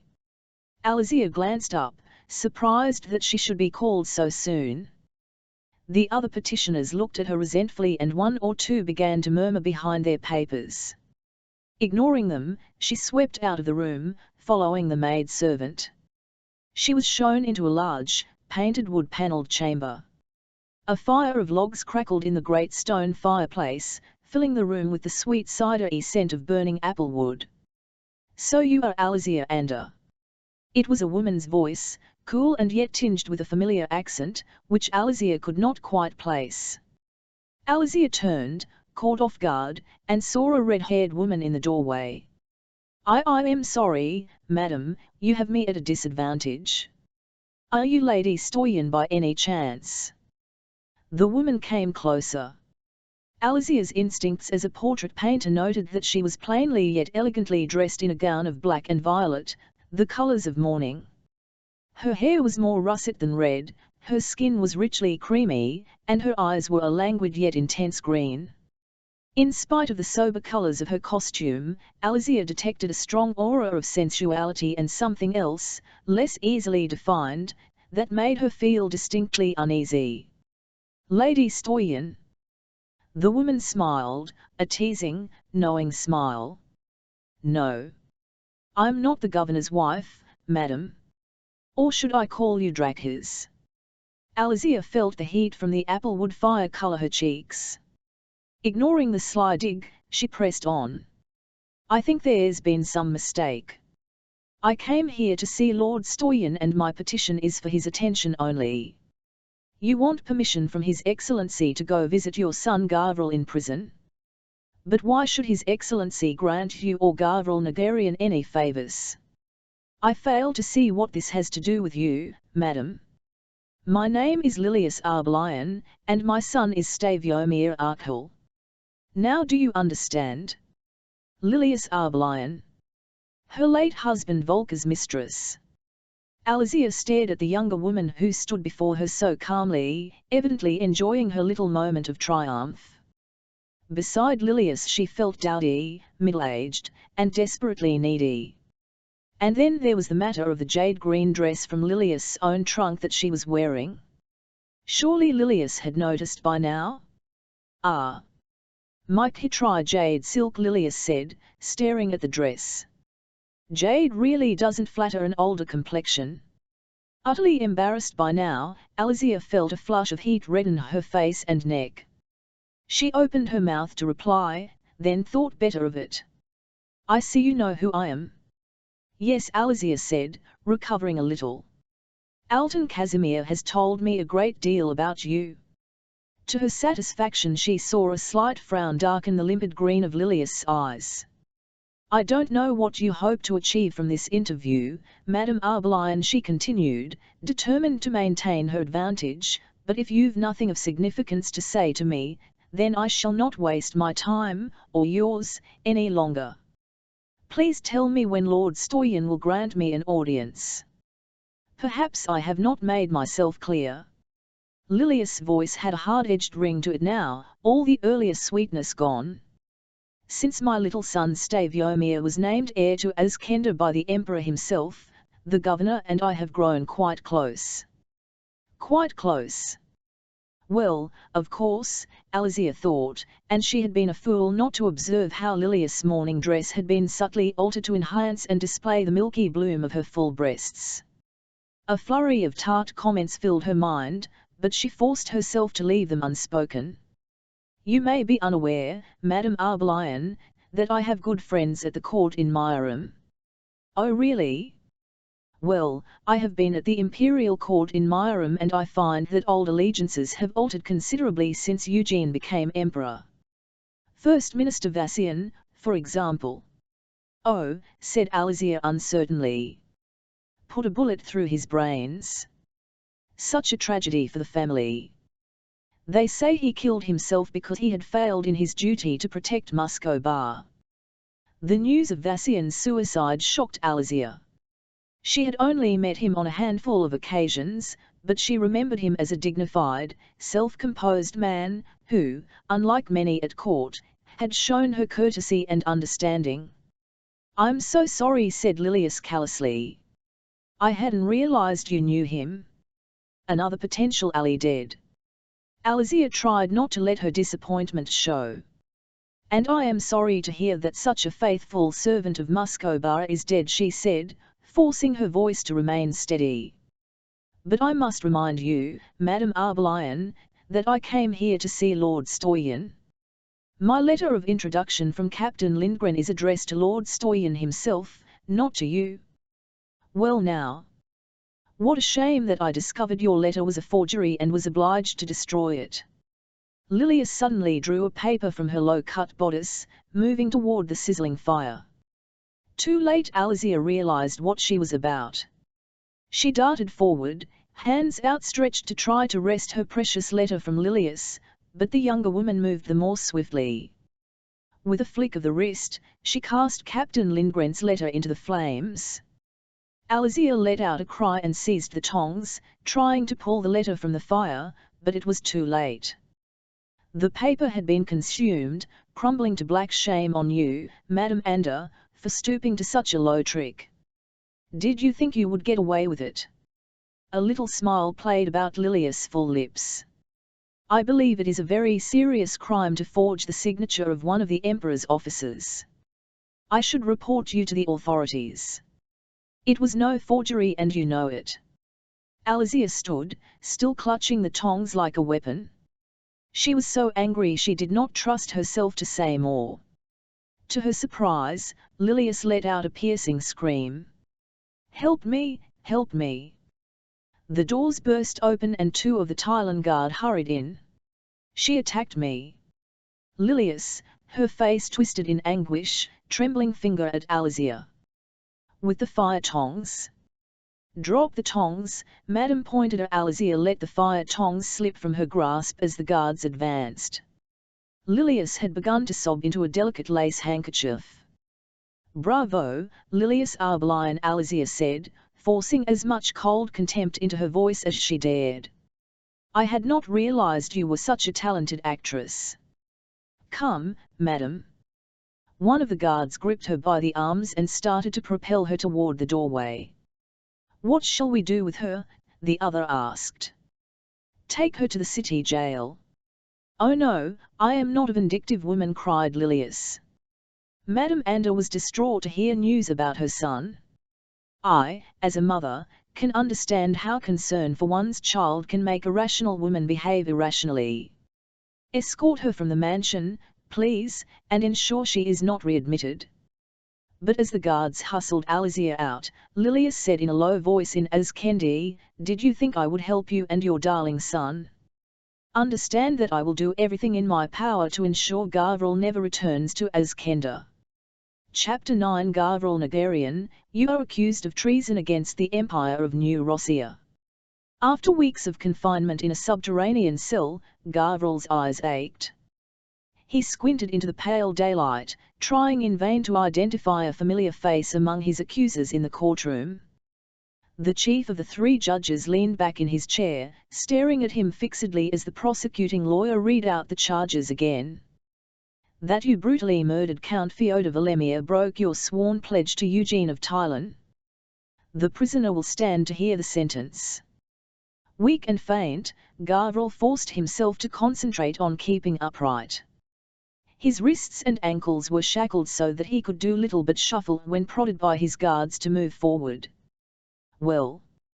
The judge looked down at him dispassionately. "What do you have to say in your defense?" His life depended on the outcome of this trial. And yet he knew in his bones that it was all a show. He had been judged guilty long before the trial had begun. "I acted to defend my people." His voice sounded so quiet in the vast wood-panelled courtroom. "Eugene of Tylan attacked my castle." "Yes, if at back, but only under extreme provocation." "That's not the story we have heard these past days." The judge adjusted his pince-nez spectacles on his nose as he read from his notes. "We have heard from the few surviving witnesses that you ignored His Imperial Highness's requests for safe passage through Azkenda. And when offered reasonable terms of surrender, your answer was to turn your fearsome weapons of destruction on the Tylan army in a vicious attempt to assassinate His Imperial Highness." The facts were true, but so distorted in the Emperor's favor that they made Gavril appear a duplicitous villain. The judge raised his head from his papers and gazed out at the crowded courtroom. Over 500 Tylan men were killed in that onslaught. 500. Including the Emperor's oldest friend, General Lars Gustav Angstrom, a veteran soldier who risked his life in battle countless times for the good of his countrymen. A murmur of outrage went around the courtroom. Gavril closed his eyes, wishing that somehow he might wake and find it all a dream. Only by God's grace was our beloved Emperor spared from annihilation, although the imperial doctors say he will bear the scars of that terrible attack to the end of his days. Gavril Nagarian, it is the opinion of this court that you are guilty on all counts. I have no alternative by the laws of the Empire but to sentence you to death by public execution." Gavril heard the words as if from a very great distance. He tried to make sense of them. So Eugene wanted him dead. "You will be taken from this court to the imperial prison, to await execution." Wait. A man had risen to his feet at the back of the courtroom. Tall and broad-shouldered, he strode forward into the shaft of daylight. "Why, Your Imperial Highness!" The judge bowed his head, evidently confused by this unscheduled interruption. A whisper gusted about the courtroom like a gathering wind. It was Eugene. Plainly dressed, unadorned with medals or ribbons, the emperor must have been sitting, listening to the trial, unnoticed by the rest of the court. Gavriel stared at his enemy, seeing all too clearly in the daylight the damage he had inflicted at the height of his frenzy. Half the emperor's face had been scorched by Drakhon's fire, as had the hand he had raised to halt the trial. The wounds still looked raw and painful. Gavriel swallowed hard, sensing that Eugene must hate him as much for ruining his face as for defeating him in battle. History shows us that too many rulers have stained their reigns with the blood of their enemies. Grey eyes, chill as a winter sky, scanned the silent courtroom. What will it achieve if I take this young clan lord's life? Too much blood has been shed already in this conflict. Let the court record that I revoke the death sentence. Let it be known that Eugene of Thailand has begun his reign as emperor with an act of mercy, of forgiveness. One by one, the people in the crowded courtroom rose to their feet, applauding the emperor's speech. Gavriel blinked. We have heard the evidence from a number of medical doctors. We have heard of the prisoner's episodes of madness in his cell, causing his jailers to restrain him to avoid injury to himself. The judge nodded slowly. We conclude, therefore, that Gavriel Nagarian is afflicted with a grave and incurable disorder of the mind. A danger to himself, and to others. We recommend that he be taken to an asylum, where he may be cared for in complete security until the end of his days. To the end of his days? Locked away to rot in a lunatic asylum? What mercy was there in such a sentence? Till that moment, Gavriel had managed to keep control of himself. But now he lunged toward Eugene, screaming aloud his fury. I'm not mad. His guards grabbed hold of him by the shackles, forcing him to his knees. But still he shouted out till his throat burned, twisting and struggling to escape their restraining hands. Don't do this to me, Eugene. I'd rather die. Kill me, but don't lock me away. One of the guards struck him, bringing him crashing down onto the polished boards of the courtroom floor. Rough hands restrained him, forcing him to stay down. Look at the wretched fellow, he heard Eugene say to one of his aides as they walked away. Obviously quite insane. Let's trust our physicians will be able to calm his frenzy. Footsteps. Coming nearer. Gavriel lay curled in on himself, numb with dread and despair. What new torment had his captors devised to enliven his last hours before they removed him to the lunatic asylum? His body was marked with fresh bruises where they had manhandled him out of the courtroom. His wrists and ankles were rubbed raw where the shackles had chafed away the skin. Yet the physical discomfort was nothing to his mental agony. Was he insane? It was new that there were whole days he could not recall since they arrested him weeks ago in Azkenda, gaping blanks in his memory. But then, he had travelled blindfolded and shackled for much of the journey, first in a barred coach and then by sea, in the lightless bowels of a Thailand warship, so that he had lost all track of time. The only certainty was that he was no longer a threat to Eugene. He had fought the Drakhowl that possessed him, and he had won. But in ridding himself of the Drakhowl, he had betrayed his people. They had looked to him to defend them, and he had destroyed the only means of defeating Eugene's alchemical weapons. A key turned in the lock and the heavy door creaked open. Lantern light illumined the cell, so bright that Gavriel flung his hands over his eyes. Voices conferred in a language he gradually came to recognize as Thailand. They seemed to be arguing. One, strong and commanding, soon overruled the others. The door clanged shut. Gavriel slowly opened his eyes, peering warily through his fingers. A tall man, lantern in hand, stood gazing down at him. The bright glow of the lantern light revealed the red, puckered scars marring his face. Eugene? Gavriel whispered, lowering his hands. At least you're lucid enough to recognize me. Eugene spoke in the common tongue, with just the slightest trace of a Thailand accent. After your outburst today, I feared you were beyond help. So you came to see the dangerous lunatic, alone. Eugene held the lantern up close to Gavril's face. Gavril shied away, eyes stung by the brightness of the light. Linnaeus was right, Eugene said, lowering the lantern. You have rid yourself of your powers. Or more accurately, you have rid yourself of the creature that made you so powerful. What does it matter to you? You're emperor now, and I'm Yonsona. You could have taken the whole continent for yourself. You could have seared me and all my armies to ash. You had the power to do it, Gavril Nagarian. You could have been emperor. And you threw that power away. I want to know why. It was destroying me.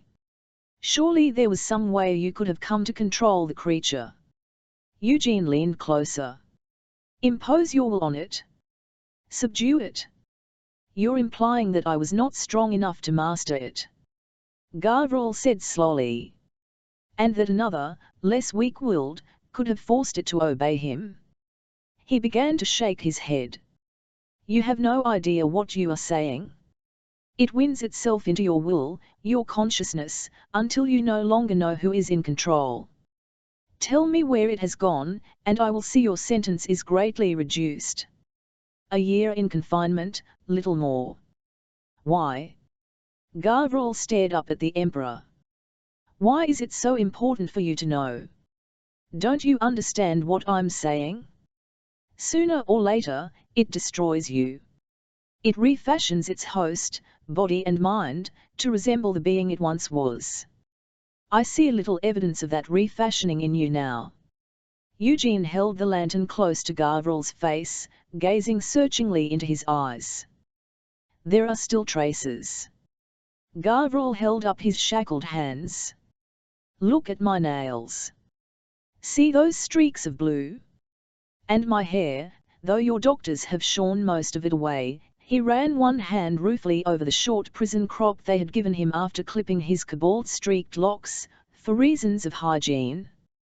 But the signs are fading fast. In a distant part of his mind he found himself wondering why he was talking to Eugene, revealing what little was left of his mystery. Had he said too much? Or had he said just enough to condemn himself to the asylum for life? You still have not answered my question. Eugene's eyes probed his, grey steel now, hard and determined. Where did the creature go?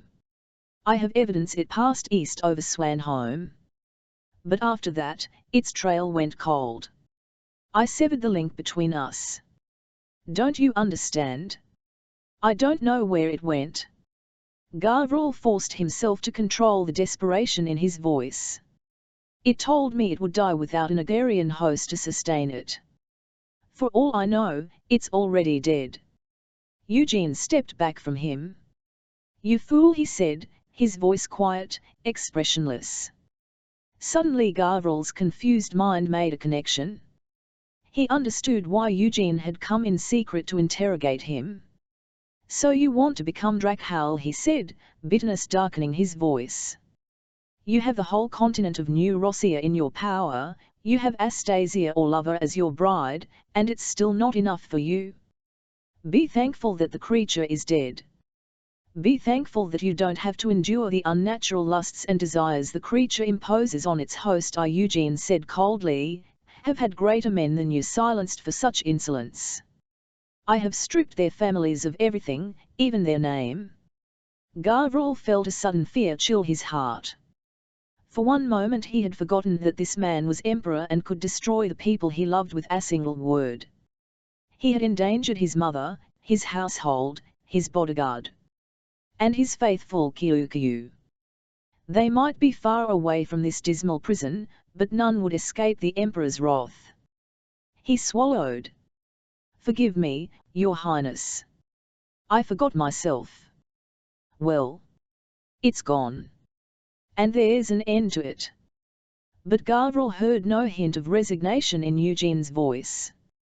He did not doubt that Eugene, no matter what he had said to him, would send his agents to all corners of his empire and beyond to trace the Drac howl. Nothing would be left to chance. Somewhere nearby water dripped, a monotonous, repetitive sound, regular as the ticking of an ancient clock. For some time now, Gavriel had felt as if there were a great weight pressing on his chest, a jacket of iron slowly tightening, stifling his breathing. The weight, he had begun to realize, was the burden of his own fear for the future and the life he would not be allowed to live. Instead, an eternity of imprisonment stretched ahead, a living death. Slowly he closed his eyes and found he was flying. In the weeks of confinement he had almost forgotten what it was like to fly. Chill, pure air streamed past him, through him, cleansing all the petty concerns of the world far below. A dark ocean, cold and black as ink, stretched beneath him now. He hurtled aimlessly onward, borne on a tumultuous storm wind of despair. And now he felt a rawness at the core of his being, as if he had been wrenched in two and lost a vital part of himself. And this soul wound was bleeding his life away. Somewhere far off, a distant voice howled its grief aloud. "I am weary of this world." And something awoke within his brain. Livid spatters of light exploded across his vision. A horrible twisting, shuddering feeling gripped his whole body. He fell to the floor, limbs contorting. "I want to go back to my own kind." Help! Little slivers of light pulsed through his mind, and with each new pulse his body convulsed again. Prisoners fitting. Men's voices began to shout close by. The cell door was flung open. Vaguely, through the electrical storm ravaging his brain, he saw boots, heard commands. "Get restraints. Hurry." He could bite his tongue off. "Put this stick in his mouth." Hands grabbed hold of him, clamping hold of his head, wrenching his jaws open, forcing in a wooden rule till he began to gag. "Hold his arms." "No, don't touch him yet. Not till he's calmed down. There's something in my head." He tried to tell them what was wrong, but the wooden rule pressed down on his tongue and only inarticulate, gargling sounds came out. And just as suddenly as it had burst into life, the kernel of brightness in his mind died down. He went limp, unresisting. "The fit's passing. Now's the moment." Quick, the guards pinioned his arms behind his back, trussing him so that he could not move. "Send for a strong sedative. We can't have him throwing a fit like this in the carriage." One of the men went hurrying away. Another bent down and, none too gently, prized the wooden rule from Gavriel's mouth. "Not mad," Gavriel said in a gasp. "Tell the Emperor, it's still alive. I can hear it, in my head." He saw the soldiers glance at one another. "Humor him," whispered one. "Of course we'll tell the Emperor. He'll reward you. Here's the sedative." One of the guards knelt beside Gavriel. "Now then, Nagarian, this'll calm you down." "No, no drugs." Gavriel twisted his head away. He must stay conscious. Once they sedated him, he would be unable to tell Eugene what he had experienced, and his last hope of reprieve would be gone. "I'm perfectly." Get his mouth open. "Hurry." They thrust the rule back between his gritted teeth. The pain was almost unbearable, but still he fought them. One fetched a funnel and forced it into his mouth, pouring the sedative in till it trickled, cold and bitter as poison, down the back of his throat. Coughing, he tried to spit it out. "This one's a fighter. Hold him down. It'll start to work soon." They tugged out the funnel from between Gavriel's clenched teeth. "I'm not mad," he cried with all the force of his lungs. "I'm not." Already his tongue felt swollen, sluggish. The words sounded slurred. And the brightness of the lights was dimming as if a fine veil of mist were drifting through the cell. His limbs felt heavy, unwieldy. The faces of his guards seemed to be slowly floating away from him, their staring eyes like lanterns glimpsed through mist. "See? I told you. Gave him enough to fell a horse. He'll be out of it for hours. By that time he'll be on his way to the asylum. Don't lock me away. Please don't lock me away." The words formed in his dulling brain like soap bubbles, and popped before he could speak them. He was falling back now, falling slowly back into soft clouds. Not Mad Anskhama Asylum for the insane was armored to withstand the storm winds that frequently pounded the remote cliffs on which it stood. The local inhabitants nicknamed it the Iron Tower, for the stone from which it was built was veined with ore. When wet with rain or tide spray, its massive walls glistened with the dour, brown sheen of newly forged iron. It had originally been a fortress, one of two built by the Thailand princes to defend Anskhama Point, the most southern promontory of Thailand. In these more stable and enlightened times, the Thailand Council had converted one of the fortresses into a secure hospital in which to house those distressing cases whose insanity could not be cured by conventional treatment. Also, wealthy and titled families had been known to pay for the confinement of difficult relatives whose scandalous behavior had proved an embarrassment. The government was rumored to house dangerous prisoners of state there too, those whose anarchic ideas would make them a danger to society. It was to Anskhama Asylum that the Emperor Eugene had sent a prisoner in a locked, barred carriage. The patient's identity was to be kept secret. He was referred to only as Number 21. All that was known about him was that he was not a Thailand by birth and that he had, in his madness, committed a terrible crime against the new Rossian Empire. "The late Count Valemir once hinted to me," Eupraxia said Eugene as he and Astasia's governess stood gazing at the betrothal portrait, "that the relationship between my wife and Gavril Nagarian was considerably more than that of patron and artist." Eupraxia's eyes widened. He saw a deep flush spread across her face and throat. "There was never any evidence of impropriety, Your Imperial Highness," she said stanchly. "I am not seeking to smear my wife's reputation. My sources, however, tell me that Gavril Nagarian was once thrown out of a court reception for attempting to kiss Astasia." Little pearls of perspiration glistened on Eupraxia's brow. She dabbed at them with a lace handkerchief. "Yes, but Mitasia was blameless in the affair. The young man's behavior was unpardonable. Thank you, Eupraxia. You may go." When the flustered Eupraxia had withdrawn, Eugene sat back, mesmerized by Gavril Nagarian's portrait of his wife. Young though the painter was, he had managed to capture her elusive air of wistfulness. This was no mere formal likeness, it communicated something more profound, hinting at a greater intimacy than was normal between sitter and painter. The girl in the portrait stared past Eugene, her dark eyes wistfully fixed on some distant, unattainable desire. Such freshness, such a sweet simplicity of nature shone through. And yet there was also an undeniable melancholy, doubly poignant in one so young. She seemed so distant. He had put it down to a natural shyness at first and found it not unappealing. Now he sensed it had become a barrier to keep him at a distance. When he had consummated the marriage, he had tried to murmur words of tenderness to assure her of his good faith and appreciation. But she seemed not to hear, turning away from him and pretending to sleep. Perhaps she harbored feelings for someone else. Eugene frowned at the portrait. Even now he could not rid himself of Gavril Nagarian. His presence still lingered, tormenting him with doubts and unanswered questions. The young man had shown great promise as a painter. Some said the line between artistic talent and madness was a slender one. But it was not the brief flowering of Gavril's talent that concerned him now, it was the unspoken text behind the portrait.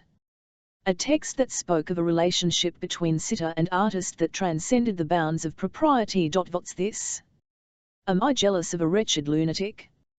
I am ruler of 5 countries, emperor of New Rossia, I have no need to envy any man alive. And yet, Astasia has never once looked at me like that. Her eyes have never once gazed into mine with that soft, yearning sweetness. She doesn't love me.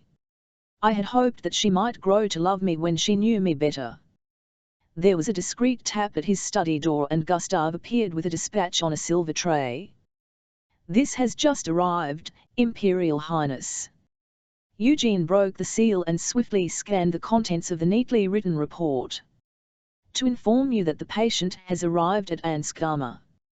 His guards were obliged to administer heavy sedatives before transporting the patient as he was suddenly gripped by a fit of such extreme violence that it seemed almost as if he were wrestling with some invisible force.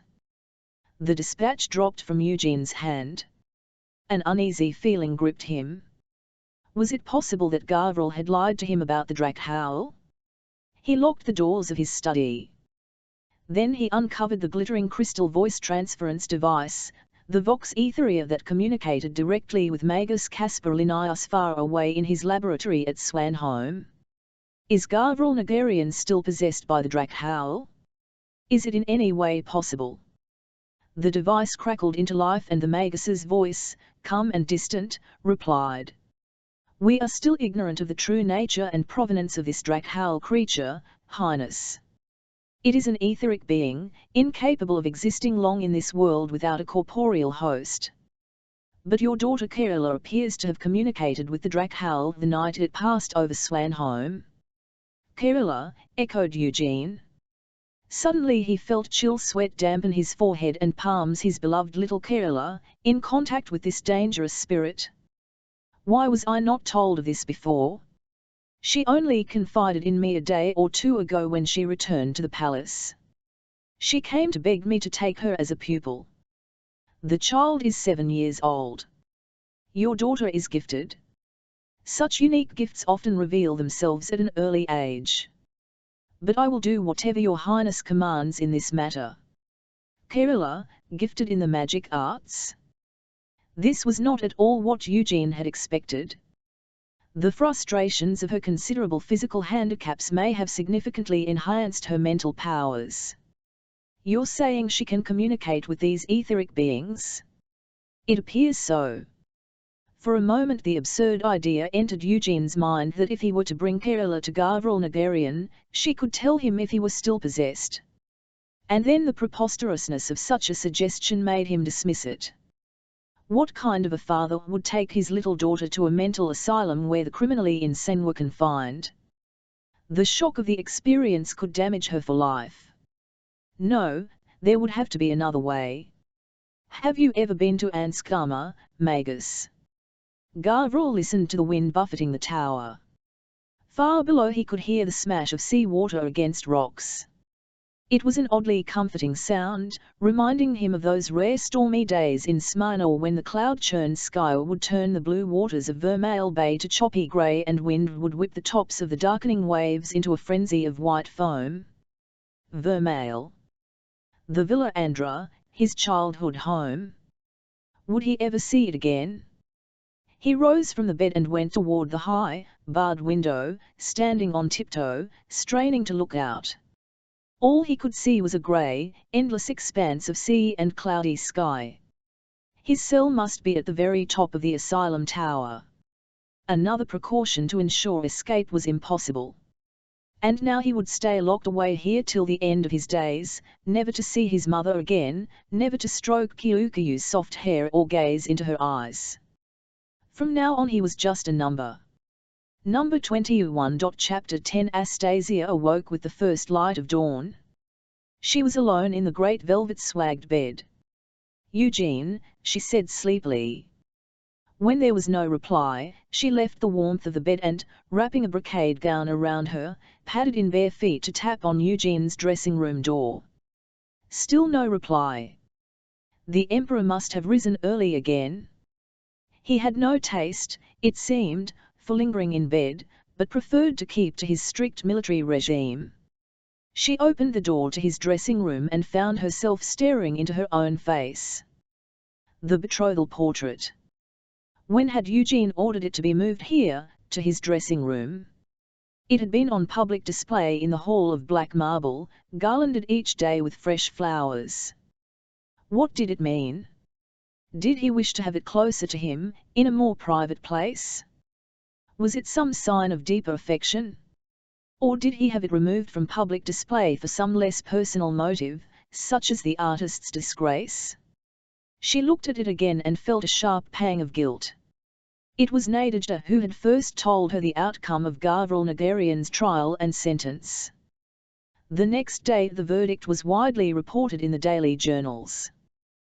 The journalists had made much of the emperor's magnanimity in sparing the life of the lawless young warlord whose barbarous attack on the imperial palace of Swanholm had nearly killed little Princess Kerala. Gavril was beyond her help, he had committed a terrible crime and must pay the price. But there might be something she could do for Alizia. She still felt a warm affection for the portrait painter who had been as cruelly duped as she by Count Valemir's political machinations. The very least she could do was to request a safe conduct home to Smyrna for Alizia. An imperial pardon would be even better. Surely Eugene could not wish to avenge himself on her. Her son was no longer a threat to him, locked away for life in his distant prison asylum. Another pang of guilt assailed her. She remembered a sunlit summer room, her hair stirred by a warm sea breeze. She remembered talking to a young man more easily, more frankly, than she had ever talked to anyone else. And she remembered his eyes, blue as the summer sea, smiling at her over the rim of the canvas as his brush dabbed skillfully at his palette. Forget him, she told herself, pulling her robe more closely around her. The Gavril Ander I knew is dead. The Emperor and Empress sat together by the fire, sharing a rare moment of privacy after dinner. They lived their waking hours in public now, Eugene with his ministers and generals, Astasia attending function after function to represent her husband, opening a foundlings' hospital, welcoming the wives of the Thailand dignitaries to Myram, attending a subscription concert to raise money for the veterans of the recent hostilities. Astasia's social diary was filled for the next 12 months. Coffee had been sowed, strong and black as Eugene preferred, with a dash of spirits. Astasia had declined the coffee but nibbled one or two of the little almond biscuits as she sat beside her husband. Husband? How strange that word sounded, even now. She was joined by law to this tall, powerful man who was drinking his coffee like any other man, absent-mindedly dipping an almond biscuit into the dark liquid and then quietly cursing as half fell into the cup, necessitating some hasty fishing with his silver spoon.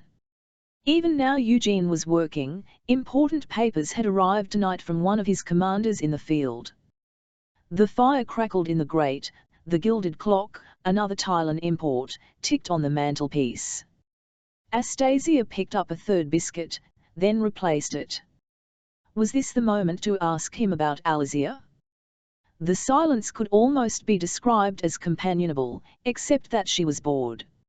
Elsewhere in the palace, there was dancing tonight, a naval ball.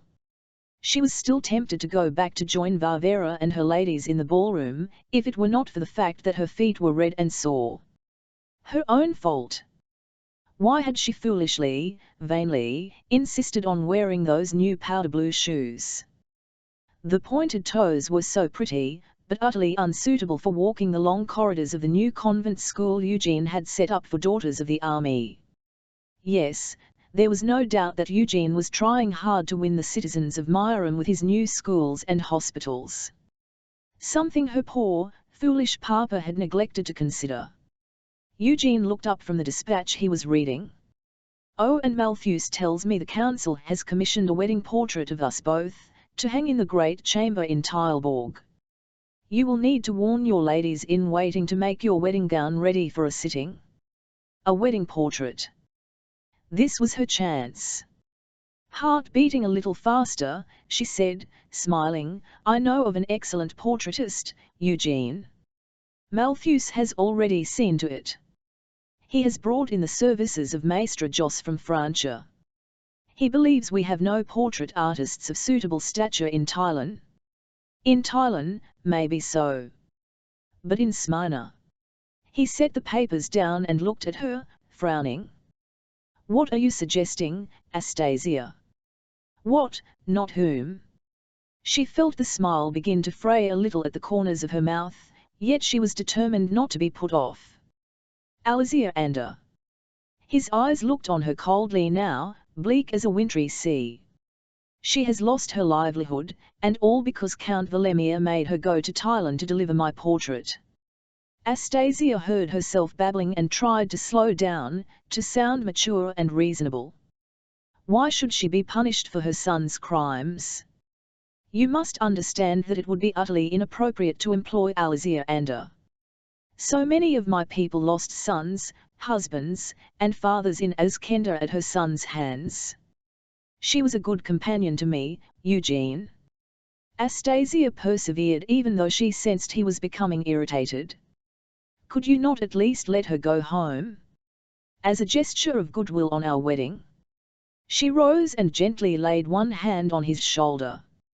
For my sake. He gazed up into her eyes. Still he did not smile back at her. Does it mean so much to you? She nodded, feeling like a child again, cajoling Papa for some little treat she had been forbidden by Mama or Praxia. Then a passage will be granted. Tonight? You will see to it tonight. I will instruct Chancellor Malthus tomorrow. It will be dispatched to Captain Lindgren straight away. That is more than generous. Astasia, delighted at her triumph, kissed him. Eugene caught hold of her wrist and held her close, gently yet firmly, before she could pull away. You have a warm heart, Astasia, he said, gazing intently into her eyes, but take care. Now you are Empress, there are many who will seek to insinuate their way into your affections and take advantage of your kindness. Be careful, my dear. Her earlier elation drained away as she saw he was in deadly earnest. And never allow yourself to be alone with anyone, no matter how well you think you know them. There are some fanatical individuals who would not hesitate to harm you, or Kerala, if they thought it would influence. It was her first spontaneous display of affection, Eugene reflected as Astasia withdrew to prepare for bed. That soft press of Astasia's lips to his was the first kiss that he had not had to initiate. The first time she had not closed her eyes as she leaned close to his burned, disfigured face. And all for Alexander's sake. Astasia had left behind the book she was reading. He picked it up and saw it was a romantic novel, its prose trembling with high passion and peril. She was still a schoolgirl in so many ways, as charmingly wayward and naive as Kerala. Was it possible that this perplexing, charming child woman could grow to love him? But did he dare to let himself grow fond of her? In allowing her place in his heart, he would make himself vulnerable. An emperor could not afford such a weakness. And yet, she had kissed him. She would be waiting for him now, in their blue velvet-hung bed. The clock struck 11. He took up the novel and had reached the door when there was a smart tap and Gustave appeared, bearing a folded paper on a silver tray. Well, what is it? Eugene said a little curtly. A matter that requires your attention, Imperial Highness. Eugene stifled a sigh and opened the paper, hastily scanning the message, transcribed from a vox etherea, from Governor Armfeld, Old Citadel of Kolchis, Smyrna. Negotiations have broken down with the Smyrnan Council. They refuse to accept the terms of the annexation. They maintain that ownership of the Ruby of Smyrna does not legally entitle His Imperial Highness to impose Thailand rule. They refuse to levy the taxes which are paid by all other citizens of the new Rossian Empire. He lowered the paper, tempted to crush Armfeld's message and hurl it into the fire. He had not anticipated trouble so soon, and in the smallest, least significant of the 5 countries. Will your Highness send a reply? Gustave hovered, ready to take dictation. I'll speak to Armfeld myself. Eugene set out at a brisk stride, with Gustave hurrying along behind. It was not until he sat down at the Vox Etherea that he realized he was still holding Astasia's novel. And what had he just promised Astasia? That he would send word to Azkenda that Alexander was free to return to Smyrna. He closed his eyes and rested his head against his hand. He had allowed himself to be swayed by his feelings, and, as ever, it had proved to be imprudent. Now if he reneged on his promise, Astasia would believe that her wishes counted for nothing. He would attempt to explain that it was a matter of national security, and she would shake her dark cloud of curls, pouting her pretty mouth. Besides, what real harm could Alexander do in Smyrna? Her activities would be much easier to monitor in Vermale than in remote Azkenda. She might even prove to be useful. He would just have to take extra precautions. He turned to Gustav. Before I deal with Armfeld, get me our embassy in Francia. It was well past 1 in the morning by the time Eugene had dealt with the matters in hand to his satisfaction. As he rose from the desk, yawning and stretching, his hand knocked something to the floor. Bending down to pick it up, he saw it was Astasia's novel. It had fallen open at the place she had marked, and as his eyes strayed down the page, he read, "My palace, my whole court will be yours," cried the Tsar. "Oh, Elise, my dearest Elise, you will be avenged. Tears of blood will repay you for the tears you have shed." He snapped the book shut, shaking his head. Such romantic nonsense! And yet powerful in the influence it must exert on its readers, even on Astasia.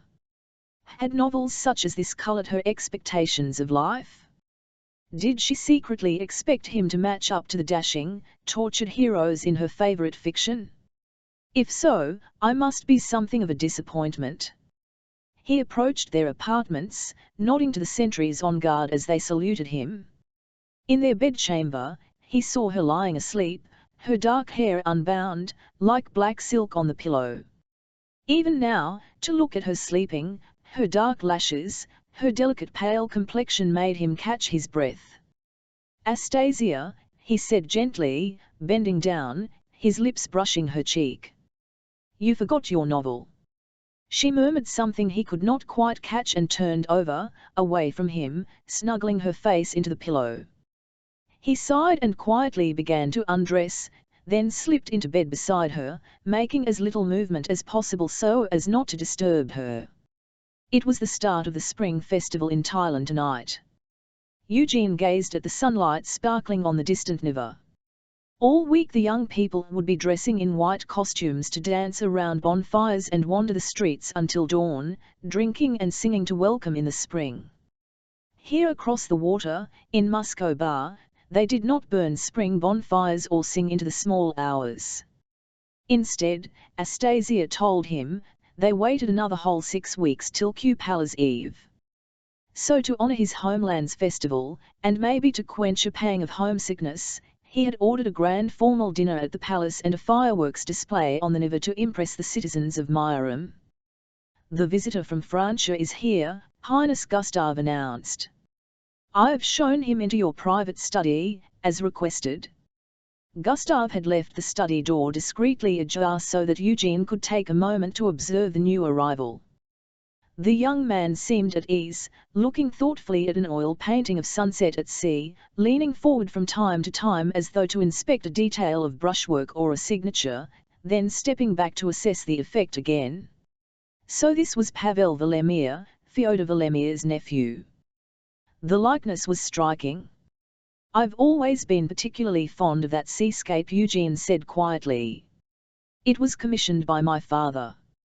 The young man started and then, effortless recovering his self-composure, placed both hands on his heart, bowing low in the Musco Bar fashion. A lock of honey gold hair flopped down over his eyes and he flicked it back with a careless toss of the head. "Your Imperial Highness." "How like your late uncle you are," Eugene said, smiling affably. "Other people have told me so too." Pavel Volemir smiled back, a smile of heart-stopping charm. He had not only inherited his uncle's good looks but also his pleasant, easygoing manner. "What miracles of restoration you have accomplished here at the Winter Palace, Highness." From the tales coming out of Musco Bar, it was feared that the place had been burned to the ground. Eugene sat down at his desk and gestured for the young man to sit opposite him. "You were abroad at the time of your uncle's death, I believe." "I was in Francia. Grand Duke Alexia sent me as undersecretary to our ambassador there. I have a certain skill with languages." Eugene nodded indulgently. He knew the real reason for Pavel Volemir's placement in the embassy. At the time, his agents in France had alerted him to the arrival of a new spy from Moscow. "I'm looking for an agent to undertake a mission of considerable delicacy. You might be the ideal candidate." "I'm flattered, Highness." Another hint of that heart-stopping smile. But first, Eugene unfolded a document he had kept to his side of the desk.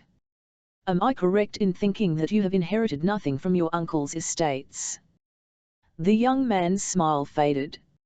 "In fact, I understand that at the time of his death, the Count's affairs were found to be in total disorder." "What was it he left you?" "His art collection. His rooms in the Winter Palace here were ransacked by the revolutionaries. The paintings that were not looted were defaced or burned." Eugene saw that Pavel Volemir had clenched his hand into a tight fist. For a moment Eugene was vividly, painfully reminded of another passionate, fatherless young man, Jaromir. "So you have nothing?" The young man's chin jerked up defiantly, as if countering a blow. Eugene smiled. He had not been so impressed by Pavel Volemir's good looks that he had failed to notice that his immaculate white shirt was frayed at the cuffs, or that the polished sheen of his riding boots could not quite conceal the fact that they had been mended once too often. Pavel was making a brave job of concealing his impoverished state, and that could only work to Eugene's advantage. Eugene leaned forward across the desk. "Work for me, Pavel, and I will see that you never want for anything again. Do you know Smyrna?" "Of course. My mother used to take a villa on the coast every summer when I was a child." Eugene allowed himself another smile. His sources had done their research well.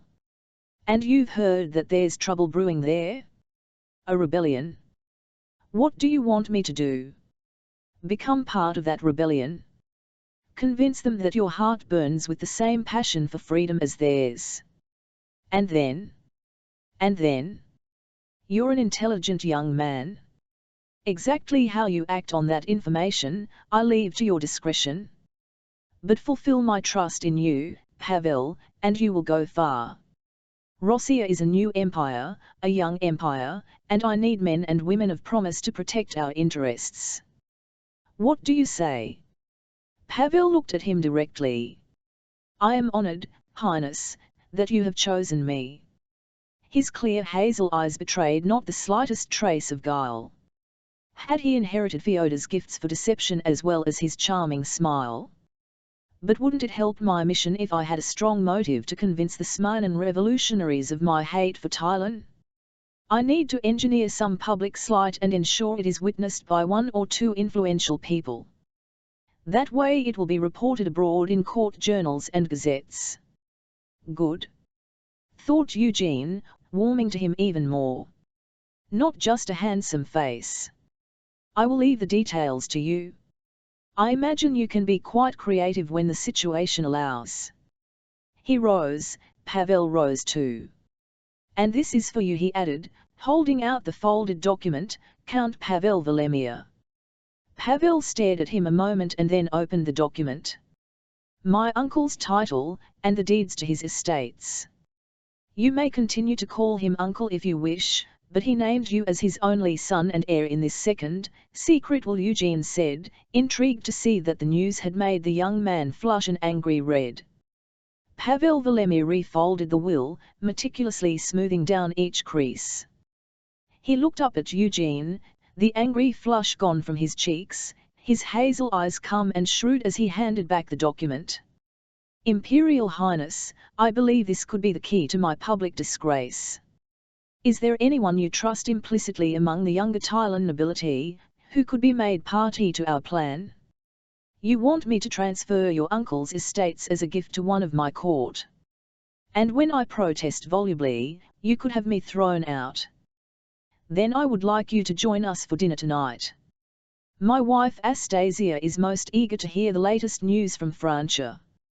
Eugene could not resist setting another little test. His sources at the Myron court had warned him that before her betrothal, Astasia had been seen to dance with Pavel Volemir on more than one occasion. I'd be delighted, Imperial Highness. There was not even a flicker of reaction to the mention of her name.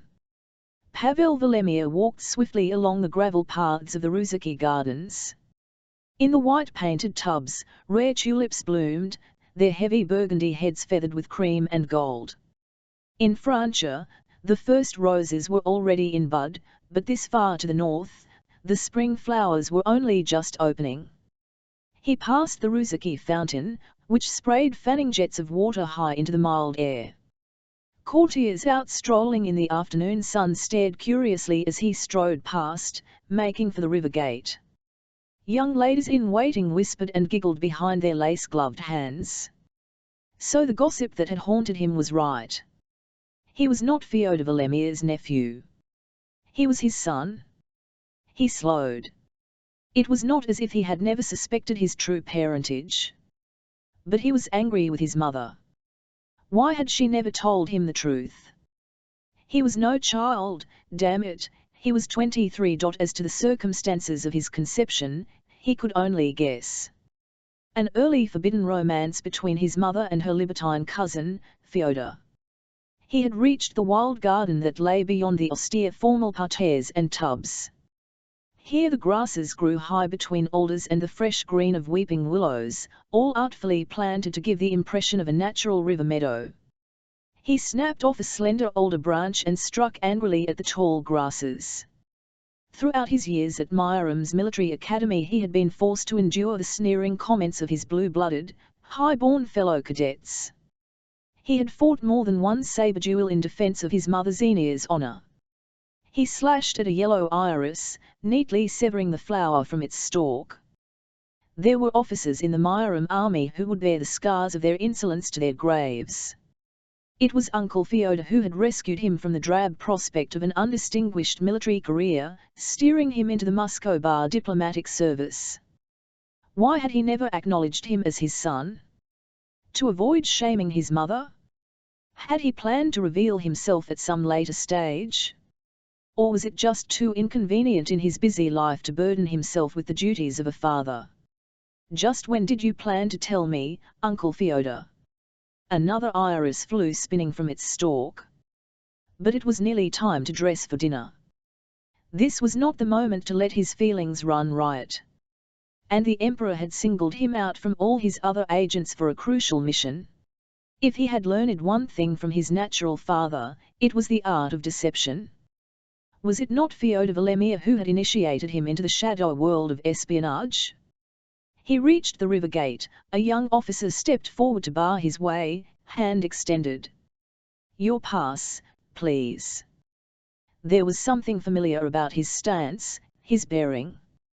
Pavel produced his pass and, as he handed it over, stared at the young man's face. Good God, he said. Valery Vassian. Pavel, said Valery, obviously equally surprised. Lieutenant Vassian, if I'm not mistaken, Pavel said dryly, in the Tylan household cavalry. It had never been difficult to embarrass Valery when they had been cadets together, and Pavel noted with some satisfaction that, lieutenant or no, Valery was still easily flustered. We're all one empire now, yes. Valery said, his voice a little overlude. And it's the Imperial household cavalry. See this imperial purple trimming on the collar? Of course, Pavel said easily. Quite frankly, Valery dropped his voice, and not wishing to insult old Duke Alexia, the conditions are so much better than in our own army. Good pay, regular pay, Pavel. And decent lodgings and food. Training in maneuvers, weaponry, strategy, we were treated shabbily in Myerum. Remember Colonel Roskovsky? Pavel nodded, remembering all too well Roskovsky's irascible outbursts and lunatic lectures on military tactics. Why do you think I joined the diplomatic service? He said, relaxing a little. He allowed himself to remember that Valery had not been one of his persecutors at the academy, and had suffered quite a few torments of his I see you're invited to dinner at the palace tonight, too, Valery said, stamping his pass and handing it back. 2. Pavel looked at Valery, wondering if he might be the one to involve in his plan. The Emperor honored me with an invitation as well. And now that you're here, I begin to wonder if he's invited our whole year from the military academy. The Emperor favored an informal approach to entertaining his dinner guests, born of long years on campaign and an ingrained impatience with elaborate dining rituals. So when Pavel and Valerie met in the antechamber, a liveried servant presented them with a tray of crystal glasses filled with aquavit, a custom more usual at military dinners. To a brighter future, then Valerie said, raising his glass. To the Empire. Pavel shrugged and clinked his glass against Valerie's. The aquavit was clean-tasting, sharp in the throat as a breath of icy air. He glanced around the antechamber, wondering who else the Emperor had invited from his Myram past.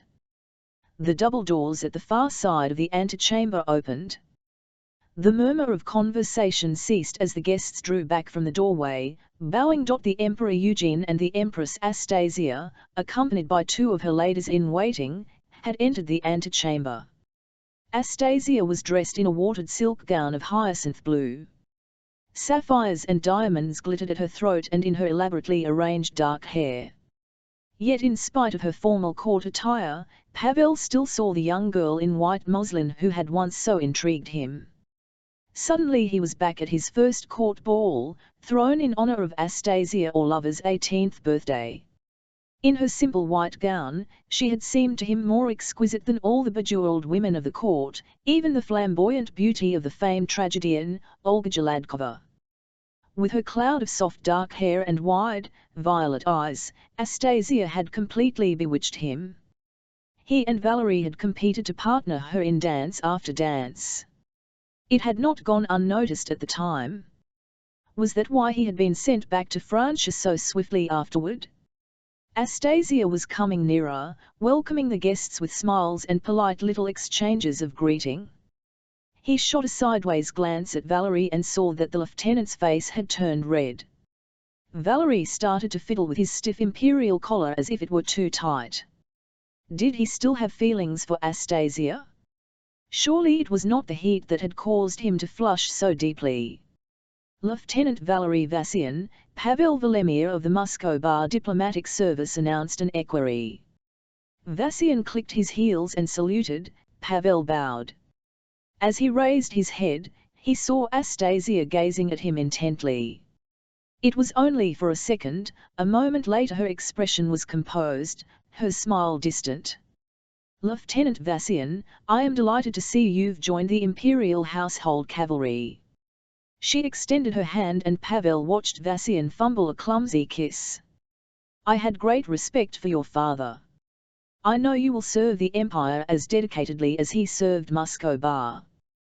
Then she turned to Pavel. And welcome, Pavel Valemir. It seems so long since we last met in Myram. I trust the journey from Francia was not too tedious. He took her hand and held it to his lips. In spite of the warmth of the late spring evening, her slender fingers were cool. No mention of his uncle. Well, it was hardly surprising, under the circumstances. The weather was clement and the seas were kind, Highness, he said formally. Did you attend the ballet in Lutz? The question took him by surprise. On several occasions. Her violet eyes were suddenly alight with interest. You must tell me all about it. I am determined we should invite the company to the new theatre at Swanholm. She broke off, glancing uncertainly at Eugene, as though sensing that she had stepped beyond the bounds of imperial propriety. Eugene nodded indulgently at his young wife, then moved on, obliging her to follow. Pavel let out a slow breath. He had the distinct sense that he and Vassian had just been tested by the Emperor. So where's your next mission? Vassian took out a linen handkerchief and mopped his forehead. Pavel could tell he was forcing the polite conversation, for even as he spoke, his eyes strayed after Astasia. Back to Francia. Pavel gave him a brief smile. Probably. Damn it, Vassian said in a sudden burst of feeling. She's radiant, isn't she? Too good for the likes of us. And yet if things had gone otherwise for Muscobar, if Andrei Orlov hadn't drowned, the double doors opened again, revealing a candlelit dining table beyond. A delicious savoury smell wafted out. Pavel recognized the bittersweet aroma of fennel and fish bisque. Dinner is served. It is my custom, as many of you know, the Emperor announced as servants discreetly and efficiently removed the dessert plates from the long dining table, to reward those who have served the Empire faithfully. Pavel glanced up. This was his moment. In the golden candle glow, he saw that all the guests were looking expectantly at the Emperor. Astasia had inclined her dark head toward her husband. She looks at him as if she worships him. Is she a skillful actress, or is that genuine, unfeigned affection? And it is my pleasure, this evening, to honor the loyal service of one whose actions preserved much of this beautiful palace in the recent insurrection, Colonel Anton Roskovsky. Eugene must have an ironic sense of humor, Pavel thought, to have chosen his old nemesis from the military academy. This should prove interesting. What, muttered Valery Vassian to Pavel under the cover of the polite applause that greeted the announcement. Rabid Roskovsky. Pavel shrugged, watching the colonel rise to acknowledge the applause with a stiff military bow. Any moment now. Colonel, in recognition of your service to Muscobar and the Empire, I am pleased to bestow upon you the house and country estate that belonged to the late Count Valemir. As the Count died without legitimate heirs, it seems to me only fitting that you should without legitimate heirs, cried Pavel, leaping to his feet and upsetting his chair. That estate is rightfully mine. Steady there, Pavel. Vassian rose too, catching hold of him by the arm. You must have taken a drop too much. Pavel shook off Vassian's restraining hand and started toward Roskovsky. Everyone was staring at him. I am Valemir's nephew. Pavel reached the head of the table. He could sense the stir among guests and servants, knew that at any moment now, he would be wrestled to the ground and thrown out. How dare you, sir, spluttered Roskovsky. If Eugene had forewarned him, he was more than adequate to the role of the insulted party. How dare you make a scene in front of the Emperor and Empress? I demand my rights. Pavel shouted. I'll duel you for it, Roskovsky. Pistols at dawn in the water meadows. I believe your fight is with me, young man, Eugene said coolly. The Valemir estates are mine to dispose of as I choose. You are quite obviously not fit to take on the responsibility. He clicked his fingers and 4 of the imperial household cavalry hurried in. Remove this man immediately. You Tylan lackey, Roskovsky. Call yourself a Muscovite. As the guards wrestled him to the polished floor, Pavel caught a glimpse of Astasia's pale face staring at him, her dark eyes wide with dismay. And for a brief moment, he felt ashamed. Vivat must you think of me, Astasia? One day, maybe you'll even learn why. Then one of the guards struck him a stinging blow on the chin and he sagged in their grip. As they half dragged, half carried him from the dining room, he heard the shocked whispers begin. They flung him out onto the square at the front of the palace. As he picked himself up off the cobbles, he yelled out for good measure, "Do you think you can treat me like this, Eugene, and get away with it? You haven't heard the last of me. You haven't heard the last of Pavel Valemir." His jaw throbbed. That guard had hit him pretty hard. And so my new career begins. With a jaw full of jangled teeth and a swollen face. Ruefully, he limped away in search of some ice. Chapter 11 Gavril opens his eyes. It is past midnight in the Iron Tower and his cell is utterly dark. And yet he senses that he is not alone. Who's there? Eyes glimmer in the darkness, blue as starlight. And something blacker than the darkness itself rears up out of the night until it towers above his bed. I have returned, Gavril Nagarian. Drakhowl. His heart is pounding with fear and a wild, unbidden joy. Why have you come back? You could not live with me, but now you cannot live without me. Do you want to stay here until your body withers with age? Stay here until he is a frail old man too senile to remember how long he has been imprisoned, too damaged to care? He springs up from the bed. He turns to face his banished demon, arms wide to embrace it. Take me, then. Take me away from this place. The Drakhowl enfolds him, close, closer, until he is drowning in an ecstasy of shadows. His body spasms, arching in one final convulsion of possession, and from somewhere buried deep within him he hears that subtle voice whisper in triumph. Now you are mine again, Gavril. Now we act, we think, as one. His sight blurs, then clears. Suddenly he can see everything in the moonless dark of the cell. He can hear the sounds of the night, from the wheezing snores of the prisoner in the cell below his to the tick of the clock in the exercise yard tower. He can even smell the tobacco smoke wafting from the warden's pipe and the brine of the waves pounding the cliffs below the iron tower. Until now, he has forgotten how the Drakhowl sharpens every sense. What are you waiting for, Gavril? The demon whispers. Go to the window. Tear out the bars. Feel the salt of the sea breeze on your face. Launch yourself out onto the wild wind. Gavril opened his eyes, the Drakhowl's soft voice still echoing in his mind. It was raining. The drab brown of the cell walls enclosed him, lit by the dull dawn light that streaked the stones. His world was bathed in a wash of sepia. The rain showered against the iron tower in erratic bursts, a dirty-colored rain, not silver shot with sunlight. The clouds hung low in the sky, layer upon layer, heavy with more rain to come. So it had just been a dream. A cruel illusion of escape and freedom, made crueler still by the fact that it had seemed so real. Gavril lay motionless, staring up at the square of rain-wet sky, striped with metal bars. Once, when he and the Drakhowl had been one, he could have used the demon's strength to wrench the bars from their sockets, then flown free on powerful shadow wings. But now there was no hope of escape from this bleak prison. Even his name had been taken from him. Gavril blinked in the daylight. The paving slabs glistened, wet and slippery underfoot.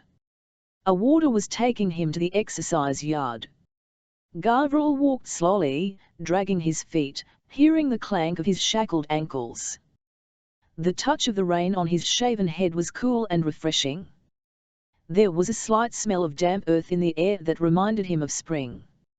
He wondered what day it was. What month? I will come for you. He heard himself making the promise to Kyukayu that he would now never be able to keep. He pictured her going to the door of her grandmother's cottage and gazing out over the empty moors, day after day. Who was there to protect her, now that he was gone? What would happen if the Tylons came searching for her? Keep up, there. His warders sounded impatient. As he walked, Gavril examined in his mind the events at Castle Drakhon. Every day it was the same. He found himself obsessively going over what had happened, trying to work out how he could have better planned the defense of his domain. The Tylons had outmaneuvered him, their military strategic experience was far superior to his own. Keronan had taken out his lookouts before they could even raise the alarm. By the time the warning reached the castle, it was too late to run. But where could I have run to? And what price would my people have been forced to pay for my cowardice? No. No. It was a man's voice, almost incoherent with rage and despair. Let go of me. Gavril's warder ran ahead through the archway. Gavril tried to run too, but the shackles tripped him and he fell to one knee. In the courtyard beyond he saw another prisoner struggling with several warders. I'm not mad. It's all a fabrication, yelled the man. I know secrets. State secrets that could bring down Eugene's empire. Silence, 13. One of the warders struck him hard across the mouth and the prisoner's wild shouting changed into a yelp of pain. The next moment, Gavril saw him kick out and send one of the warders flying. I will be heard. I will. It took 4 warders to hold him down, kicking and writhing, on the wet pavement. The one who had struck him hit him hard once more, causing a fountain of blood to spurt from his nose. The prisoner let out a gargling cry, but still twisted and fought in the hands of the warders. Enough. Gavriel started forward, with no idea in his head but to stop the beating. Stay back, 21. His warder glanced around. Stay out of this. Let him be. Can't you see he's hurt? Cried Gavriel, still coming on, fists clenched. And unless you want a taste of the same treatment, you'll stay back. Gavriel halted. He looked down at his clenched fists and saw the shackles around his wrists. He was as powerless as the wretched 13. I want to see a lawyer. The protests began once more mumbled than shouted this time, from a bleeding, broken mouth. I demand another trial. A fair trial. Get him back to his cell. Still protesting, 13 was dragged away. By now his coarse prison shirt and breeches were torn and stained. Gavriel's warder exchanged quiet words with 13's warder, a little distance away. This has happened once too often. Tell the director. 13's warder nodded and followed after his charge. Was it necessary to hit him so hard? Gavriel said, anger still simmering. His warder did not reply. Well? Was it? His warder turned and stared at him, his eyes hard with hostility. What makes you think you have the right to express an opinion? Gavriel stared back, at a loss for words. The prison clock struck the hour, a dull, unmelodious chime. Speak out like that again and you'll be disciplined. Severely disciplined. Now, back to your cell. And my exercise time? Gavriel demanded. You heard the clock. Exercise time is over. In the darkness, Gavriel lay awake, unable to sleep. Somewhere in the iron tower below, another prisoner was weeping, a crazed, droning sound that went on and on. Had he been tortured to let out such wretched cries? Or was this the madness that set in after years of incarceration in Einskama? Surely he must stop soon. Gavriel tried to block out the desolate sound of weeping, burying his head under the thin, scratchy blanket. If only he could sleep. But his mind was restless, churning over the thoughts and fears that the daylight kept at bay. The only escape was in dreams. He lived more in the world of his dreams than in the drabness of his cold, rain-chilled cell. In his dreams he was not a prisoner. In his dreams he was not 21, or even Gavriel Nagarian. In his dreams he was free. Colors shimmer in the air around him, so vivid he can taste them, yellow, tart as lemon zest, purple, heavy with the musky sweetness of autumn grapes, sea aquamarine, tinged with a hint of brine, fern green and gold of anise-savoured fennel. Now he can glimpse translucent forms darting and swooping around him.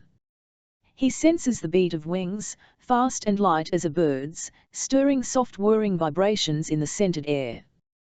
Brilliant eyes glimmer close, staring at him with curiosity, then blink and vanish. He feels the kiss of gossamer soft lips, breathing spice-scented breath. He raises his hand to greet these fleeting apparitions, overcome with delight and wonder, and feels himself slowly borne upward with them, light as a drift of soap bubbles. Gavriel awoke to hear the splatter of wind-driven raindrops against the roof slates of the iron tower.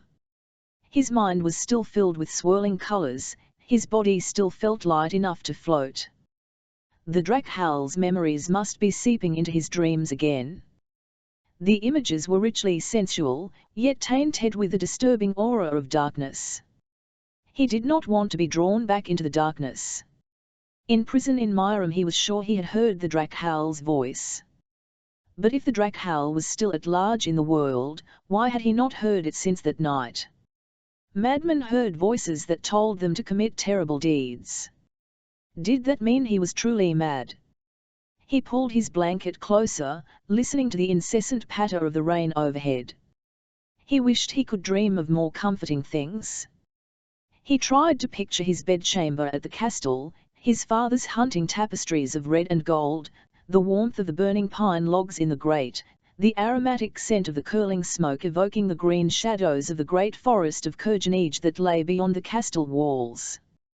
And Kyukayu kneeling at the grate to tend the fire, Kyukayu impatiently pushing aside a straying strand of golden hair as she raked the glowing embers, wiping a smut of ash from her cheek with the back of her hand. "Stay with me, Kyukayu," he whispered. He was cold, and dawn was still hours away. "Help me keep the dreams at bay." Gavral sneezed a racking sneeze that left him shivering. One more circuit. His warder lounged against the wall of the exercise yard, picking at a hangnail. Gavral pushed himself on. His head ached, his nose was blocked, obliging him to breathe through his mouth, and his throat was sore. Just a head cold. How could a simple cold make him feel so wretched? He sneezed again. Now his nose began to stream and he had no handkerchief. He stopped, obliged to wipe his nose on his sleeve like a little child. "Keep moving." 21. Alizia would have made him a hot drink of honey and lemon juice to stop the shivering. Palmyra would have brought him clean handkerchiefs, freshly laundered and ironed, smelling of lavender from the villa gardens. He lumbered doggedly on, forcing one foot to follow the other. If they could just allow him one extra blanket to keep warm at night. But he had asked and been told bluntly, no special privileges. So he must endure the damp and the cold as best he could. The sound of voices made him raise his head. Through cold bleared eyes he saw two warders supporting a prisoner who walked with a strange, lolling gait. "Time's up," said his warder, jerking one thumb in the direction of the iron tower. Gavral stared at the prisoner. He moved like one who has forgotten how to walk. "Left foot now," ordered one of the warders, but the prisoner did not seem to understand. "Left." The prisoner began to make some kind of reply, but the words came out all jumbled and slurred together. Trying. He was close enough now for Gavral to see that the man's head had been shaved and bandaged. Blood had leaked out and dried brown on one side of the bandages. "Right foot." "Shushri." The man tried to raise his drooping head. Gavral recognized 13, the prisoner he had seen shouting and demanding his rights a few days ago. Gavral's warder placed one hand on his arm, trying to move him on. Gavral shook the hand off. "What have you done to him?" he demanded. "None of your business." The hand gripped harder. "Those bandages. The blood." Gavral stood his ground. "Has he been tortured?" "Shut your mouth." Gavral's cold turned feverish by nightfall. He huddled in the corner of his cell, cocooned in his threadbare blanket. In most prisons, inmates could buy comforts such as a brazier of coals to keep warm or extra blankets. But he had no money at his disposal and no family or friends nearby to pay for such necessities.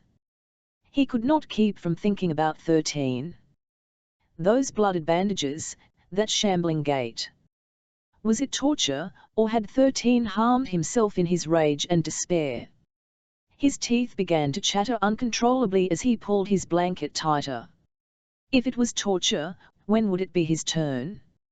As hot and cold chills ran through his body, he tried to sleep.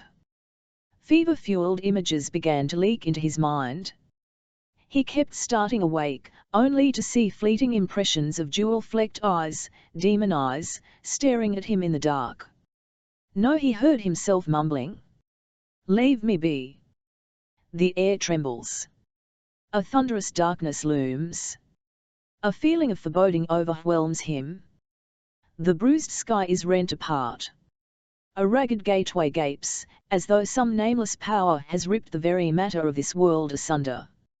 A sound issues from the gateway in wave after sickening wave, the sound of disintegration, a grinding and groaning that judders through him until he feels himself drawn helplessly toward the rent in the sky.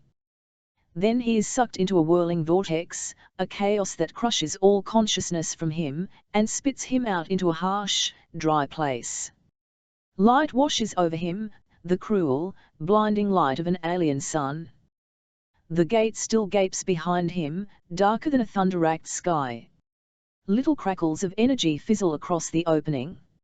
It seems to him that the bolts of energy are forked tongues, flickering from the carven mouths of great winged serpents, whose coils tower above him, forming the great arch of the door.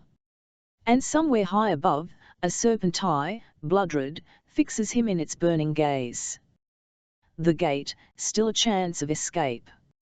He flings himself back toward the darkness, and the curling fiery tongues lash out, binding him, spread-eagled across the gate. They sear into his wrists and ankles, a white-hot agony. "Let me go," he roars. He screams his rage aloud, yet no sound emerges. He is mute. There are forms, vague and shadowy, looming up out of the intolerable brightness of the unknown sun. Strange, deep voices issue from his shadow captors. Do not approach it yet. It is still too strong. Wait till it weakens. See how it shimmers. Like a dragonfly in the sunlight. "Let me go," he screams again, but still his plea goes unheard. And now he feels his life force ebbing from him. The harsh rays of the sun are draining it fast. He is fading. Its light is dimming. We will lose it. Wait. That one voice again, which buzzes in and out of his consciousness, is commanding. This terrible sun is searing the luminous liquid from his veins.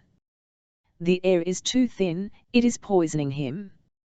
He is drying to dust, like a fallen leaf. Dying, help me. Anguish bleeds through him. He is dying here, alone, torn from his kin, against his will. Send it back. Look, it is in torment. The doorway is still open, then I will shut it. The blood-red glare is extinguished.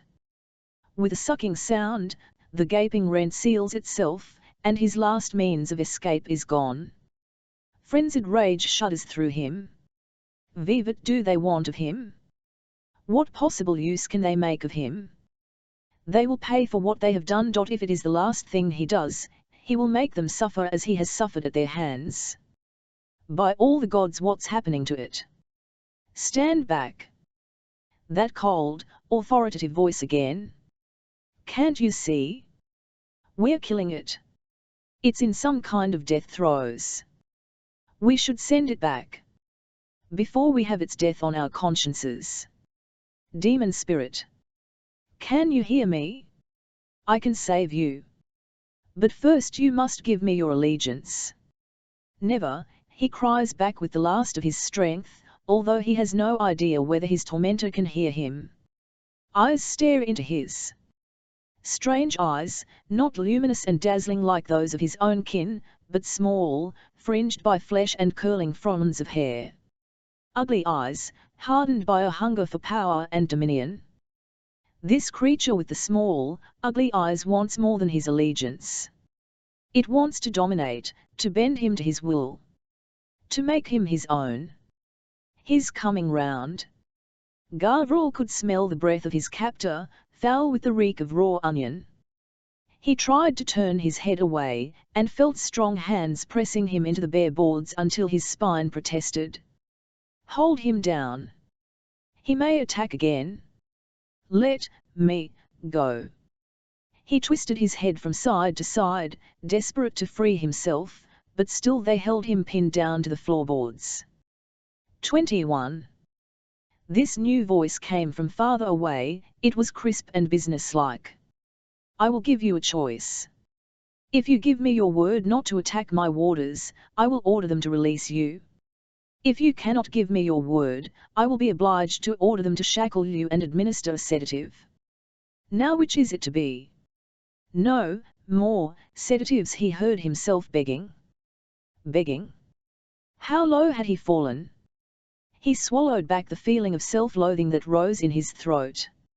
Release him. The pressure on his arms and legs did not relax. Is that wise, Director? You've seen how strong he is when he's in one of his fits. And I've also seen how drained he is when the fit passes. He'll hardly have the strength to drag himself to his bed. The warders loosened their grip on him and moved away. Now just stay where you are a moment longer, 21. Scar, the appliance, if you please. A lean, sallow-skinned young man came forward and placed a crown-shaped metal device on Gavryl's head. He proceeded to adjust and tighten the device until it pressed hard into his temples. Director Boltsar bent over, peering at the contraption and checking it was secure. Take down the measurements, Scar. What are you doing to me? Sweat chilled Gavryl's body. He had the distinct impression that the director was planning some unpleasant medical investigation. Hold still, 21. I'm merely making some observations for my notes. There. The metal band was lifted from his head. That will be all for now. Gavryl sat up. Now, 21, said Director Boltsar in a calm and reasoning voice, that is the second fit you have thrown this week. Is there anything you can remember that might have provoked the seizure? Think back, if you can.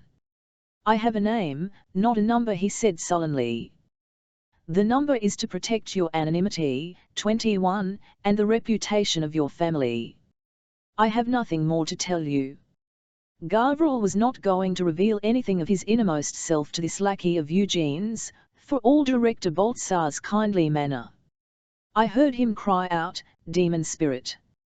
Put in, Nyan breath helpfully. No voices in your head?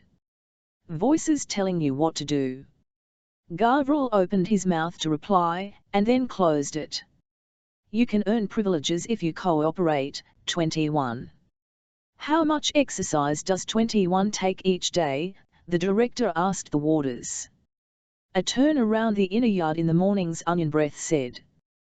That's not enough for a young man like you, is it? I've seen how fit, supple bodies can decline in here without adequate exercise and fresh air. Have devised a healthy regime for our more compliant inmates that keeps the muscles toned. Gavryl was hardly listening. One thought alone possessed him. Paint. Paint. Director Boltsar echoed. I am a painter. I want to paint. I want paper, charcoals, pastels, watercolors. Privileges have to be earned, grunted Onion Breath.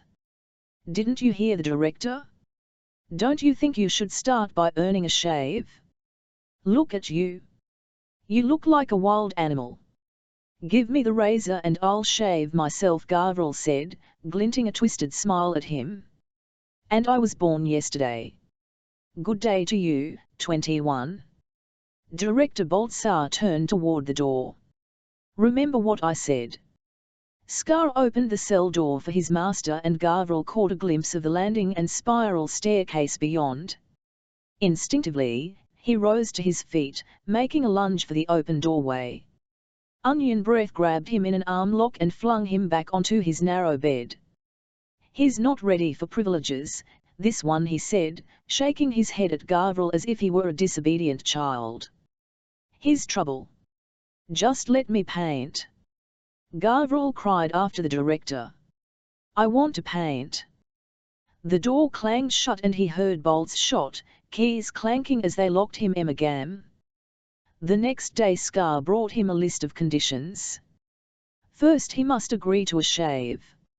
If he agreed to the shave, he would be allowed back into the inner exercise yard. If he completed the morning turn for a week without attacking any of the warders, he would be allowed some paper and a box of watercolors.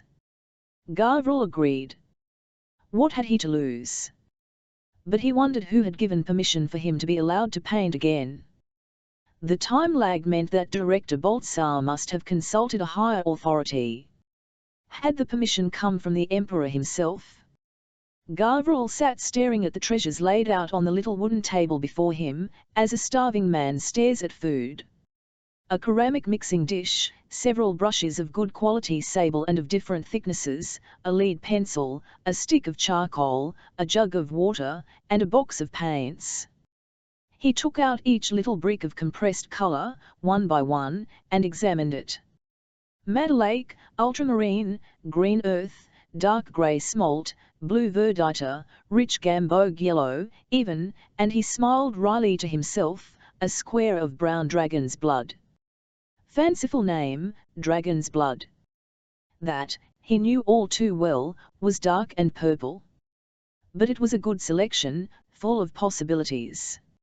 It must have been sent all the way from Tilburg or some other Thailand city where there were artists and shops to supply their needs. And there was paper too.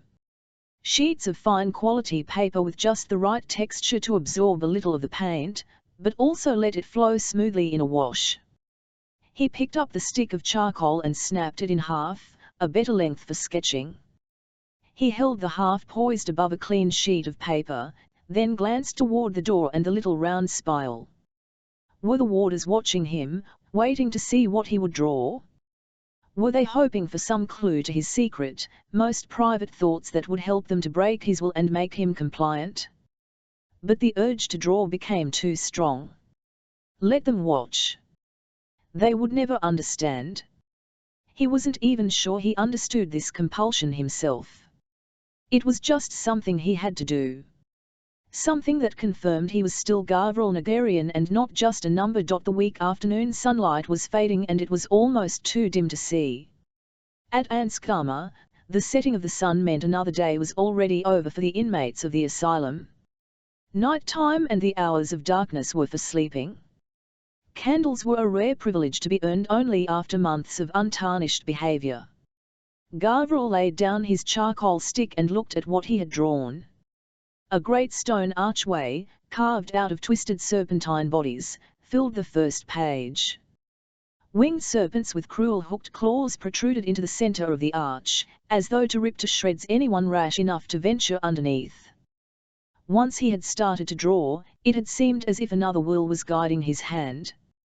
Only the skill, the bold style, the little details, were his own, giving substance to half-remembered snatches of dreams.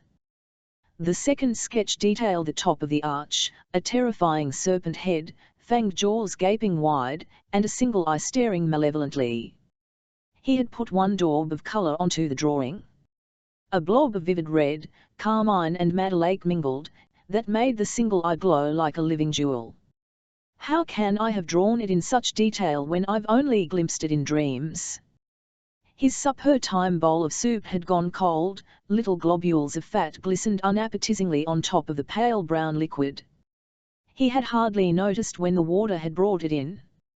Is it somewhere I visited as a child, or was it just his own fevered imagining, conjured from those words underlined by his grandfather in the ancient book in the Kalika Tower library? Another legend relates how the priests of the winged serpent god, Naga, built a great temple, at the heart of which was a gateway to the realm of shadows. From this gateway they conjured powerful spirit daemons to do their bidding. In the twilight, he lay down on his bed and stared at the barred window as the sky deepened from cloudy grey, streaked with little veins of sunset fire, to a rain-swept black. A gateway to the realm of shadows. Eyes stare into his, hungry for power and dominion.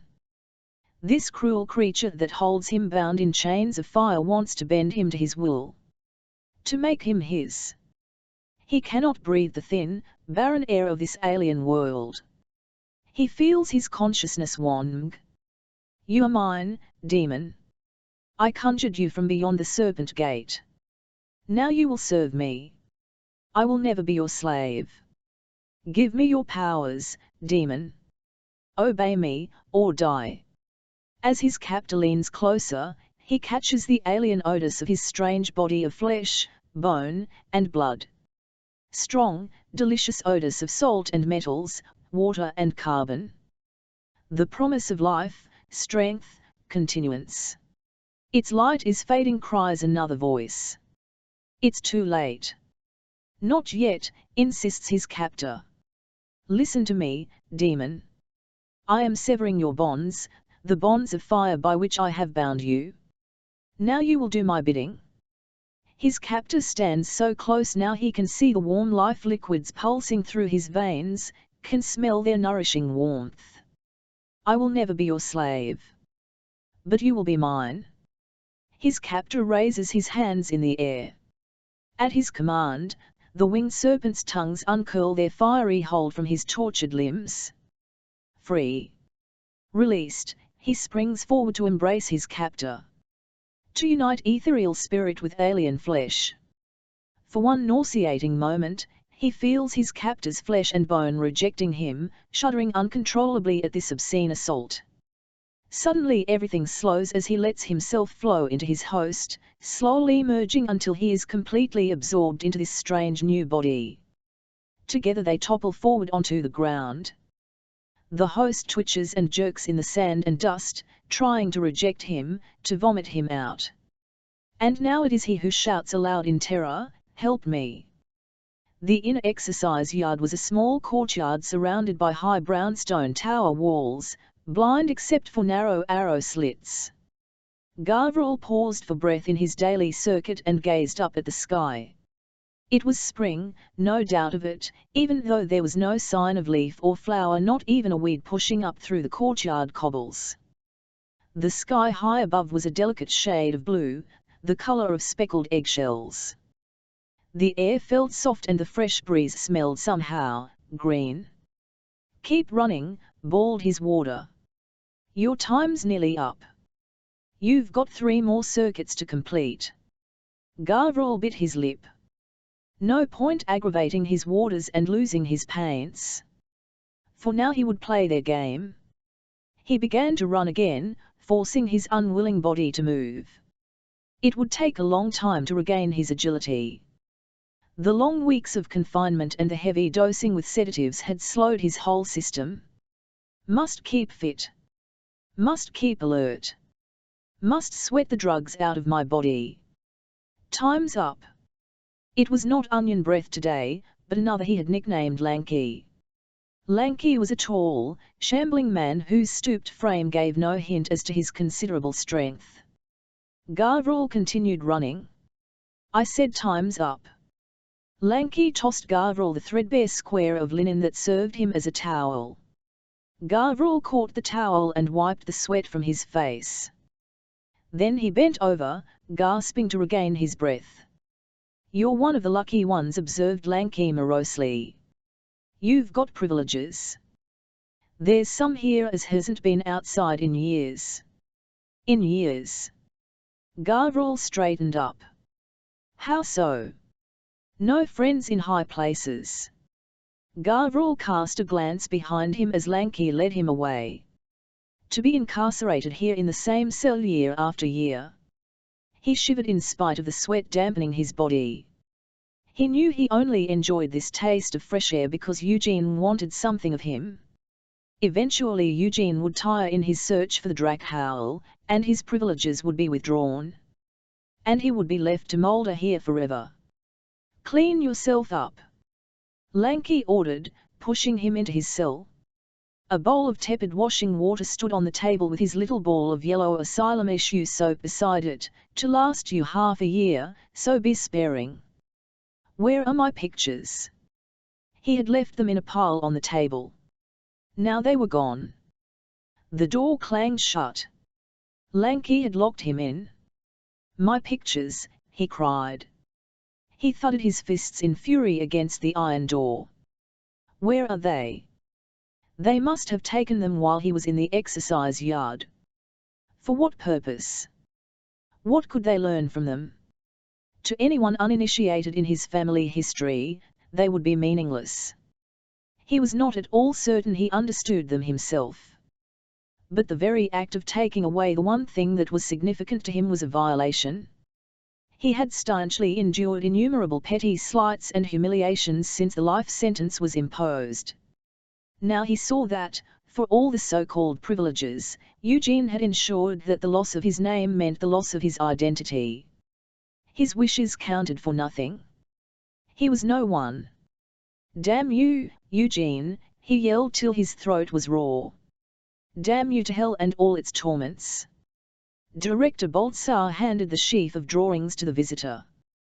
The man's mind is deeply disturbed, he said. And yet he's evidently an accomplished artist. What a tragedy. Perhaps we should NY to persuade him to paint a still life, or some flowers. So you do not subscribe to the view that this outpouring of violent and disturbing images is in some way therapeutic for a troubled mind? Inquired his visitor mildly. Indeed I do not. Director Boltsar said with more vehemence than he had intended. I fear it may encourage him to dwell more on such dark fantasies. It may feed the flames. And his behavior.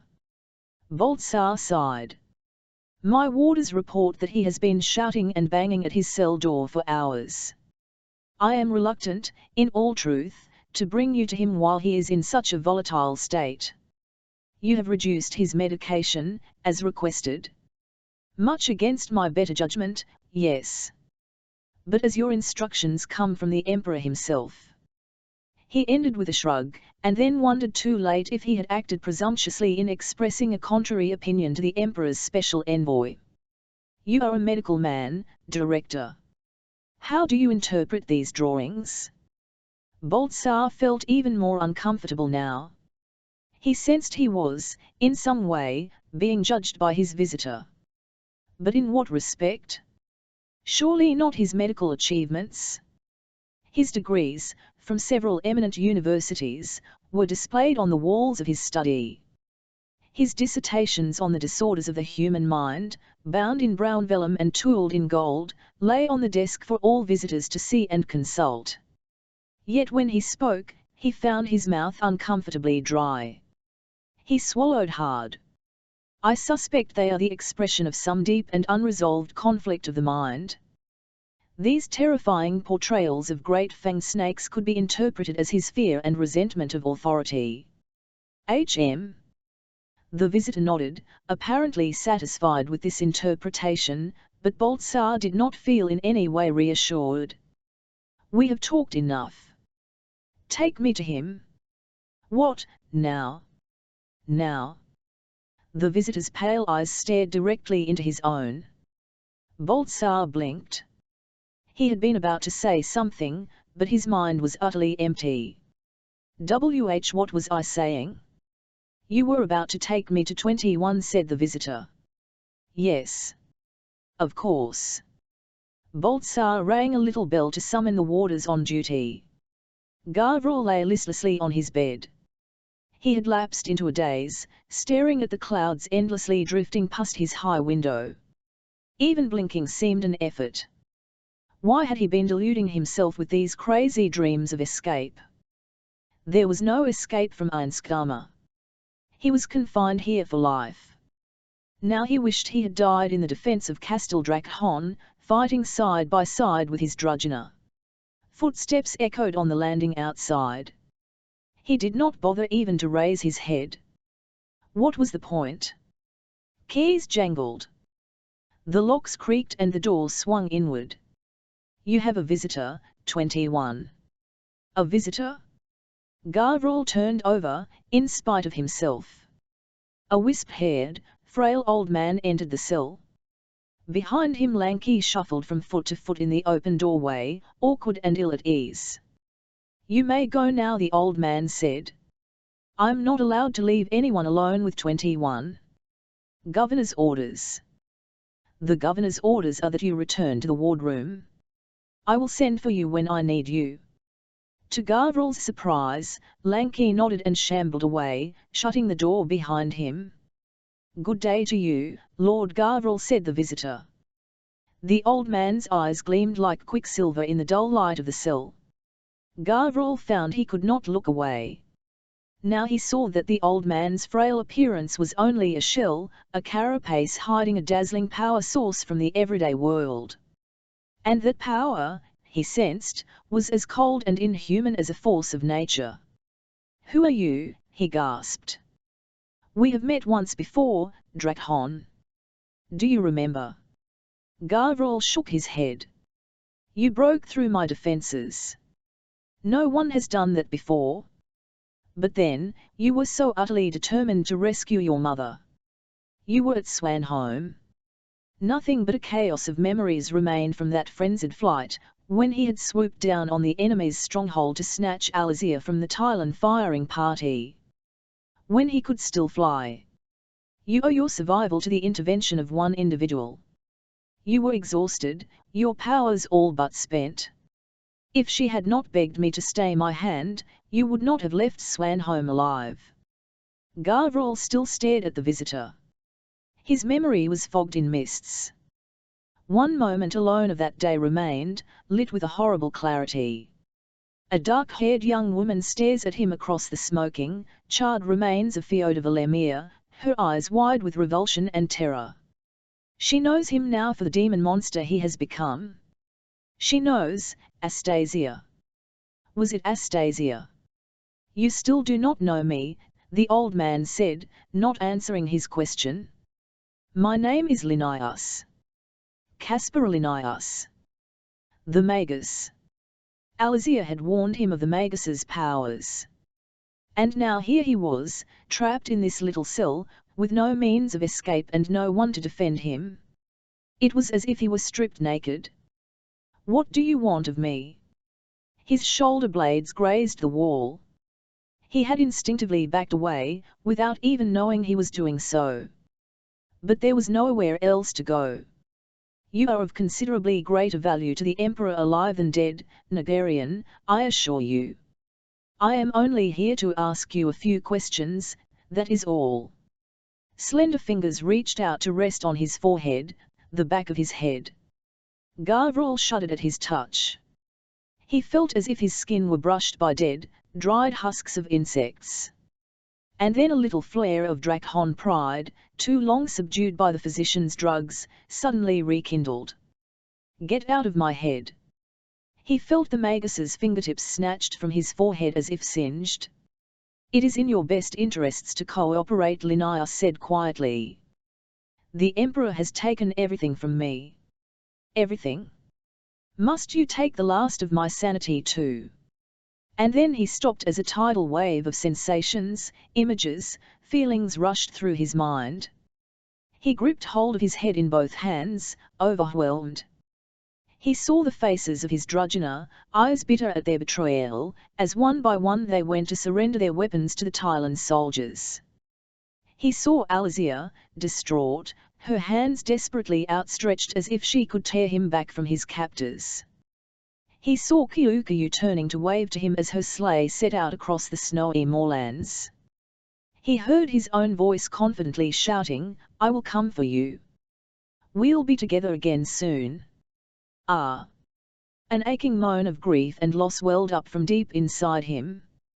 He raised his head and stared at the Magus directly. What have you done to me? Unlocked your memory, that's all. The sedative drugs had dulled your brain. And protected me from the torment of living with the knowledge of all I have lost. So did you find what the Emperor sent you here for? He would not let himself be intimidated by Caspar Linnaeus, powerful though he knew him to be. The Magus stared back at him a long time without answering. You spoke the truth to him, as you perceived it, he said after a long while. That I can verify. Don't speak to me in riddles. Tell me what you found. Your Drak'hal is indeed gone. But you are not entirely free, are you, Gavroche Nagarian? It has left you a legacy of memories, spanning many human lifetimes, and maybe more, besides. More. Gavroche felt a tremor of unease, even though the Magus's diagnosis was ambiguously phrased. I cannot tell. Linnaeus's pale eyes seemed to grow more translucent as Gavroche gazed at him. Silver eyes, seer's eyes, probing deep beneath the surface of the everyday world. Time slowed as he found himself unable to look away. Dazzled, Gavroche blinked. And found he was alone in the cell. Alone, and filled with the anguish of bitterly remembered loss. Why had Linnaeus committed this cruel act? What had he wanted him to remember? And how would he use it against him, and all he held dear? Chapter 12. What do you make of these, Highness? Linnaeus gestured to a sheaf of watercolors that spilled out from an open portfolio, their imagery dark drenched with blood and shadows. They are all the work of Gavril Nagarian. Eugene lifted sheet after sheet from the desk. His eyes ached from looking at the vivid swirls of violent color as he tried to make some sense of the chaotic images of nightmare and madness. So this is what Drakhowl possession does to a man's mind, he murmured. Snakes coiled and writhed around a tall archway, glittering demon eyes glowered from the smoke-wreathed cone of an erupting volcano. The incoherent daubings of a madman. He cast them down on the desk. There's nothing of use to us here, Linnaeus. On the contrary.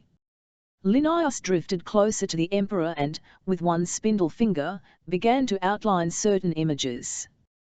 We see here an island, sea, or isthmus, dominated by a single volcano. This crescent-shaped group of stars in the sky looks more than a little like the constellation we call the Sickle in Francia. And look, Highness, at this gateway. It stands within an ancient temple, a portal enwreathed in winged serpents, daemons or minor gods. One crowned serpent dominates the gate, and in its eye socket burns a sacred flame, red as volcanic fire. You think these images are clues to the demon's origins? The Magus raised one gossamer eyebrow. I am certain that Gavril Nagarian knows more than he has revealed in these paintings. He resisted my attempt to probe his mind with considerable force. Eugene picked up the watercolor and stared at it, tilting it from side to side, trying to make better sense of it. Then if he will not talk to us, he might open his heart to a friend. There was one I glimpsed close to his heart before he countered my intrusion. A young woman in Azkenda.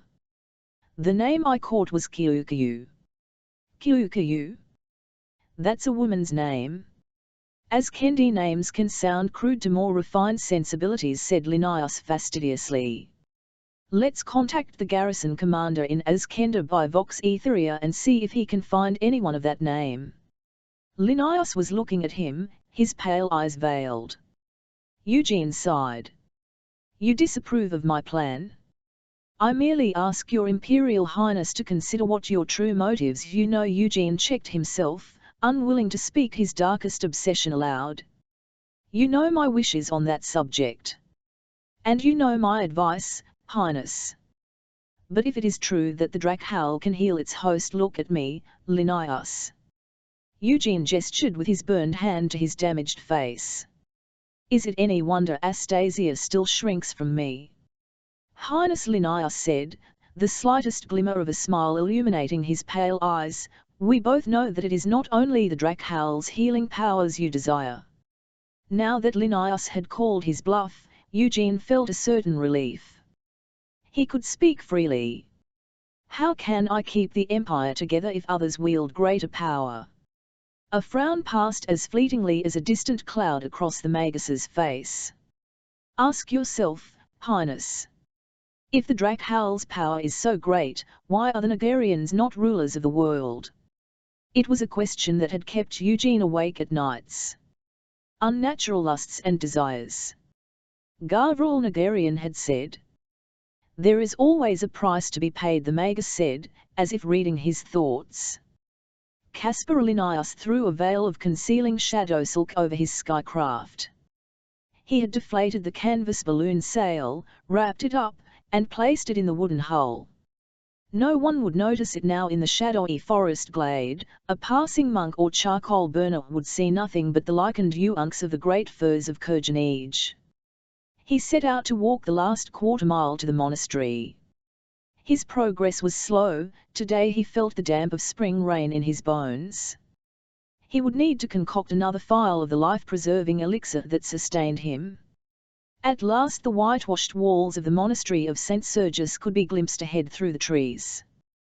He passed fish ponds, murkily green and still, and then came to an orchard of apple trees, their branches covered with a snowfall of blossoms. At the far end of the orchard he could see bee skeps tended by an elderly monk. Good day to you, brother beekeeper. Where can I find the abbot? The white-bearded monk replaced the lid on the skep and straightened slowly. So the damp is affecting your old bones too, brother, Linnaeus thought. I'd offer you a draught of my elixir, but if you knew what went into its preparation, you'd be sure to refuse. He's in his study, I'll take you to him. You'll understand, Magister Linnaeus, said Abbot Euphime, that the brothers and I permit only the most devout and learned of scholars access to our precious archive. He gazed severely at Linnaeus, who sensed he was being assessed and found wanting. But since you come on the Emperor's business, I cannot deny you. Though I must insist you wear these archivist's gloves at all times when you handle the ancient parchments. Thank you, Abbot. Linnaeus took the thin, white silk gloves and eased them onto his gnarled fingers. The Emperor was confident that you would help in our researches. Please follow me. Euphime led Linnaeus into the monastery library. It had a deep barrel-vaulted roof, with a gallery beneath lined with bound volumes. On the ground floor several of the monks were busy copying manuscripts, sitting at high, sloping desks surrounded by pots of ink and pens. Each desk was placed in a window embrasure to take advantage of the natural light of day, which was filtered by diamond-paned glass. Some of the copyists glanced up as they walked quietly past, and nodded to the abbot. The only sound was the scratching of nibs and the occasional dry cough. At the farthest end of the library was a little nail-studded door. Unlocking it, the abbot showed Linnaeus into a room so small it was scarcely bigger than a monk's cell. No windows let in the daylight here. Euphime used a taper to light the lanterns. Every book on the dark-stained shelves was chained. And every book was an ancient volume, the leather bindings faded and stained. Euphime selected one bound in dark leather, red as dried blood, and laid it on the desk with a clinking of the chain that secured it. I think this is what you're looking for, Magus, he said. I believe this volume is unique. The only surviving copy, and we hold it here at St. Sergius. Linnaeus waited until the abbot had withdrawn and closed the door before lifting his white-gloved hands to the precious book. This hand-scribed copy of the Rossian Chronicles, entitled The Glorious Life and Martyr's Death of the Blessed Serhir of Courgenage, was quite unlike any of the others he had researched so far. For one, it was written in the obscure old church as Kendi, not the common tongue, and it would take all his considerable philological skills to make sense of the ancient language, and so it came to pass in the 11th year of the glorious reign of Utaman the Great that Volkhar, the fifth and youngest son of the emperor, was shipwrecked off the southern coast of Jahangir and thought to have drowned. The emperor and all his court mourned the young prince for 3 months, and none were seen to grieve more than his elder brothers, although it had been whispered by malicious tongues that, being jealous of Utaman's fondness for Volkhar, they had caused his ship to founder. But a year almost to the day that the prince's ship went down, a merchantman put into port at Myrum, and among its passengers was none other than Prince Volkhar. The great Utaman ordered a week of celebrations to be held throughout his empire in honor of the prince's return. And he was even more delighted when Volkhar presented his father with a magnificent ruby as large as a goose egg, which he had discovered during his travels. This showered the young prince with so many favors that his brothers looked on him with suspicion, fearing he would supplant them in their father's affections. Such was the envy of the older princes that they fell to bitter feuding among themselves. In his despair and fury, Emperor Utaman declared the ruby must be accursed and bade Prince Volkhar return it whence he had found it. The prince set out to do his father's bidding. But his jealous brothers waylaid him and took the stone from him by force. Linnaeus read on, turning the leathery pages with care. Thus far he had not seen any great variation from the other versions of the Rossian Chronicles he had consulted. The warlike exploits of Utaman were enumerated. The violent feuding between the princes was described in stilted archaic terms. And then the text reverted to the life of St. Sergius, which the title had promised. After pages of pious deeds, Linnaeus began to wonder if this manuscript would offer any new insights after all. Then the history of Archimandrite Sergius seemed to leap forward suddenly, and so the blessed Serhir wrestled with the daemons all that night and day. At last, feeling his strength waning, he called in his mortal agony upon the heavenly warriors whose names must not be uttered except by the pure of heart.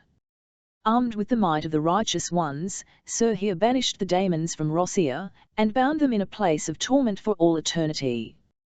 Yet there was one who still defied him and all the hosts of heaven. Linnaeus leaned closer. "Ah," he said softly. "Just as I suspected." A secret text had been hidden behind the intricately hand-scribed words.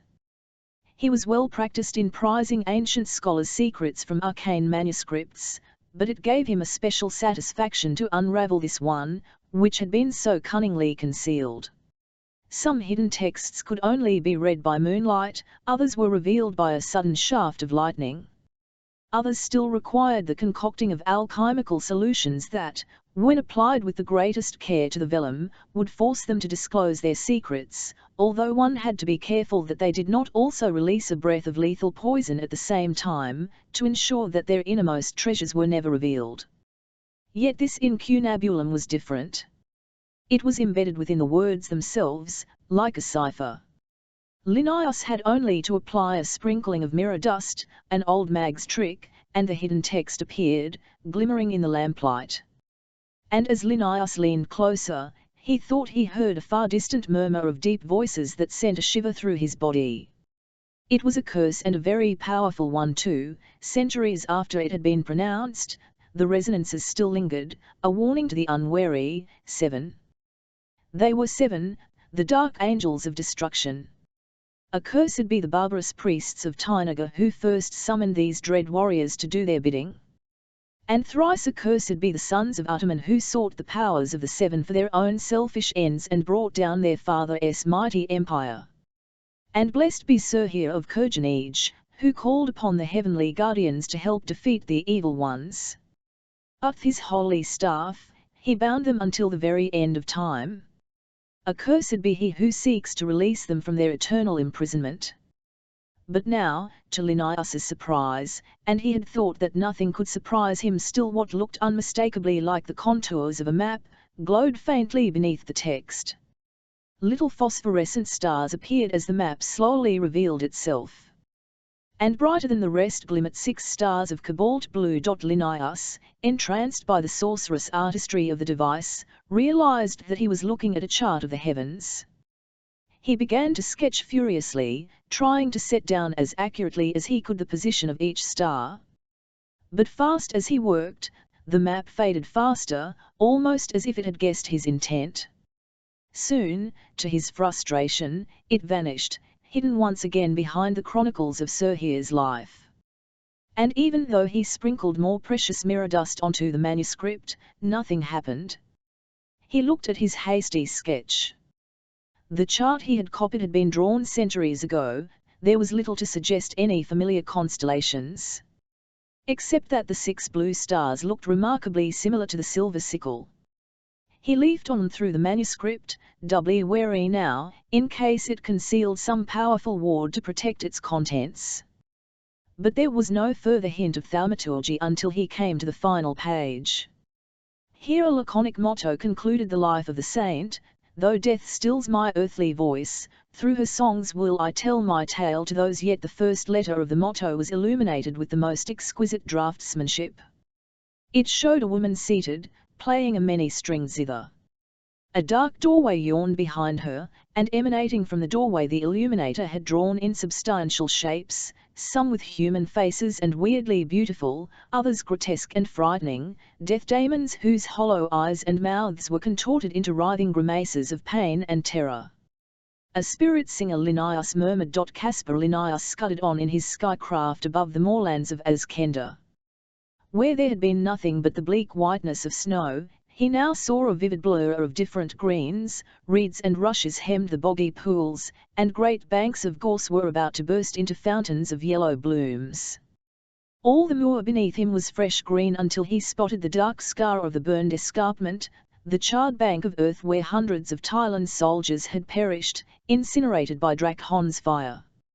Even if he had not known that this was the place of such terrible carnage, he would have sensed the grim aura emanating from it, the lingering taint of demonic breath. Nothing would grow there for years. Circling lower, he identified the pale blue and grey of the many new Rossian flags fluttering from the towers of Castle Draghon and caught the sound of picks and shovels. "Ah," muttered Linnaeus. "Lindgren's mine." Captain Nils Lindgren had written to the Emperor, sending samples of minerals and salts he had discovered while exploring the Draghon's confiscated estates. The Emperor had passed the samples to his royal artificier for analysis, and Linnaeus had been pleased to report the results of his findings, as Kenda was rich in untapped mineral resources. The Emperor had then given the order to open up mines to exploit this new discovery to the fullest. Far below, men were excavating, digging a tunnel deep into the hillside. A cart appeared, laden with stones and earth. Workers heaved on ropes, putting all their strength to shifting the cart. Even from this height he could see that their ankles and wrists were shackled together. Armed Thailand soldiers stood around, directing the work. These prisoners, he guessed, must be the surviving members of Gavril Nagarian's bodyguard, the barbarous Drugina, condemned to hard labour for their part in the recent troubles. The wind carrying his craft whined and squalled above the earthworks. One of the Drugina glanced up, eyes squinting against the light. All he would have glimpsed was a cloud, scudding low across the sky.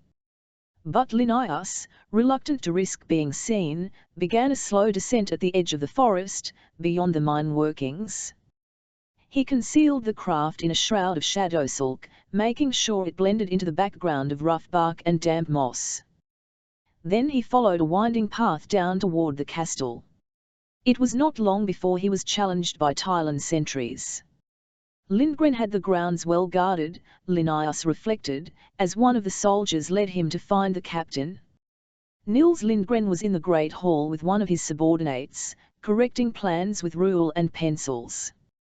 "Magus," he said, straightening up as Linnaeus appeared, "you honour us." He laid down his tools and, clicking his heels together, saluted smartly. "Have you come to check on our progress?" He gestured to the plans laid out on the table. "As you can see, my engineers have been busy.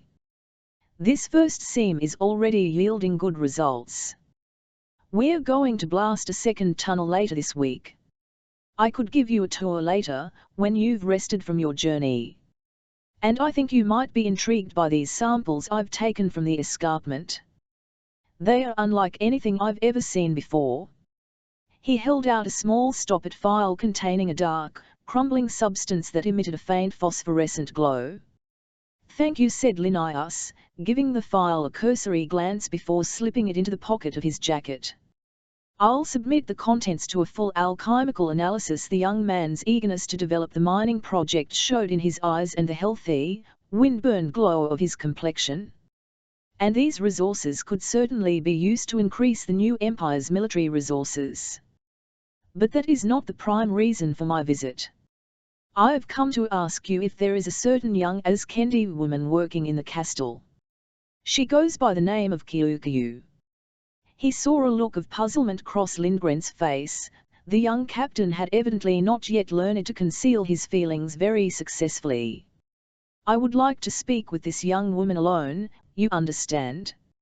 Lindgren found his tongue. "But she's a scullery maid, just a peasant girl." "She is the one," Linnaeus insisted calmly. "Bring her to me."